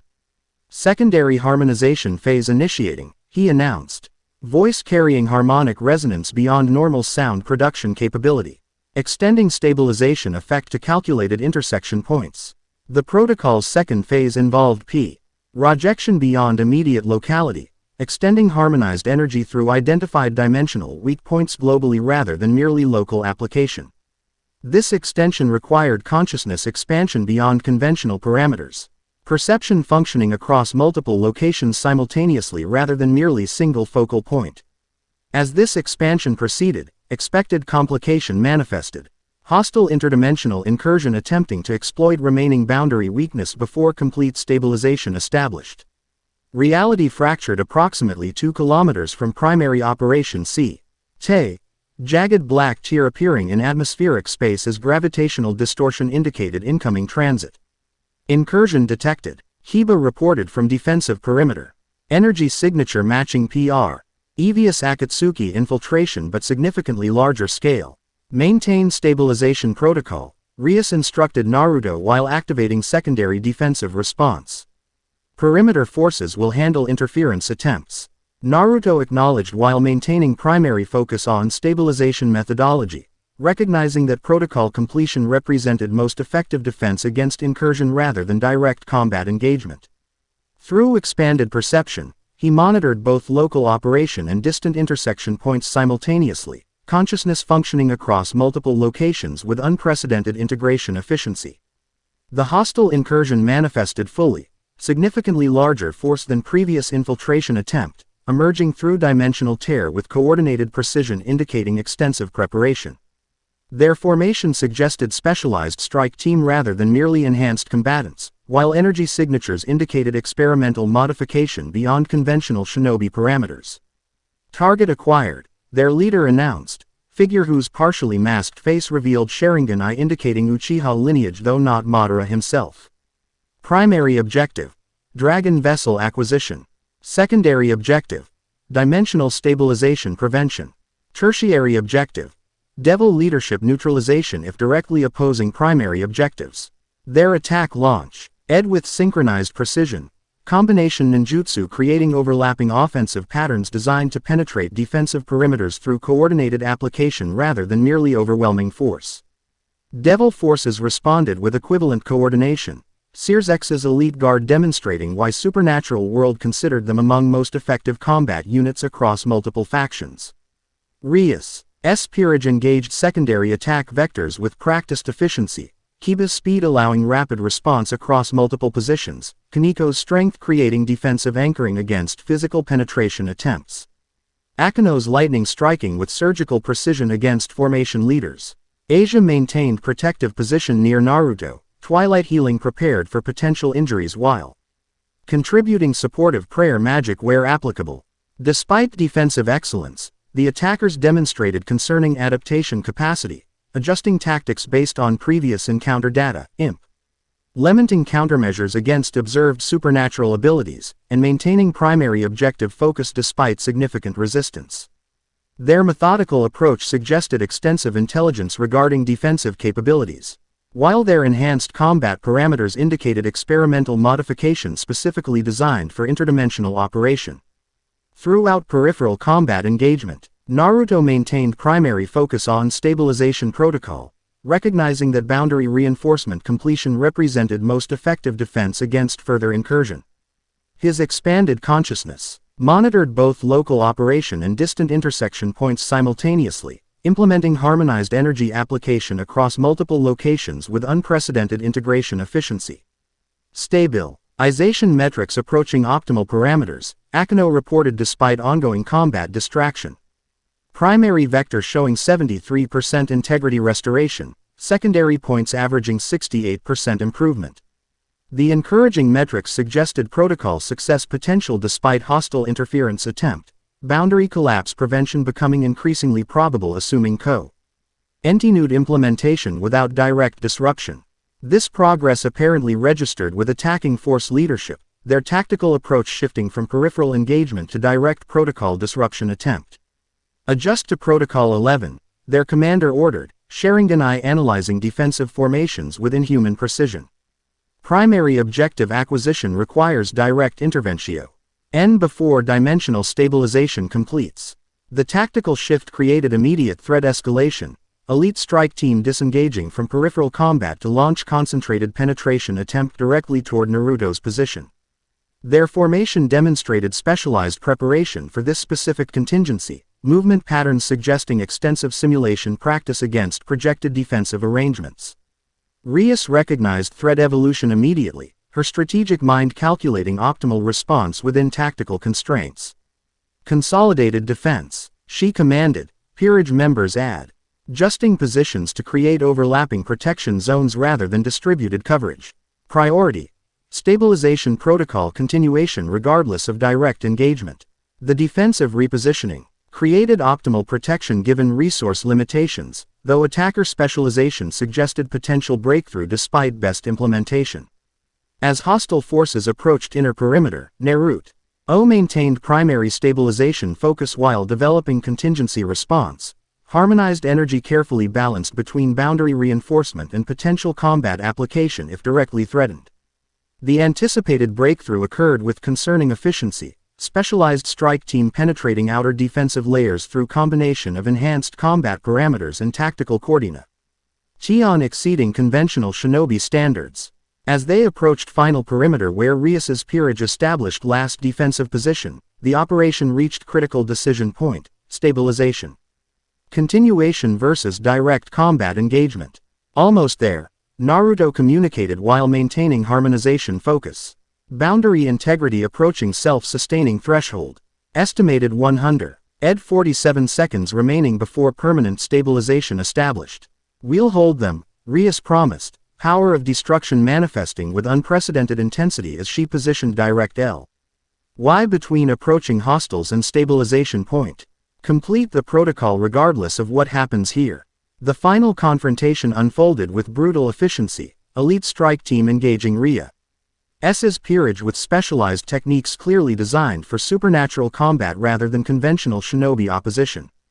Their coordinated assault created genuine breakthrough possibility despite defender determination and capability. The outcome balancing precariously between success and failure as stabilization protocol approached completion threshold. As hostile forces breached final defensive position, Naruto reached implementation decision point, stabilization continuation versus direct combat necessity. With characteristic adaptive brilliance, he chose neither exclusive option but unprecedented integration, maintaining primary harmonization focus while simultaneously extending combat application through specialized manifestation methodology. The solution manifested as partial as pact projection, harmonized energy creating semi-autonomous extension of will and power without disrupting primary protocol implementation. This projection took dragon humanoid form, not shadow clone or mirror energy construct but partial consciousness extension maintaining both independent action capability and synchronized intention with primary awareness. Continue stabilization, the manifestatio. N instructed with voice identical to Naruto's though resonating with greater draconic harmonics. I will handle direct intervention requirements. The projection engaged hostile breakthrough team with devastating efficiency, triple aspect harmonization allowing simultaneous application of chaos disruption against enhanced ninjutsu, infinity extension countering space-time manipulation attempts, and dream manifestation creating localized reality alterations that neutralized genjutsu while establishing tactical advantage conditions. Combined with Rias's peerage's determined defense, this unexpected response created sufficient containment to maintain stabilization protocol integrity through critical completion phase. Though combat intensity continued escalating, hostiles demonstrating addio null enhancement capabilities while defensive forces sustained accumulating damage, the primary objective remained protected through final implementation sequence. Stabilization reaching critical threshold, Akino reported despite ongoing combat distraction. 92% boundary integrity restoration across primary vectors, secondary points averaging 87% improvement. Self-sustaining parameters established. The metrics confirmed protocol success despite hostile interference. Boundary collapse prevention achieved through unprecedented triple aspect harmonization across multiple intersection points simultaneously. As final implementation sequence completed, visible reality distortions began receding throughout operational zone, dimensional integrity reasserting natura. L parameters as fundamental universal constants stabilized across boundary vectors. With primary objective achieved, Naruto's focus shifted fully to combat engagement, partial manifestation reintegrating with primary consciousness as harmonized energy redirected toward defensive application rather than stabilization implementation. The transition created momentary vulnerability as power redistribution completed. But Rias's peerage provided crucial coverage during this tactical adjustment phase. The hostile force commander recognized strategic situation evolution immediately. Primary objective prevention accomplished while continued engagement represented diminishing tactical advantage. With characteristic shinobi pragmatism, he initiated extraction protocol rather than feudal continuation. Against increasingly unfavorable conditions, mission parameters exceeded acceptable loss thresholds, he announced to remaining operational units. Implement immediate withdrawal through remaining transit points. Intelligence acquisition priority supersedes continued engagement objectives. Their retreat proceeded with professional discipline despite significant casualties, remaining combatants. Establishing covering formation while utilizing specialized space-time technique to re-establish dimensional transit capability. Before complete withdrawal, their commander addressed Naruto directly with formal acknowledgement transcending near combat conclusion. The Uchiha's vision remains incomplete, he stated with Sharingan eye focusing on Naruto's tricolor manifestation. But today's demonstration confirms evolutionary parameters beyond initial projection. Our next engagement will reflect appropriate methodology adjustment. Naruto's response carried triple aspect harmonization authority, rather than merely personal determination. There won't be next engagement across dimensions, he stated with absolute certainty. Boundary stabilization ensures controlled transit requires authorization from both sides. Your one-way exploitation opportunity has closed permanently. Whether this declaration registered appropriately remained uncertain as hostile forces completed extraction. Diamonds. Ional tear sealing behind them with visible stability indicating successful protocol implementation rather than merely temporary barrier establishment. In their wake, defensive forces began recovery operations, medical teams attending injuries, tactical units securing operational zone, and research teams documenting stabilization effects for future reference. Naruto gradually released triple aspect harmonization, power reintegrating with core being rather than external manifestation as appearance returned toward normal human parameters though with subtle permanent alterations reflecting evolutionary development. Exhaustion settled deep within his being, not merely physical fatigue but metaphysical depletion following unprecedented energy expenditure across multiple dimensional vectors simultaneously. Rias reached him first as harmonization concluded, concern evident beneath leadership composure. "Are you all right?" she questioned directly, professional assessment balancing personal connection. That level of manifestation exceeded all projected parameters. Tired but functional, Naruto confirmed with characteristic understatement, accepting her supportive assistance as physical stability temporarily wavered. Apparently saving multiple dimensions from catastrophic collapse requires significant energy expenditure. Who knew? Her laughter, genuine despite battle aftermath context, reflected relief beyond merely tactical success acknowledgement. Throughout security perimeter, similar reactions manifested as operational tension gradually dissipated, mission accomplishment recognition. Chion replacing combat focus as dimensional stability metrics continued confirming protocol success.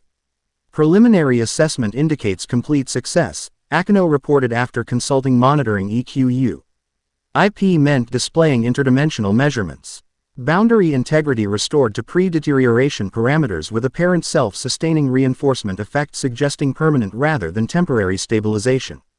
This confirmation transformed operational conclusion from merely tactical victory to historic achievement, potentially unprecedented in recorded supernatural history according to observing faction representatives. As recovery operations continued around them, Naruto found himself center of respectful acknowledgement from multiple supernatural entities, recognition transcending FA. Actional alignment or political calculation. You've accomplished something many considered theoretically impossible, Azazel observed, approaching with characteristic casual demeanor masking genuine impression. Triple aspect harmonization across multiple dimensional vectors simultaneously while maintaining combat effectiveness against specialized opposition. The research implications alone will occupy supernatural academics for centuries. Just doing what needed doing, Naruto replied with sincere modesty, discomfort evident beneath polite acknowledgement. The real achievement was everyone working together despite historical faction differences. That's the real unprecedented development worth documenting. This perspective, prioritizing cooperative achievement above personal recognitio, reflected fundamental character beneath evolutionary development and cosmic significance. Despite unprecedented power manifestation and dimensional manipulation capacity, core values remained concise. Tent with original identity, connection prioritized above capability, purpose above power, relationships above recognition. In Operation Aftermath, recovery procedures established normalcy within ordinary circumstances, medical treatment for injured defenders, security protocols ensuring no remaining hostile presence, and comprehensive documentation for historical record purposes. Throughout these practical necessities, Naruto maintained connection with growing friendship circle, recognizing that human relationships provided essential anchoring following cosmic responsibility implementation. Asia's gentle healing supplemented conventional medical treatment, her compassionate presence offering emotional support beyond merely physical recovery. Kaniko's blunt assessments cut through reverential treatment from some faction representatives, maintaining grounding perspective despite unprecedented achievement context. Hiba's steadfast reliability provided tactical partnership during security verification procedures, while Akino's perceptive guidance helped navigate political implications following successful operation completion. Most significantly, Rias's evolving relationship provided both leadership partnership and personal connection transcending mere circumstantial alliance or tactical cooperation. Their interaction throughout recovery operations demonstrated developing relationship beyond initial political calculation, genuine connection that balanced professional responsibility with personal significance. That evening, as immediate crisis response concluded and longer-term monitoring began, Naruto sought momentary solitude for reflection, processing extraordinary events from personal perspective beyond tactical assessment or political implications. He found quiet sanctuary on headquarters building rooftop, autumn stars providing appropriate cosmic backdrop for contemplating multidimensional stabilization achievement. Rias joined him after appropriate interval, respecting need for individual processing while offering companionship when timing seemed appropriate. They sat together in comfortable silence initially, shared experience creating connection beyond verbal necessity. So, Naruto eventually observed with characteristic understatement, that happened. Rias laughed. Genuine amusement beyond diplomatic response.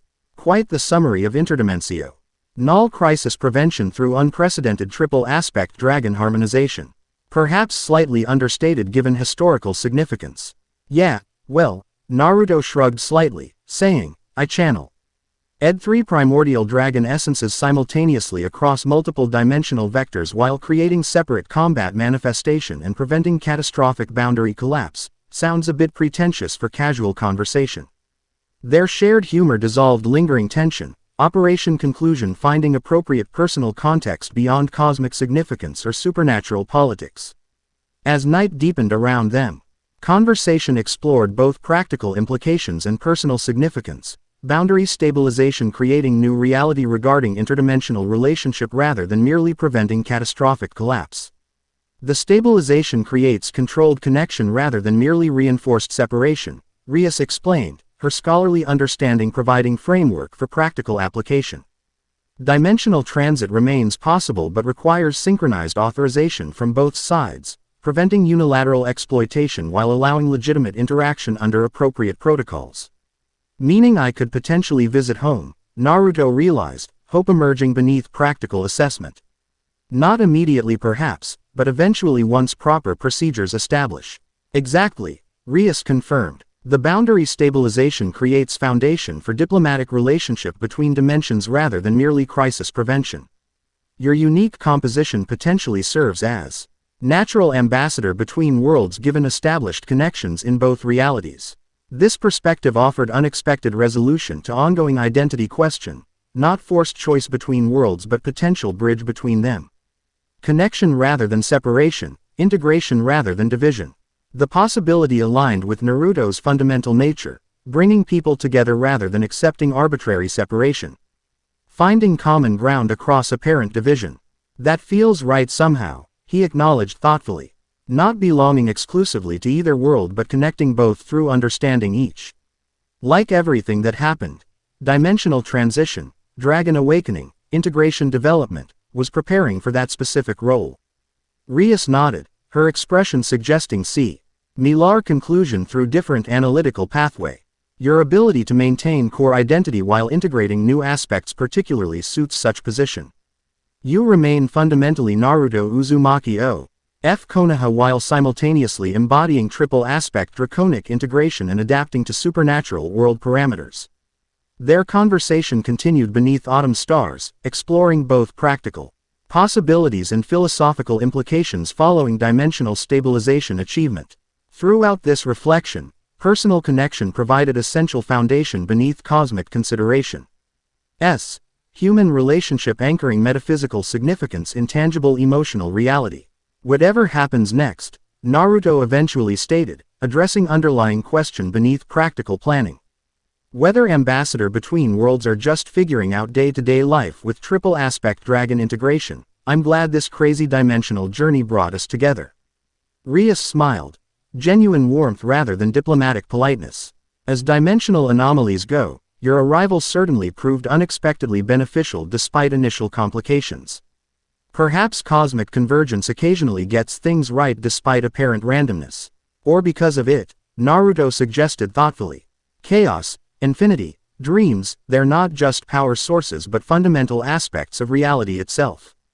Maybe the universe occasionally needs reminder that connection matters more than separation, that boundaries should facilitate relationship rather than prevent it. The philosophical observation revealed evolutionary depth beyond mere power development, wisdom emerging alongside capability, understanding accompanying strength, purpose guiding ability. Whatever continued development awaited, interdimensional ambassador role, supernatural world integration, or eventual return home, fundamental character remained consistent beneath evolutionary advancement. As night deepened around them, their conversation gradually yielded to comfortable silence, shared experience creating connection beyond verbal necessity. The extraordinary events of recent months found appropriate personal context through relationship. Developing naturally despite cosmic circumstances, genuine connection transcending mere strategic alliance or circumstantial partnership. Dimensional stabilization had created new reality regarding interdimensional boundaries, controlled connection rather than exploitation opportunity or catastrophic collapse. Within this transformed cosmic framework, personal relationships provided essential meaning beyond metaphysical significance or supernatural politics, connection mattering more than capability, understanding transcending power, purpose guiding ability. Whatever continued development awaited, this foundation would remain consistent. Echoes across realms finding harmony through genuine connection rather than artificial separation, boundaries facilitating relationship rather than preventing it, chaos and order. Infinity and limitation, dreams and reality finding balance through authentic integration rather than forced division. The universe occasionally needed such reminder, it seemed. Perhaps that explained why three primordial dragons had chosen unlikely vessel from another dimension entirely. Someone whose fundamental nature prioritized connection above separation, understanding above power. And love above cosmic significance. Naruto Uzumaki. Shinobi, Jinchuriki, Dragon Vessel, Dimensional Stabilizer, Bridge Between Worlds, and most importantly, someone who remembered what truly mattered regardless of cosmic responsibility or supernatural capability. Some things transcended dimensions, after all. Chapter 3 End Chapter 4, Infinite Paradox. 3 months after the interdimensional stabilization event, Naruto Uzumaki sat in advanced calculus class, his pencil moving confidently across paper as he worked through complex differential equations. Around him, Kuo Town.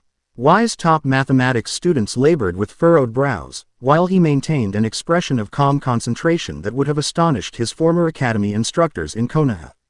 Remarkable, murmured the mathematics teacher, briefly pausing behind Naruto's desk to observe his elegant solution. Uzumaki-kun, your approach to multivariable optimization problems shows exceptional intuition. Naruto offered a polite nod of acknowledgement, still sometimes uncomfortable with academic praise despite his growing scholastic reputation.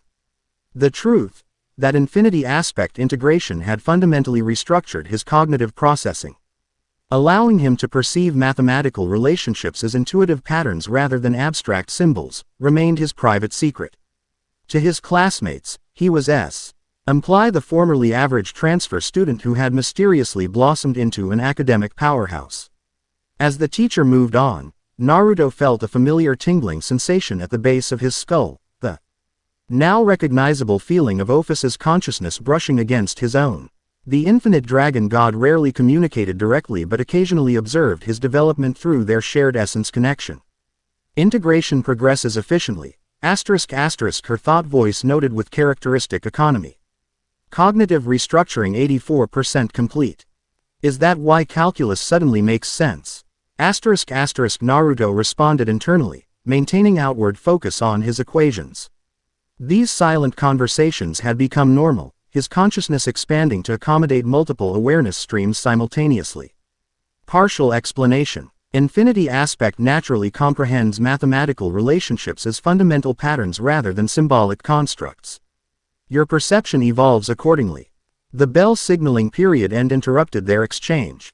Students gathered their materials with varying expressions of mathematical battle fatigue, while Naruto organized his notes with ethical precision. Another habit developed through draconic influence, his formerly chaotic organizational style replaced by intuitive efficiency. In the hallway, Asia waited with her characteristic gentle smile.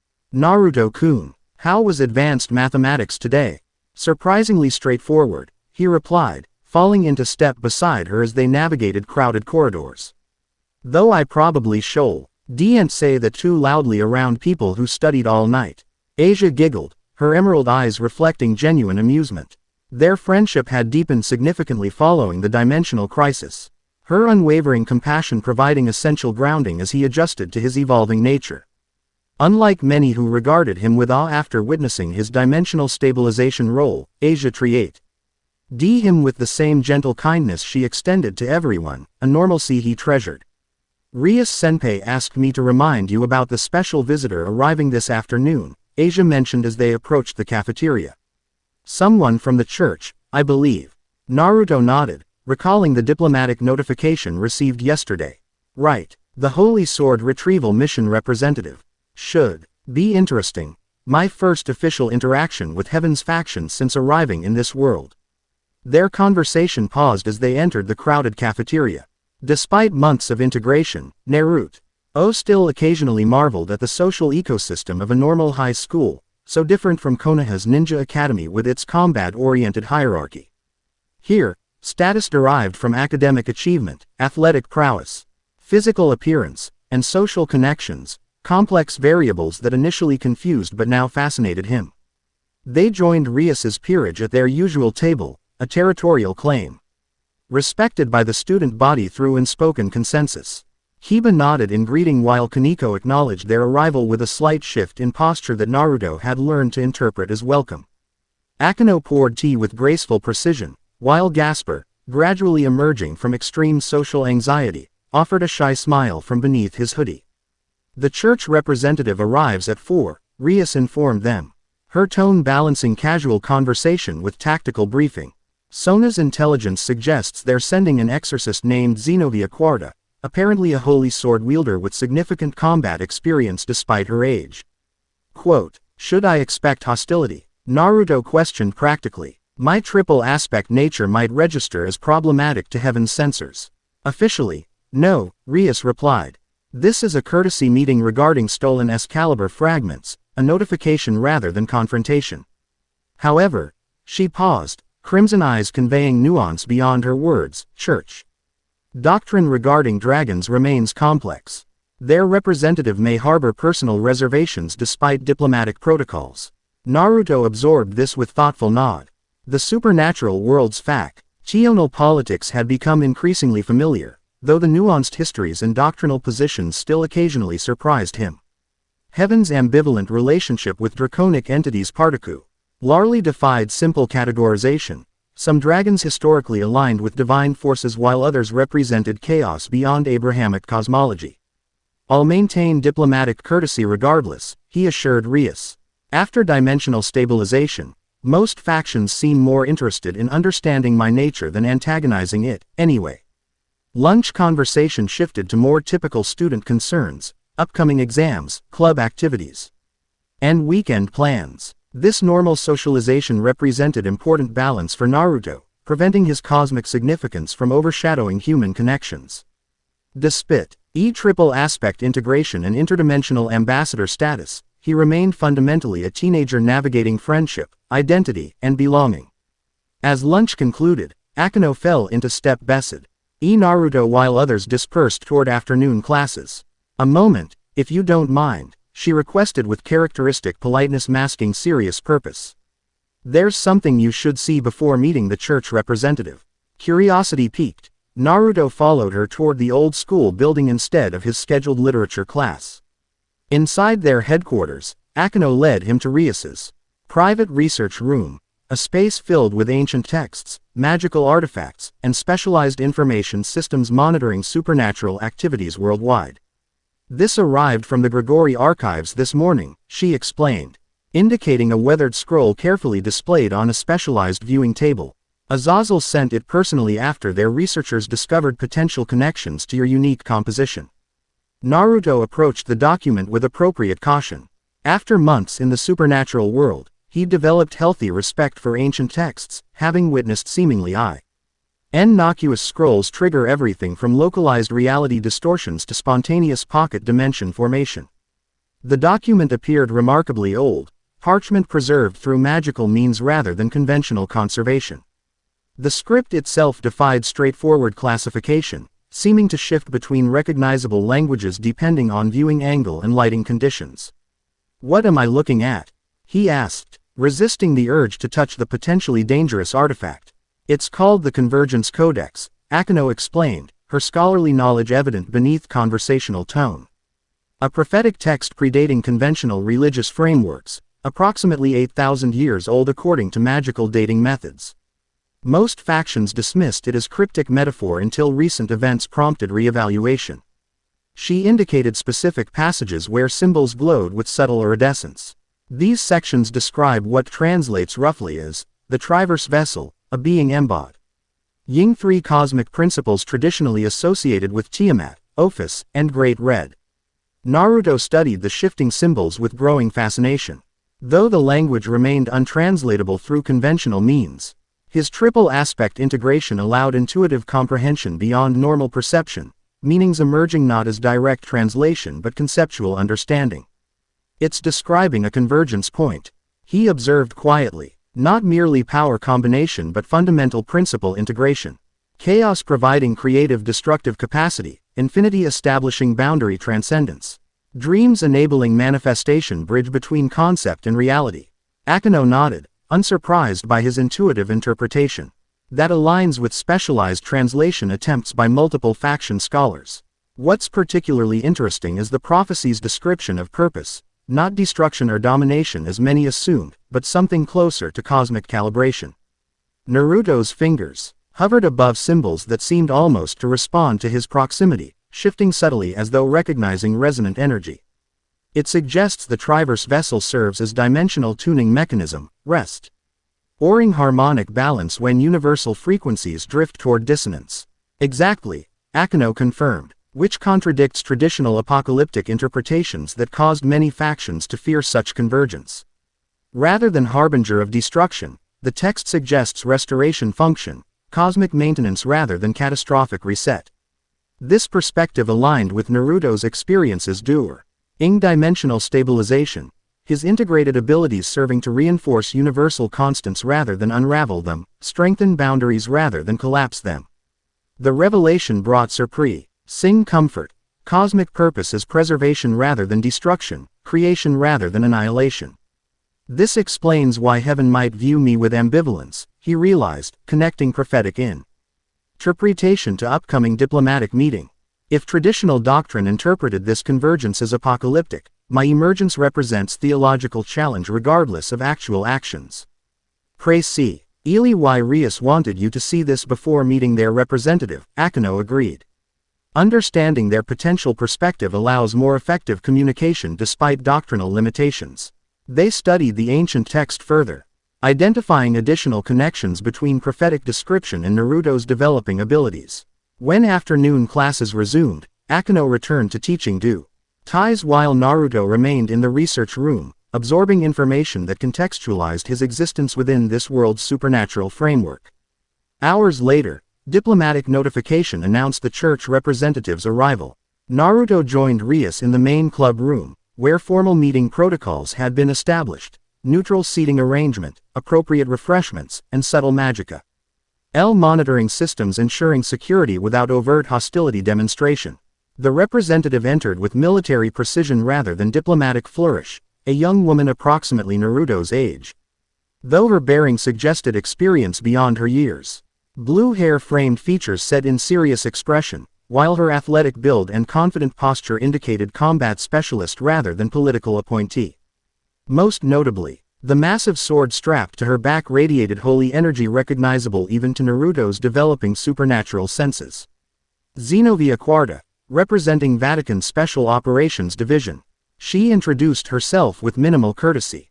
Authorized to discuss Excalibur fragment theft investigation with Gremory Territory Administration. Rias acknowledged the introduction with aristocratic poise, neither matching the curtness nor highlighting it. Welcome to Kuo Town, Quarta-san. I am Rias Gremory, Devil Administrator for this region. This is Naruto Uzumaki, interdimensional consultant currently under Gremory protection. Zenovia's attention shifted to Naruto, her expression revealing nothing while her spiritual energy betrayed momentary surprise. Clea. RLY sensing his unusual composition but maintaining professional restraint. The triple aspect vessel, your existence has generated significant theological discussion. The direct acknowledgement suggested practical personality preferring straightforward address to diplomatic circumlocution. Naruto responded accordingly, respecting her approach rather than forcing conventional pleasantries. I imagine it would, he replied with equal directness. Triple draconic integration probably challenges several doctrinal positions. I'm still figuring it out myself, honestly. Something resembling approach. Oval flickered briefly across her serious features, appreciation for candor rather than obfuscation. Refreshing perspective. Most supernatural entities hide behind rhetorical complexity when confronting doctrinal inconvenience. With introductions established, the meeting proceeded to official purpose, Zenobia explaining that several Excalibur fragments had been stolen from church vaults by rogue fallen angel elements. Their investigation had tracked the thieves to Kuo region, necessitating operational presence within Devil territory under existing diplomatic protocols. We're not requesting assistance, she clarified with characteristic directness. Merely providing notification of authorized exorcist presence within contractual parameters. 2 operatives, mission duration approximately 1 week unless evidence suggests extended requirement. Standard notification acknowledged and registered, Rias confirmed, formal language establishing proper diplomatic documentation. Reciproca. Information sharing would be appreciated regarding rogue fallen angel elements, as they potentially represent violation of non-aggression pacts with authorized Gregory leadership.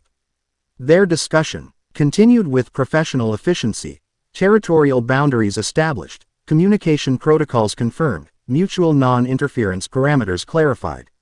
Throughout this diplomatic exchange, Zenovi A's attention occasionally returned to Naruto with analytical interest partially masked beneath official indifference. As formal business concluded, Rias demonstrated characteristic hospitality by faring refreshments despite the meeting's brevity. To both their surprise, Zenobia accepted, setting aside rigid formality for momentary pragmatism. I have questions, she stated directly to Naruto W. Heil, accepting tea with military efficiency. Not official inquiry but personal theological curiosity, if you're willing. Ask away. Naruto invited, genuinely interested in Heaven faction perspective regarding his existence. Though I might not have satisfying answers. Much of this is still developing for me too.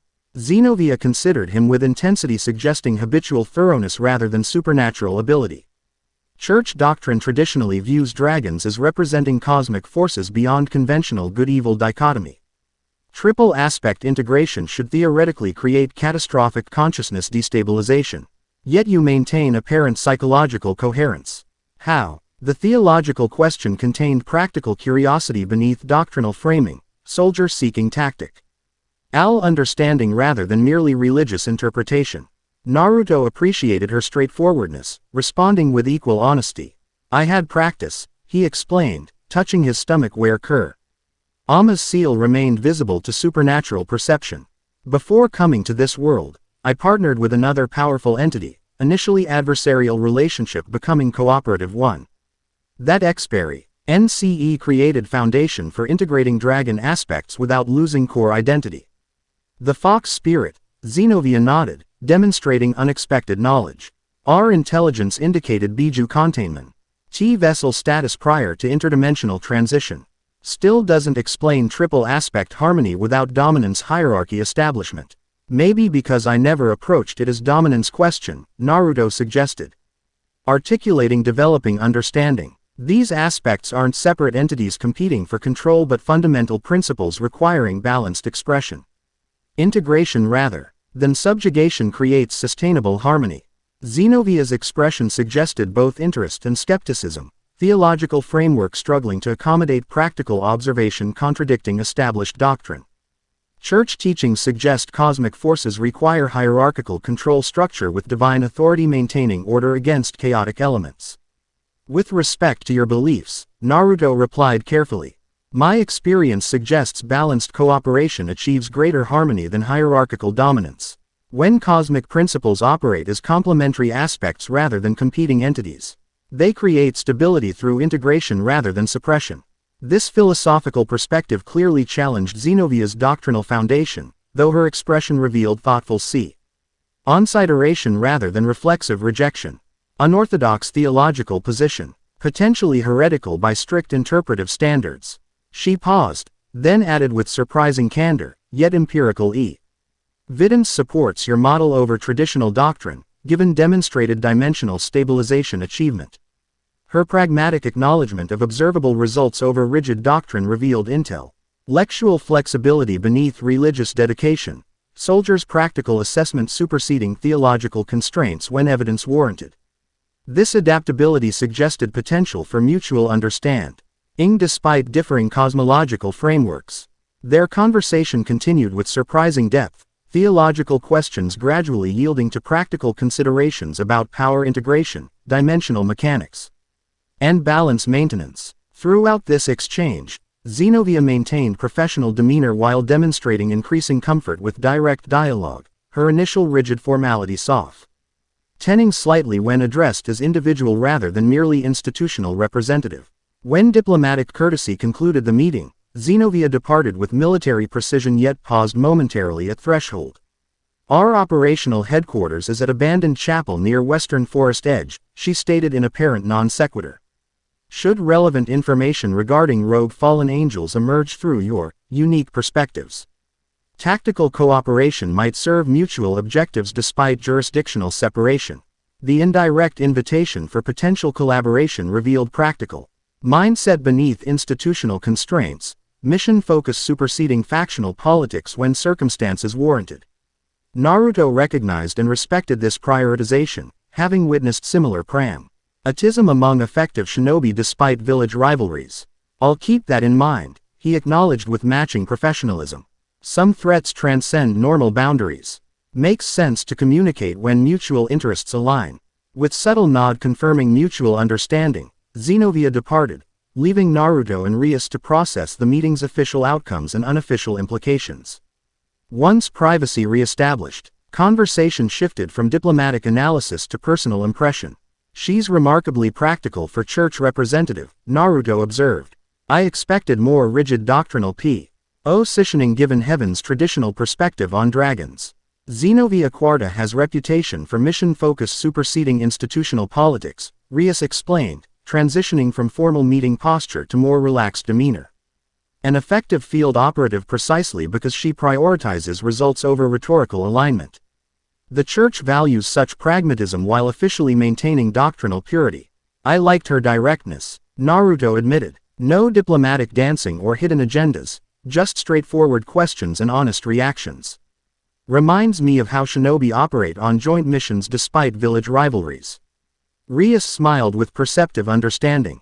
"You prefer transparent interaction regardless of factional alignment. It's why you navigate supernatural politics more actively than many ancient entities despite relative inexperience. You address individuals rather than merely institutional positions." Her observation highlighted developing quality in their relationship. Genuine understanding transcending formal alliance or circumstantial partnership. Over months following dimensional stabilization, their connection had evolved from strategic association to something deeper yet still undefined. Personal appreciation complementing professional respect. This evolution manifested in subtle ways: comfortable silence requiring no verbal filling, anticipation of preferences without explicit request.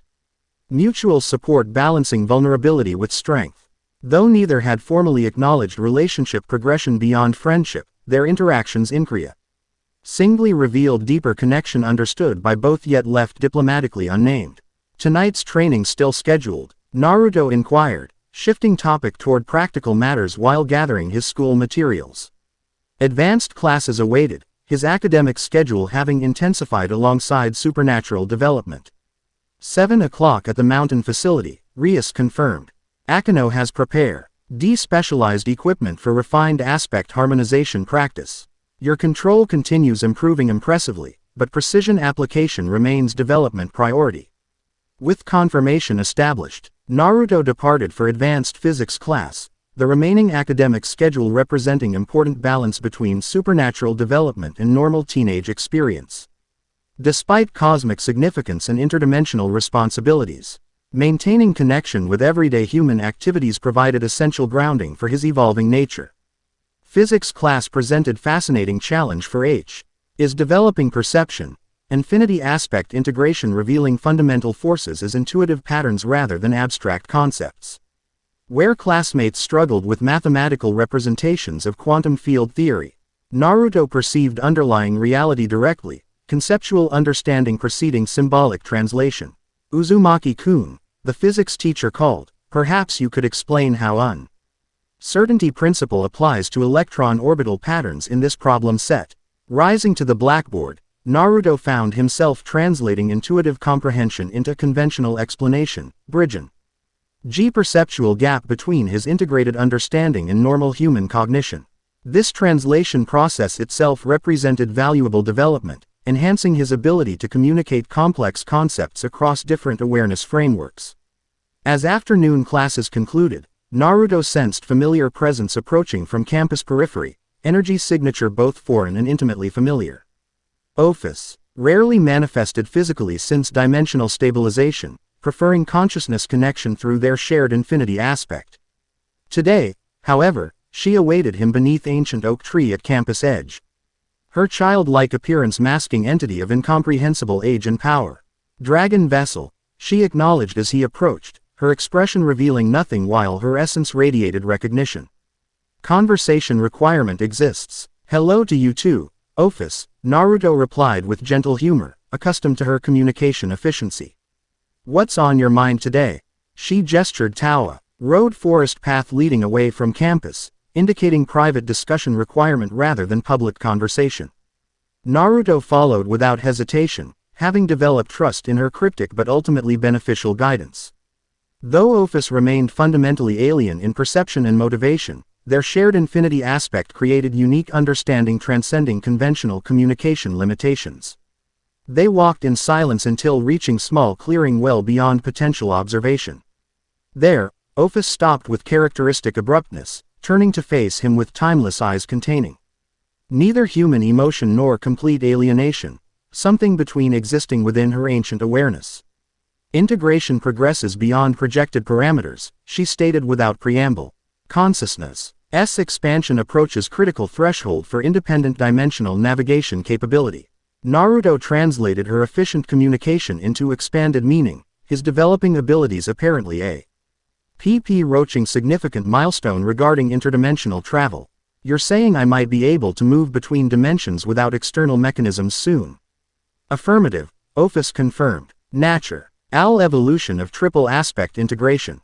Infinity provides boundary transcendence framework. Chaos enables structural adaptation across dimensional constants. Dreams create manifestation bridge bet. Conceptual navigation and physical transition. This revelation carried significant implications. Potential for controlled travel between his original world and current location without elaborate ritual requirements or collective energy expenditure. Personal mobility across dimensional boundaries would fundamentally change his ambassador role parameters and potential future decisions. How would this work exactly? Naruto questioned, seeking practical understanding beyond theoretical capability. I've been practicing aspect harmonization, but dimensional transit seems considerably more complex than applications of attempted. Quote, demonstration more efficient than explanation, Ophis replied with characteristic economy. Without further preamble, she extended her hand palm upward, infin. Ity aspect manifesting as visible distortion in reality fabric, not merely energy projection but fundamental alteration of dimensional properties within localized field. Observe boundary perception methodology. She instructed as swirling darkness appeared above her palm, not mere visual phenomenon but actual thinning of dimensional separation. Reality consists of frequency vibrations along infinite spectrum. Dimensional boundaries represent harmonic divergence points where frequency patterns separate sufficiently to create distinct reality frameworks. As she spoke, the dimensional thinning expanded slightly, revealing tantalizing glimpse of alternative location, not Naruto's home dimension but apparently random alternative reality fragment showing crystalline landscape beneath purple sky containing multiple small moons. Navigation requires frequency perception beyond conventional sensory framework, Ophis continued, closing the demonstration rift with casual gesture. Your developing infinity aspect integration already enables preliminary boundary awareness. Further consciousness expansion will establish navigational capability once critical threshold achieved. The practical demonstration provided conceptual framework beyond verbal explanation, showing dimensional boundaries as frequency relationships rather than merely physical barriers. This perspective aligned with Naruto's developing perceptions during aspect harmonization practice, where reality increasingly revealed itself as vibrational patterns rather than solid constructs. How close am I to this threshold? He asked, practical application immediately evident. And are there risks involved in early attempts? Approximately 76% of required consciousness expansion achieved, Ophis calculated with characteristic precision. Accelerated development possible through specialized training methodology focusing on infinity aspect integration. Potential risks include temporary dimensional displacement, consciousness fragmentation across multiple reality frameworks, and vibrational disharmony with native physical vessel. Naruto translated her efficient risk assessment into practical terms, getting lost between dimensions. Having his awareness scattered across multiple realities, or his body rejecting his consciousness upon return. Not insignificant concerns, though potentially manageable with proper preparation and supervised development. Would you guide this specialized training? He inquired, recognizing opportunity despite associated risks.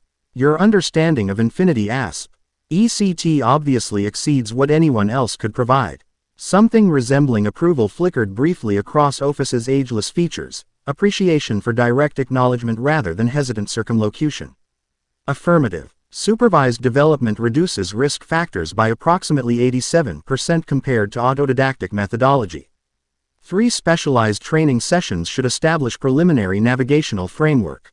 With agreement established, Their conversation expanded to philosophical territory, Ophis surprisingly willing to engage deeper questions beyond merely practical application. Though her communication remained characteristically efficient, she demonstrated unexpected patience with Naruto's exploration of conceptual implications beyond technical capability. If dimensional boundaries represent frequency divergence points, he reasoned, processing implications, then reality itself is fundamentally unified at some deeper level, right? Different dimensions Aaron. Separate creations but variations on underlying unified framework. Correct. Ophis confirmed. Dimensional separation represents perceptual limitation rather than fundamental division. At sufficiently expanded consciousness level, all reality exists as unified vibrational continuum rather than discrete frameworks. Like different radio stations broadcasting simultaneously, Naruto suggested, seeking metaphor to bridge conceptual gap. Each dimension vibrating at different frequency while occupying same fundamental space. Acceptable approximation within human conceptual limitations, Ophis acknowledged. Though multidimensional reality transcends spatial framework entirely.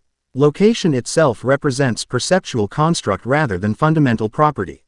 Their philosophical exploration continued as afternoon transitioned toward evening, Ophis demonstrating surprising willingness to accommodate human cognitive limitations while Naruto's expanding awareness increasingly grasped concepts beyond conventional understanding. This exchange represented unique learning opportunity, primordial entity sharing fundamental cosmic perspectives with developing vessel capable of partially comprehending such knowledge. As their conversation concluded, Ophis established specific schedule for specialized training sessions, precise timing determined by cosmic alignments that would facilitate consciousness expansion with minimal disruption risk. With characteristic abruptness, she then simply ceased being present, not teleporting or walking away but fundamentally removing herself from conventional spacetime framework without transitional movement. Naruto returned to campus with mind processing profound philosophical implications alongside practical development opportunities. The potential for independent dimensional navigation particularly created significant possibilities regarding his ongoing connection to home world, potential visits rather than merely communication, direct interaction rather than distant observation. These thoughts accompanied him through dinner and subsequent preparation for evening training session with Rias. Since dimensional stabilization, their practice had evolved from basic capability development to refined application, precision control rather than merely raw power expression, specific effect manipulation rather than general manifestation. The mountain facility provided ideal environment for such specialized training, isolated location preventing civilian observation, reinforced structure containing energy discharge, and specialized EQU. IP meant monitoring precise developmental metrics. Naruto arrived promptly at 7, finding Rias already preparing training area with characteristic thoroughness. "You seem thoughtful tonight," she observed as he joined her, crimson eyes reflecting perceptiveness that consistently impressed him. "Something interesting happened after classes. Ophis paid a personal visit," Naruto explained, helping arrange monitoring equipment with practiced efficiency. "Apparently I'm approaching some kind of threshold for independent dimensional navigation capability. She's offered specialized training to develop it properly." Rias paused momentarily, absorbing this significant information. "That's considerable development. Independent transit would fundamentally change your position within supernature. Politics. True autonomy rather than dependence on external transportation mechanisms. And potential direct visits home," Naruto added, voicing aspect most personally significant. "Not just communication but actual physical return, even temporarily." Understanding immediately registered in Rias's expression, recognition of emotional significance beyond merely tactical advantage. Their developing relationship had established foundation where personal meaning received equal acknowledgement alongside strategic implications. That would represent meaningful reconnection opportunity, Shiakano. WL edged with characteristic empathy beneath analytical assessment. Though presumably requiring careful coordination given stabilized boundary protocols established during crisis resolution. "Exactly," Naruto confirmed. "Not immediate capability anyway. Ophis estimates several specialized training sessions before even preliminary navigation becomes viable. Tonight let's focus on our scheduled practice. With personal matters addressed appropriately, they transitioned to planned training, specialized aspect harmonization focusing on precision application rather than merely sustained manifestation. Recent development had established reliable triple aspect activation, current refinement centered on specific effect manipulation within harmonized state. Today we're attempting localized reality modification, Rias explained, indicating specialized monitoring equipment arranged around practice area. Dream aspect application within carefully defined parameters rather than general environmental effects. The exercise represented significant challenge, manifesting dream essence with precise boundary constraints rather than allowing natural expansion throughout available space. Previous attempts had demonstrated the difficulty of containing reality-altering effects within limited area, dream aspect naturally extending influence in radiating pattern unless consciously constrained. Naruto centered himself through established meditation protocol, accessing triple aspect harmonization with practiced efficiency. Crimson chaos swirled around his right side, infinite darkness flowed through his left. While golden dream essence illuminated from his core, perfect integration achieved through months of dedicated practice following dimensional crisis. Establish 4-meter effect boundary. Rias instructed once harmonization stabilized. Manifest autumn forest environment within constraint field while maintaining normal reality outside parameter limits. The precision challenge Riku. I read simultaneous focus on manifestation content and effect boundary, creating detailed environmental construct while preventing influence expansion beyond established parameters.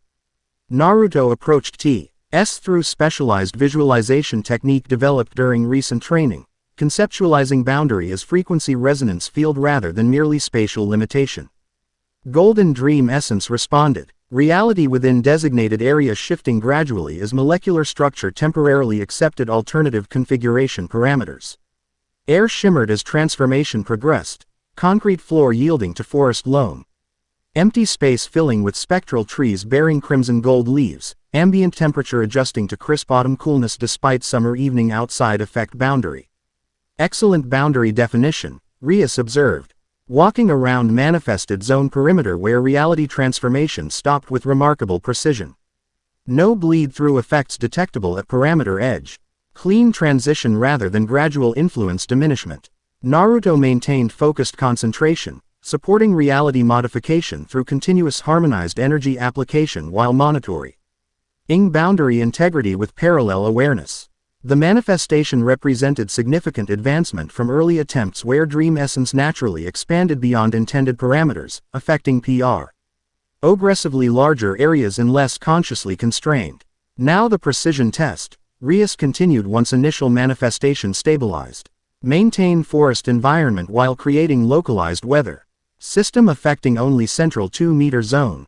Autumn rainfall contained within sub-parameter while surrounding forest remains dry. This nested parameter challenge represented substantial difficulty NC Rias, maintaining primary reality modification while establishing secondary effect boundary within already altered environment. Naruto approached through hierarchical visualization technique, concept. Utilizing concentric influence fields operating at different harmonic frequencies, each maintaining independent effect parameters while functioning within larger modification framework. Golden Dream Essence concentrated further. Secondary manifestation developing within primary environmental construct. Clouds formed beneath spectral forest canopy, condensation gathering exclusively within design ed central area as moisture particles accepted altered behavioral parameters. Rain began falling in perfect cylindrical pattern, water droplets stopping precisely at visualized boundary as though NTERING invisible barrier separating microclimate zones within already manifested forest environment. Remarkable precision, Rias noted with genuine impression, extending her hand into rainfall zone. Then withdrawing it to demonstrate perfect boundary demarcation between wet and dry areas. Multiple concurrent effect parameters maintained with clean transition boundaries between influence zones. The demonstration continued with increasing complexity. Additional nested effect parameters established within primary manifestation, each maintaining independent properties while functioning within hierarchical modification framework. By exercise conclusion, Naruto had created 5 concentric reality zones each containing distinct environmental characteristics while maintaining perfect boundary. Definition between influence parameters. As harmonization gradually released, reality reasserting normal configuration throughout practice area, Rias monitored transition metrics with scientific precision, recording dissolution pattern data for comparative analysis against previous training sessions. These detailed measurements provided objective development tracking beyond merely subjective assessment. Your control refinement continues exceeding projected parameters, she observed once recording completed. Particularly boundary definition precision between concurrent effect zones. That presents significant advancement from last week's practice where nested parameters showed approximately 12% bleed-through effect. Naruto accepted water bottle with appreciation, physical vessel still requiring hydration despite draconic vitality enhancement. The frequency visualization approach makes boundary definition more intuitive. Thinking about effect zones as different vibrational patterns rather than merely spatial designations somehow makes precision control easier. Interesting methodology evolution, Rias noted thoughtfully. That conceptual framework aligns with H-level devil understanding of reality manipulation principles, though we typically require centuries developing such perception naturally. Your accelerated integration continues compressing normal developmental timelines remarkably. Their technical discussion continued through equipment deactivation and facility securing procedures, analyzing specific advancement metrics while identifying potent IAL refinement opportunities for subsequent training sessions. This analytical partnership had become comfortable routine, professional assessment balancing personal connection that continued deepening through shared experience. As they completed facility shutdown procedures, conversation naturally shifted from technical evaluation to personal reflection, training conclusion traditionally provided space for broader discussion beyond merely capability development. These conversations had become increasingly significant for both, offering opportunity for genuine connection transcending merely strategic alliance or power development partnership. Does potential dimensional navigation change your longer-term perspective?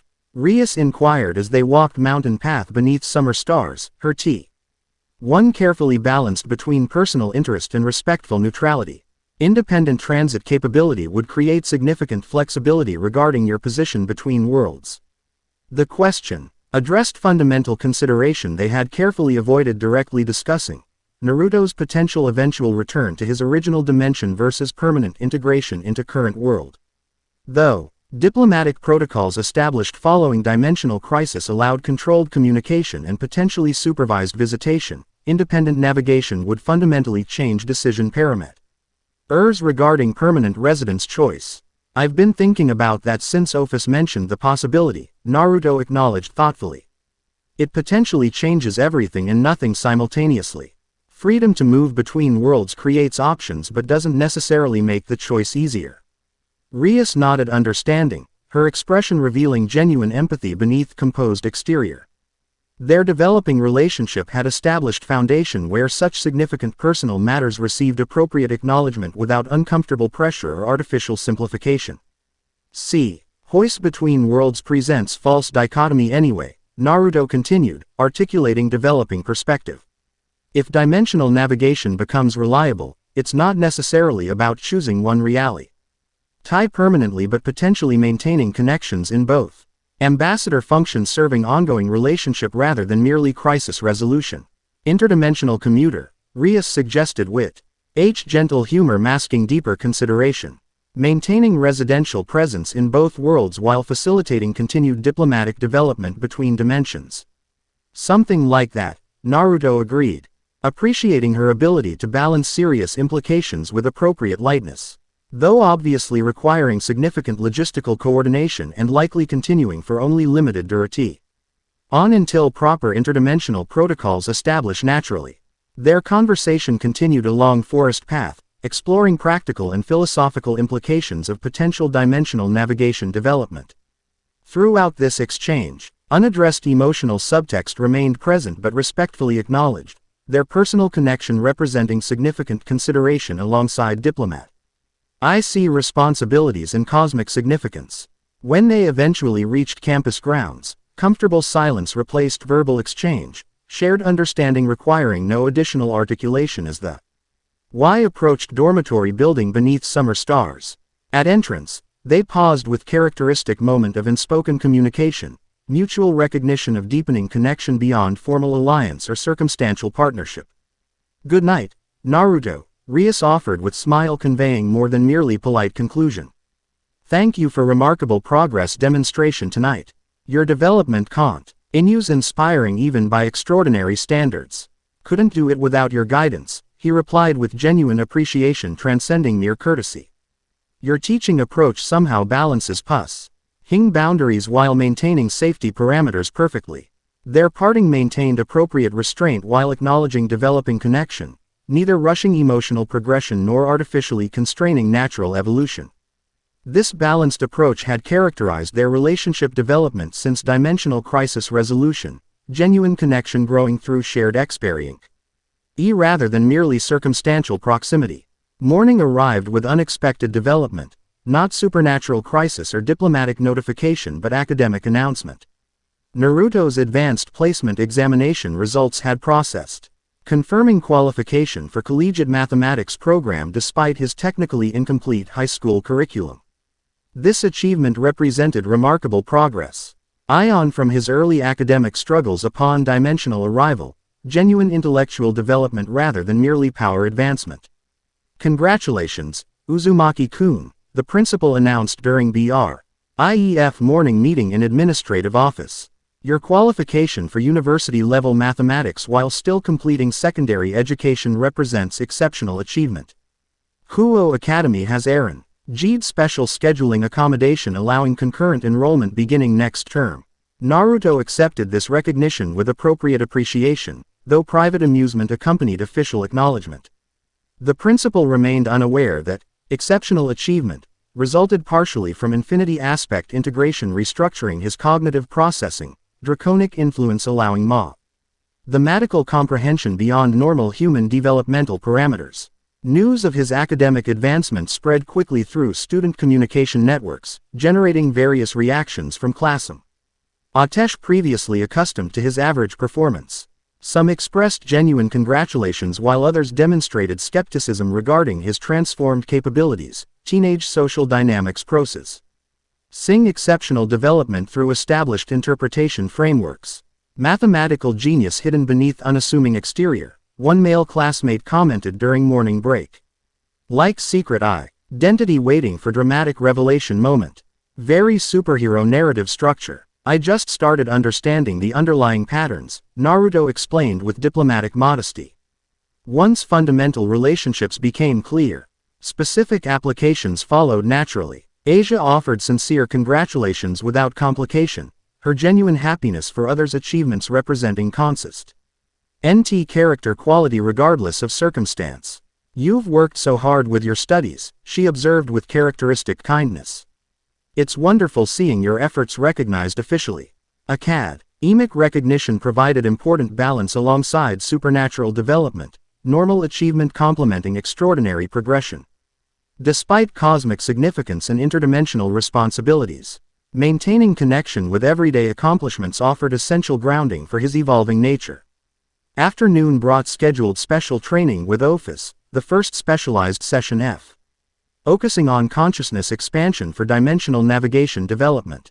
Rather than mountain facility used for aspect harmonization practice, this training occurred at Dimensional Boundary Nexus PO.int where reality fabric naturally demonstrated increased permeability characteristics. Ophis awaited him at designated location, ancient shrine deep within forest where natural ley lines converged eating subtle reality distortion effects perceptible to developed supernatural awareness. Her childlike appearance remained unchanged, though atmospheric conditions surrounding her shifted subtly, air seeming to bend around her presence as though conventional physical laws acknowledged her fundamental alieness. "Dragon vessel," she acknowledged as he approached. "Preliminary consciousness expansion parameters established. Proceed to central convergence point for optimal energetic alignment." Naruto complied without unnecessary conversation, having adapted to her communication efficiency through months of essence connection. The shrine's central stone platform radiated subtle vibrational energy, not merely magical resonance but actual reality fabric thinning creating natural access point. For dimensional boundary perception training, initial phase requires perceptual framework recalibration, Ophis explained once he settled into meditative posture at platform center.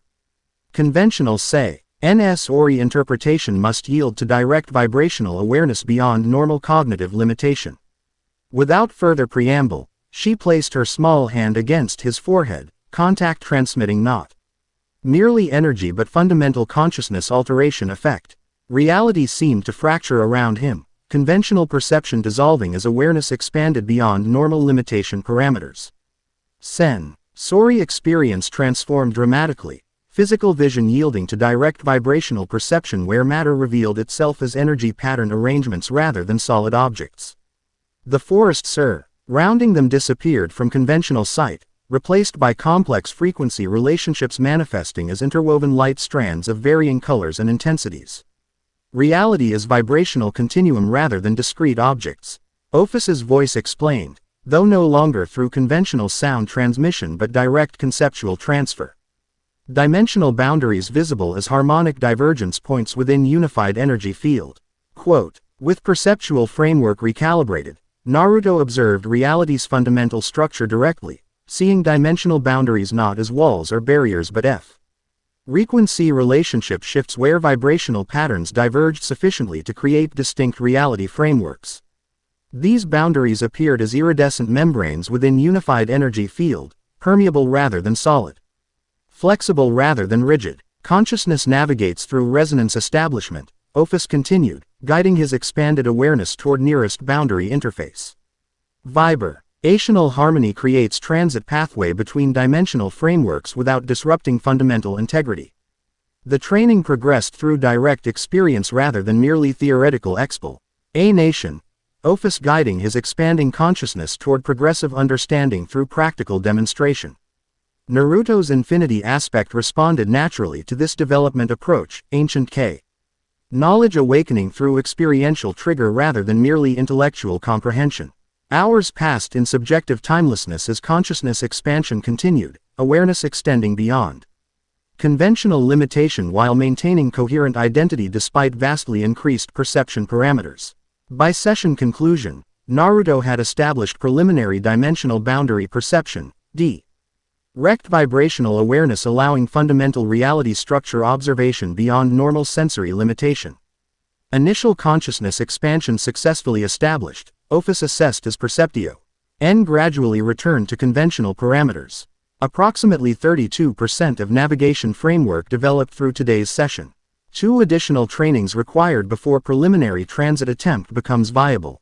As expanded awareness receded, normal physical perception reasserted, forest surroundings returning to conventional visibility while extraordinary vibrational awareness became background sensitivity rather than primary perception mode. Though dimensional navigation capability remained incomplete, significant foundation had established through today's development session. That was, Naruto searched for adequate terminology, finding language inadequate for describing transcendent experience, beyond conventional description. Seeing reality's actual structure raw, there than merely physical manifestation changes everything. Perceptual evolution natural consequence of infinity aspect integration, Ophis noted with characteristic efficiency. Consciousness expa. N-Scion continues between training sessions as neural pathways reorganize accommodating enhanced awareness parameters. Their session concluded with scheduling confirmation for subsequent training, prec. I's timing determined by cosmic alignments that would facilitate further consciousness expansion with minimal disruption risk. As with previous meeting, Ophis then simply ceased being present, removing herself from conventional spacetime framework without transitional movement. Naruto remained at shrine temporarily, processing profound experience while allowing consciousness to reintegrate fully with conventional perception parameters. The dimensional boundary awareness remained accessible though no longer primary, new perceptual capability incorporated alongside normal sensory function rather than replacing it entirely. Evening approached as he finally departed shrine grounds, mind still assimilating extraordinary development while body navigated familiar forest path toward campus. Halfway through return journey, unexpected energy signature registered against his enhanced awareness, powerful supernatural presence moving rapidly through forest approximately half-kilometer northward. E-signature radiated distinctive yokai classification rather than devil, angel, or fallen angel energy pattern. More specifically, it registered as Nekosho, rare cat spirit subspecies possessing significant magical capability alongside physical enhancement. Most interestingly, this particular signature demonstrated unusual resonance with chaos aspect, suggesting natural affinity with Tiamat's energy. Etic framework despite completely different supernatural classification. Curiosity rather than concern-motivated investigation, the presence radiating neither hostile intent nor territorial aggression. Merely powerful entity moving purposefully through forest region. Naruto adjusted course northward, maintaining appropriate caution while seeking visual confirmation of interesting energy signature source. He located the presence near small forest clearing, figure moving with feline grace through evening shadows while maintaining vigilant awareness of surroundings. Female form became visible as moonlight filtered through forest canopy, revealing striking appearance combining human and cat characteristics in aesthetically harmonious integration. Long black hair framed features demonstrating subtle feline attributes, slightly pointed ears, vertically slitted pupils within golden irises, and facial structure suggesting predatory heritage beneath beautiful human appearance. Her athletic B combined lithe flexibility with evident strength, while casual movement displayed unconscious predatory grace transcending mere training or practice. Most notably, two black furred ears protruded from her hair while matching tail swayed behind her. Yokai features manifested physically rather than merely energetically. Her attire suggested practical functionality prioritized over conventional black kimono modified for unrestricted movement while highlighting rather than concealing impressive physical attributes. Before Naruto could determine appropriate approach methodology, her heightened senses detected his presence despite considerable distance and careful concealment. She turned with predatory immediacy, golden eyes focusing directly on his position with uncanny accuracy. Interesting, she observed, voice carrying musical quality beneath evident danger capacity. I sense observation yet detect no hostile intent. Emerge from concealment, mysterious watcher. Predators fair direct confrontation to shadow games. Recognizing further concealment futility, Naruto emerged from forest shadow with deliberate non-threatening movement, hands visible, posture relaxed while maintaining appropriate defensive readiness beneath casual appearance. No hostile intent, he confirmed, approaching clearing edge with measured pace. Just curiosity about interesting energy signature moving through local forest. The Nekosho studied him with predatory assessment, physical examination complemented by spiritual evaluation as her supernatural senses analyzed his unusual composition. Surprise flickered briefly across feline features, quickly replaced by intensified interest as triple aspect nature registered against her perception. Fascinating, she practically purred, aproac. Hing with graceful movement balancing casual appearance with obvious combat readiness. Triple draconic resonance within apparently human vessel. You must be the dimensional anomaly generating such delightful chaos throughout supernatural political structures. Her direct acknowledgement suggested significant information network access despite apparent independent operation status. Naruto maintained relaxed vigilance while allowing conversation development, curious about this powerful entity demonstrating unusual chaos aspect resonance. Naruto Uzumaki. He introduced himself simply. And you, Nekosho, though significantly more powerful than typical yokai classification standards suggest. Kuroka, she replied with smile revealing slightly elongated canines. And yes, power classificate. Ion exceeds standard Nekosho parameters considerably. Makes life interesting when various factions maintain outdated assessment metrics regarding my capabilities. Her casual reference to faction in terrorist suggested complicated political status, powerful entity operating independently while maintaining awareness of supernatural political structures. This impression aligned with intelligence briefing NGS Naruto had received regarding significant yokai operatives, Kuroka specifically mentioned as powerful Nekosho with complicated history regarding devil society interaction. You're quite far from typical yokai territorial regions. Naruto observed neutrally, neither accusation nor merely casual comment. Kuo Town represents primarily devil administrative jurisdiction with limited yokai presence. Kuroka stretched with deliberate feline grace, movement emphasizing impressive physical attributes while maintaining predatory awareness beneath casual appearance. Territorial boundaries interest bureaucrats and politicians. She dismissed with evident amusement. I go where curiosity leads or opportunity presents. Currently, investigating interesting energy fluctuations following Dimensiona L stabilization event that apparently involved you directly. Her forthright acknowledgement confirmed independent operator status rather than official faction representative, personal curiosity motiva. Ting investigation rather than organizational directive. This straightforward approach established conversational framework favoring direct exchange rather than diplomatic circumlocution. The stabilization created some interesting side effects, Naruto acknowledged, matching her direct communication style. Boundary mechanics remain significantly altered compared to pre-event parameters, though. Overall dimensional integrity shows remarkable improvement against previous deterioration metrics. Technical assessment worthy of scholarly devil presentation, Kuroka noted with playful mockery. Quote, but personal experience transcends analytical description, yes. Wielding triple draconic harmony against cosmic boundary collapse, how did that feel beyond merely technical effectiveness? The Questio N penetrated formal description to experiential core, seeking genuine understanding beyond merely factual recounting.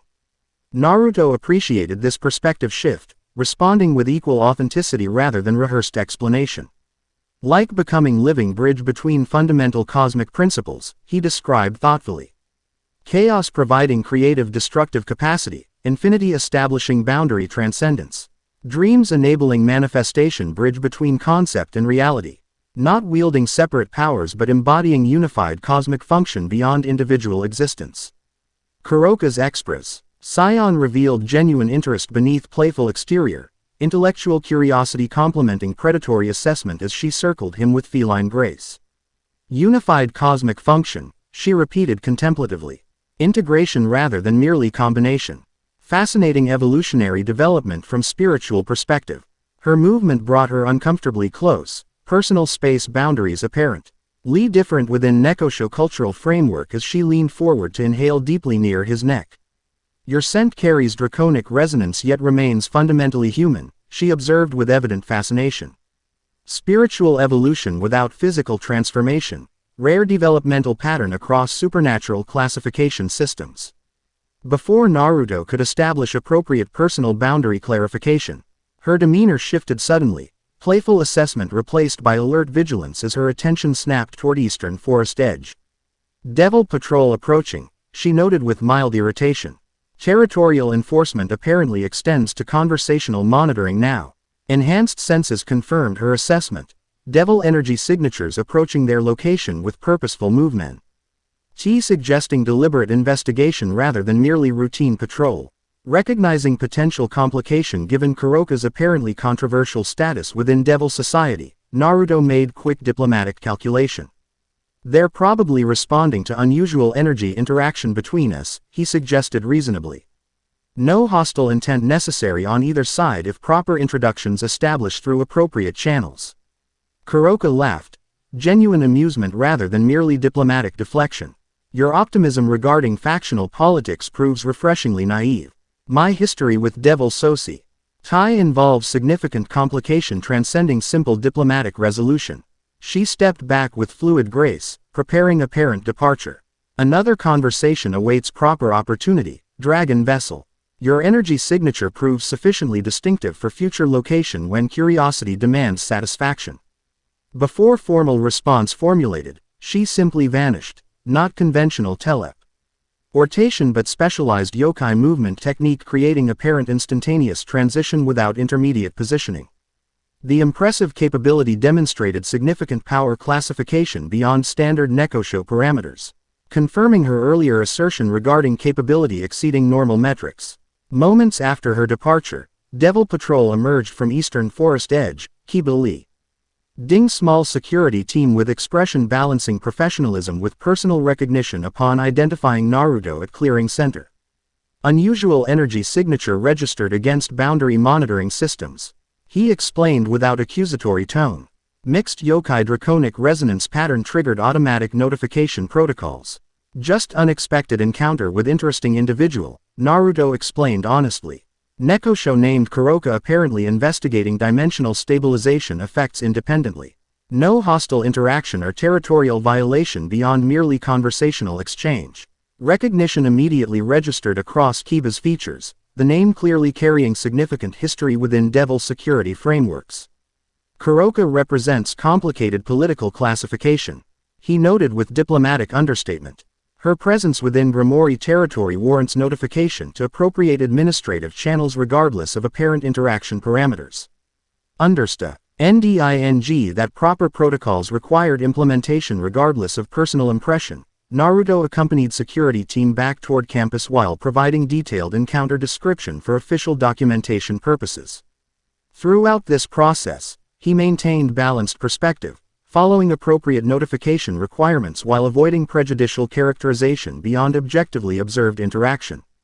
Upon reaching headquarters, they found Rias already reviewing preliminary patrol report with characteristic efficiency, information processing complementing strategic assessment as she considered appropriate response parameters. Her expression revealed recognition without alarm upon hearing encounter details, Kuroka apparently representing known quantity within Devil Intelligence FR. AIM works despite complicated political classification. Her presence isn't entirely surprising given recent dimensional events, Rias observed once complete report transmitted. As independent operate, or with significant supernatural sensitivity, dimensional stabilization would naturally attract investigative interest independent of formal faction directives. She seemed more curious than threatening. Naruto offered his personal impression. Direct communication style without apparent hidden agenda beyond genuine interest regarding triple aspect integration and dimensional mechanics. Rias nodded thoughtfully, accepting this assessment while maintaining appropriate caution beneath diplomatic acceptance. Kuroka's history with Devil Society includes significant complication, she explained carefully. Her power classification and independent operational status create natural surveillance priority regardless of apparent interaction parameters. Further discussion revealed additional context regarding the Nekoshu's complicated background, former Devil Peerage member whose status changed dramatically following controversial circumstances involving her master's death.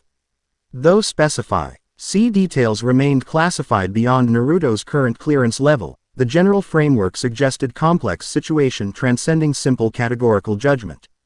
Her presence warrants awareness without necessarily representing immediate concern, Rias concluded after appropriate notification protocols completed. As independent operator, her motivations typically involve personal interest rather than factional directive. Though potential recruitment attempts from various supernatural organizations remain ongoing given her exceptional power classification. With official matters addressed appropriately, conversation shifted toward Naruto's specialized training experience earlier that day, consciousness expansion development creating significant interest from both academic and practical perspectives. His description of dimensional boundary perception training generated thoughtful consideration regarding potential applications beyond merely navigation capability. Direct vibrational awareness of reality's fundamental structure would revolutionize certain magical application frameworks, Rias observed with scholarly interest beneath practical assessment. Particularly boundary manipulation protocols currently requiring elaborate ritual frameworks for effects you might potentially achieve through direct perception manipulation. Their discussion continued through evening, exploring both practical implications and philosophical considerations regarding consciousness expansion development. Throughout this exchange, their comfortable interaction reflected deepening relationship beyond merely strategic alliance or circumstantial partnership, genuine connection developing through shared experience and mutual respect transcending formal association parameters.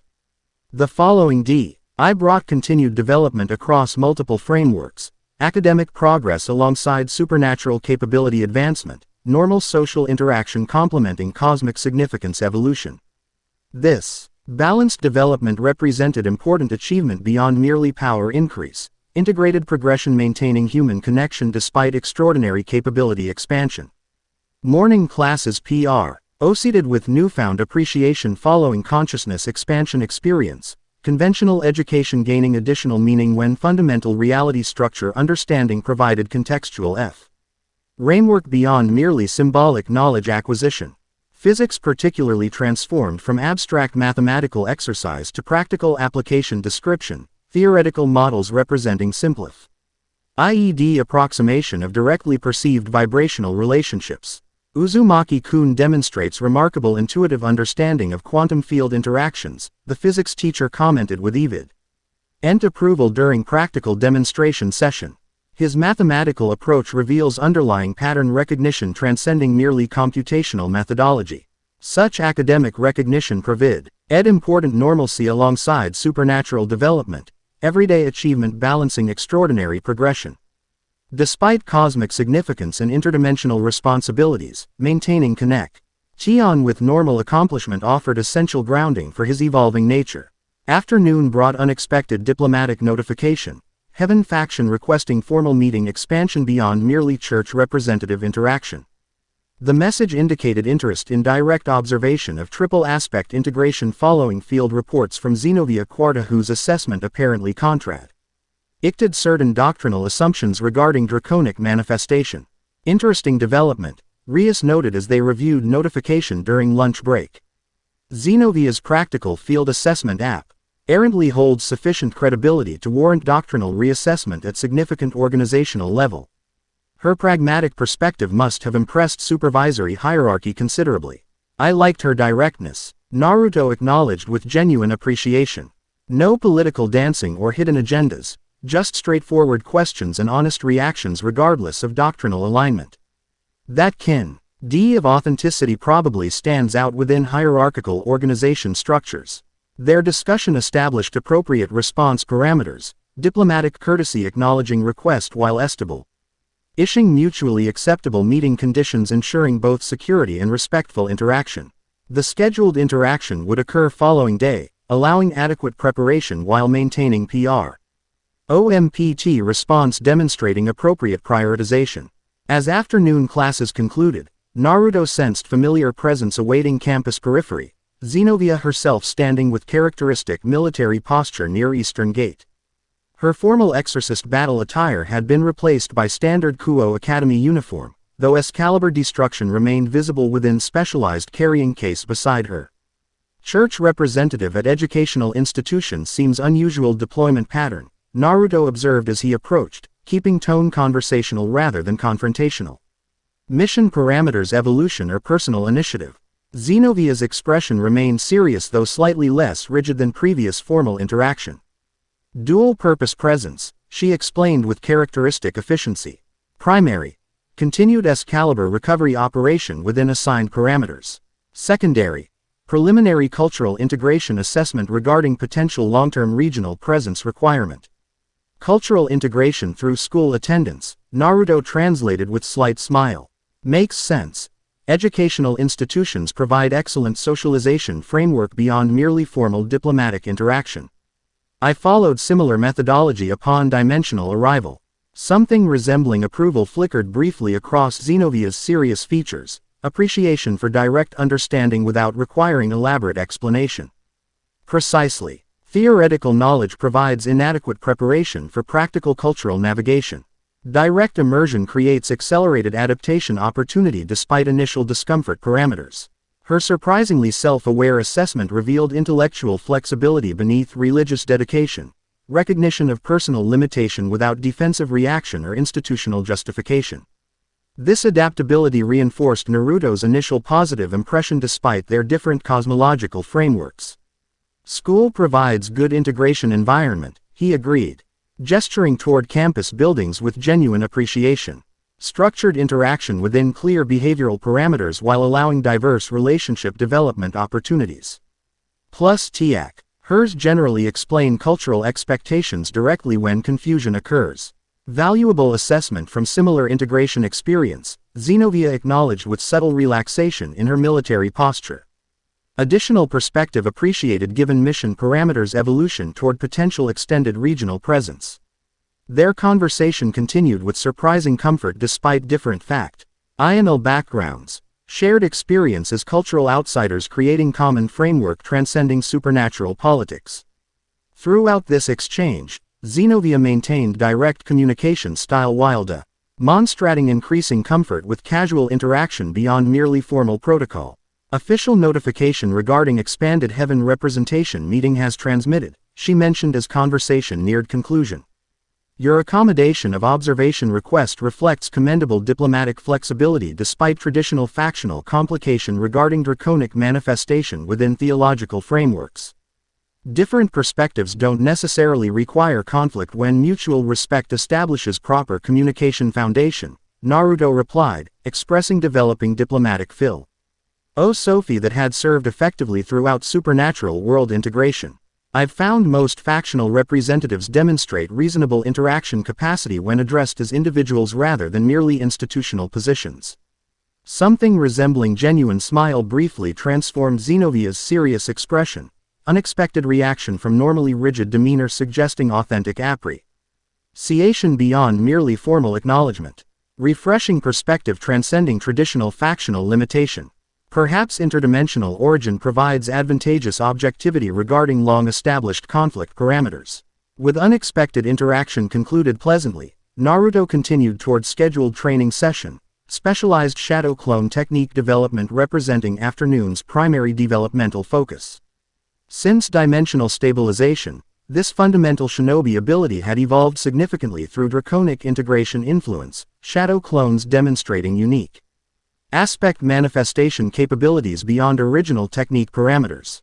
The training facility beneath old school building provided ideal environment for this specialized development, reinforced struct. Ure containing energy discharge while specialized equipment monitored precise developmental metrics.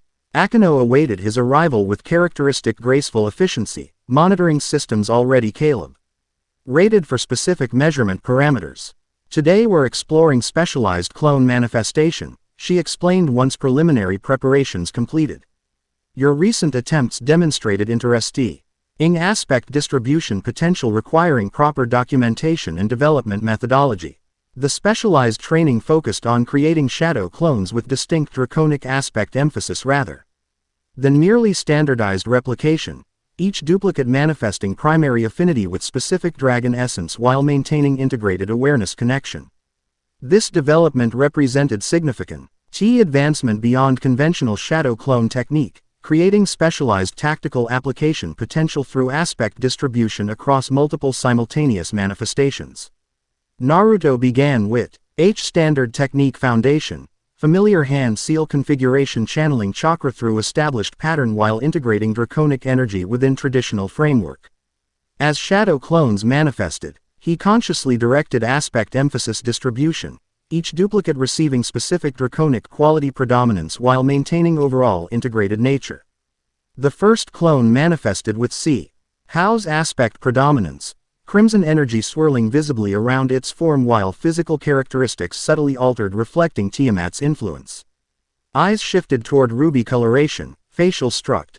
Ure demonstrating slightly sharpened features, while overall presence radiated creative destructive potential beyond standard clone parameters. Second manifestation emphasized infinity aspect, darkness. S flowing through its form while Ophis's influence altered its fundamental presence. Eyes shifted toward cosmic void appearance, physical boundaries seeming less definite than standard manifestation. While spatial relationship with surrounding environment demonstrated subtle distortion effects indicating boundary limitation transcendence potential. Third clone developed with dream aspect predominant. Ants, golden energy illuminating from within while Great Red's influence modified its manifestation parameters. Eyes radiated solar brilliance, physical form demonstrating slightly ethereal quality, WH. Eel reality itself bent subtly around its presence indicating manifestation bridge potential between conceptual framework and physical implementation. Fascinating specialization development, Akeno. Observed with scholarly interest beneath practical assessment. Each manifestation demonstrates distinct aspect predominance while maintaining integrated awareness connection across multiple simultaneous forms. Unprecedented application potential within tactical deployment frameworks. Testing confirmed remarkable specialized capability distribution, chaos predominant clone demonstrating enhanced destructive creative manipulation. Infinity predominant manifestation exhibiting boundary transcendence applications, dream aspect clone showing reality modification capabilities. Most importantly, L maintained unified consciousness connection despite specialized manifestation parameters. Collective awareness operating across multiple simultaneous forms without disassociation or identity fragmentation.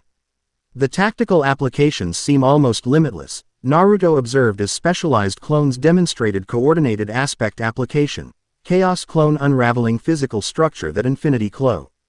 Nay transported across spatial boundary for dream clone to reconstruct with modified parameters. Distributed aspect specialization while maintaining unified strategic direction creates unprecedented operational flexibility. Indeed, Akeno agreed with thoughtful assessment. Traditional supernatural entities typically demonstrate singular aspect specialization regardless of power classification. Your ability to distribute triple aspect application across multiple simultaneous manifestations while maintaining unified consciousness coordination represents revolutionary tactical evolution.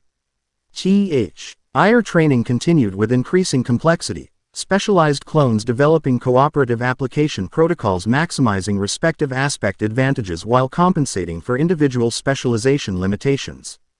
By session conclusion, Naruto had established preliminary tactical framework for distributed aspect application, specialized clone deployment creating unprecedented operational flexibility. Through coordinated aspect utilization across multiple simultaneous manifestations. Evening brought reflective opportunity as specialized training concluded. Quiet moment on headquarters building. Rooftop beneath emerging stars providing appropriate setting for processing significant developmental implications. The distributed aspect manifestation represented important evolution beyond merely personal capability advancement. Tactical application framework potentially serving ambassador function through demonstration of harmonic principle integration rather than merely power utilization. Rias joined him after appropriate interval, respectful of reflective solitude while offering companionship when timing seemed appropriate. They sat together watching sunset transition toward evening starscape, comfortable silence establishing connection beyond verbal necessity. Akeno reported remarkable progress with specialized clone development. She eventually observed, her tone balancing professional assessment with personal appreciation. Distributed aspect manifestation represents significant tactical evolution beyond conventional application parameters. It feels like appropriate development direction. Naruto acknowledged thoughtfully, not merely power increase but application refinement, harmony demonstration through cooperative aspect utilization rather than merely force projection. Rias nodded understanding, her expression reflecting genuine appreciation beyond merely strategic assessment. That philosophy consistently defines your development approach, integration rather than domination. Cooperation rather than subjugation, balance rather than merely power accumulation. Perhaps explains why triple aspect harmonization succeeded where traditional vessel methodology typically fails catastrophically.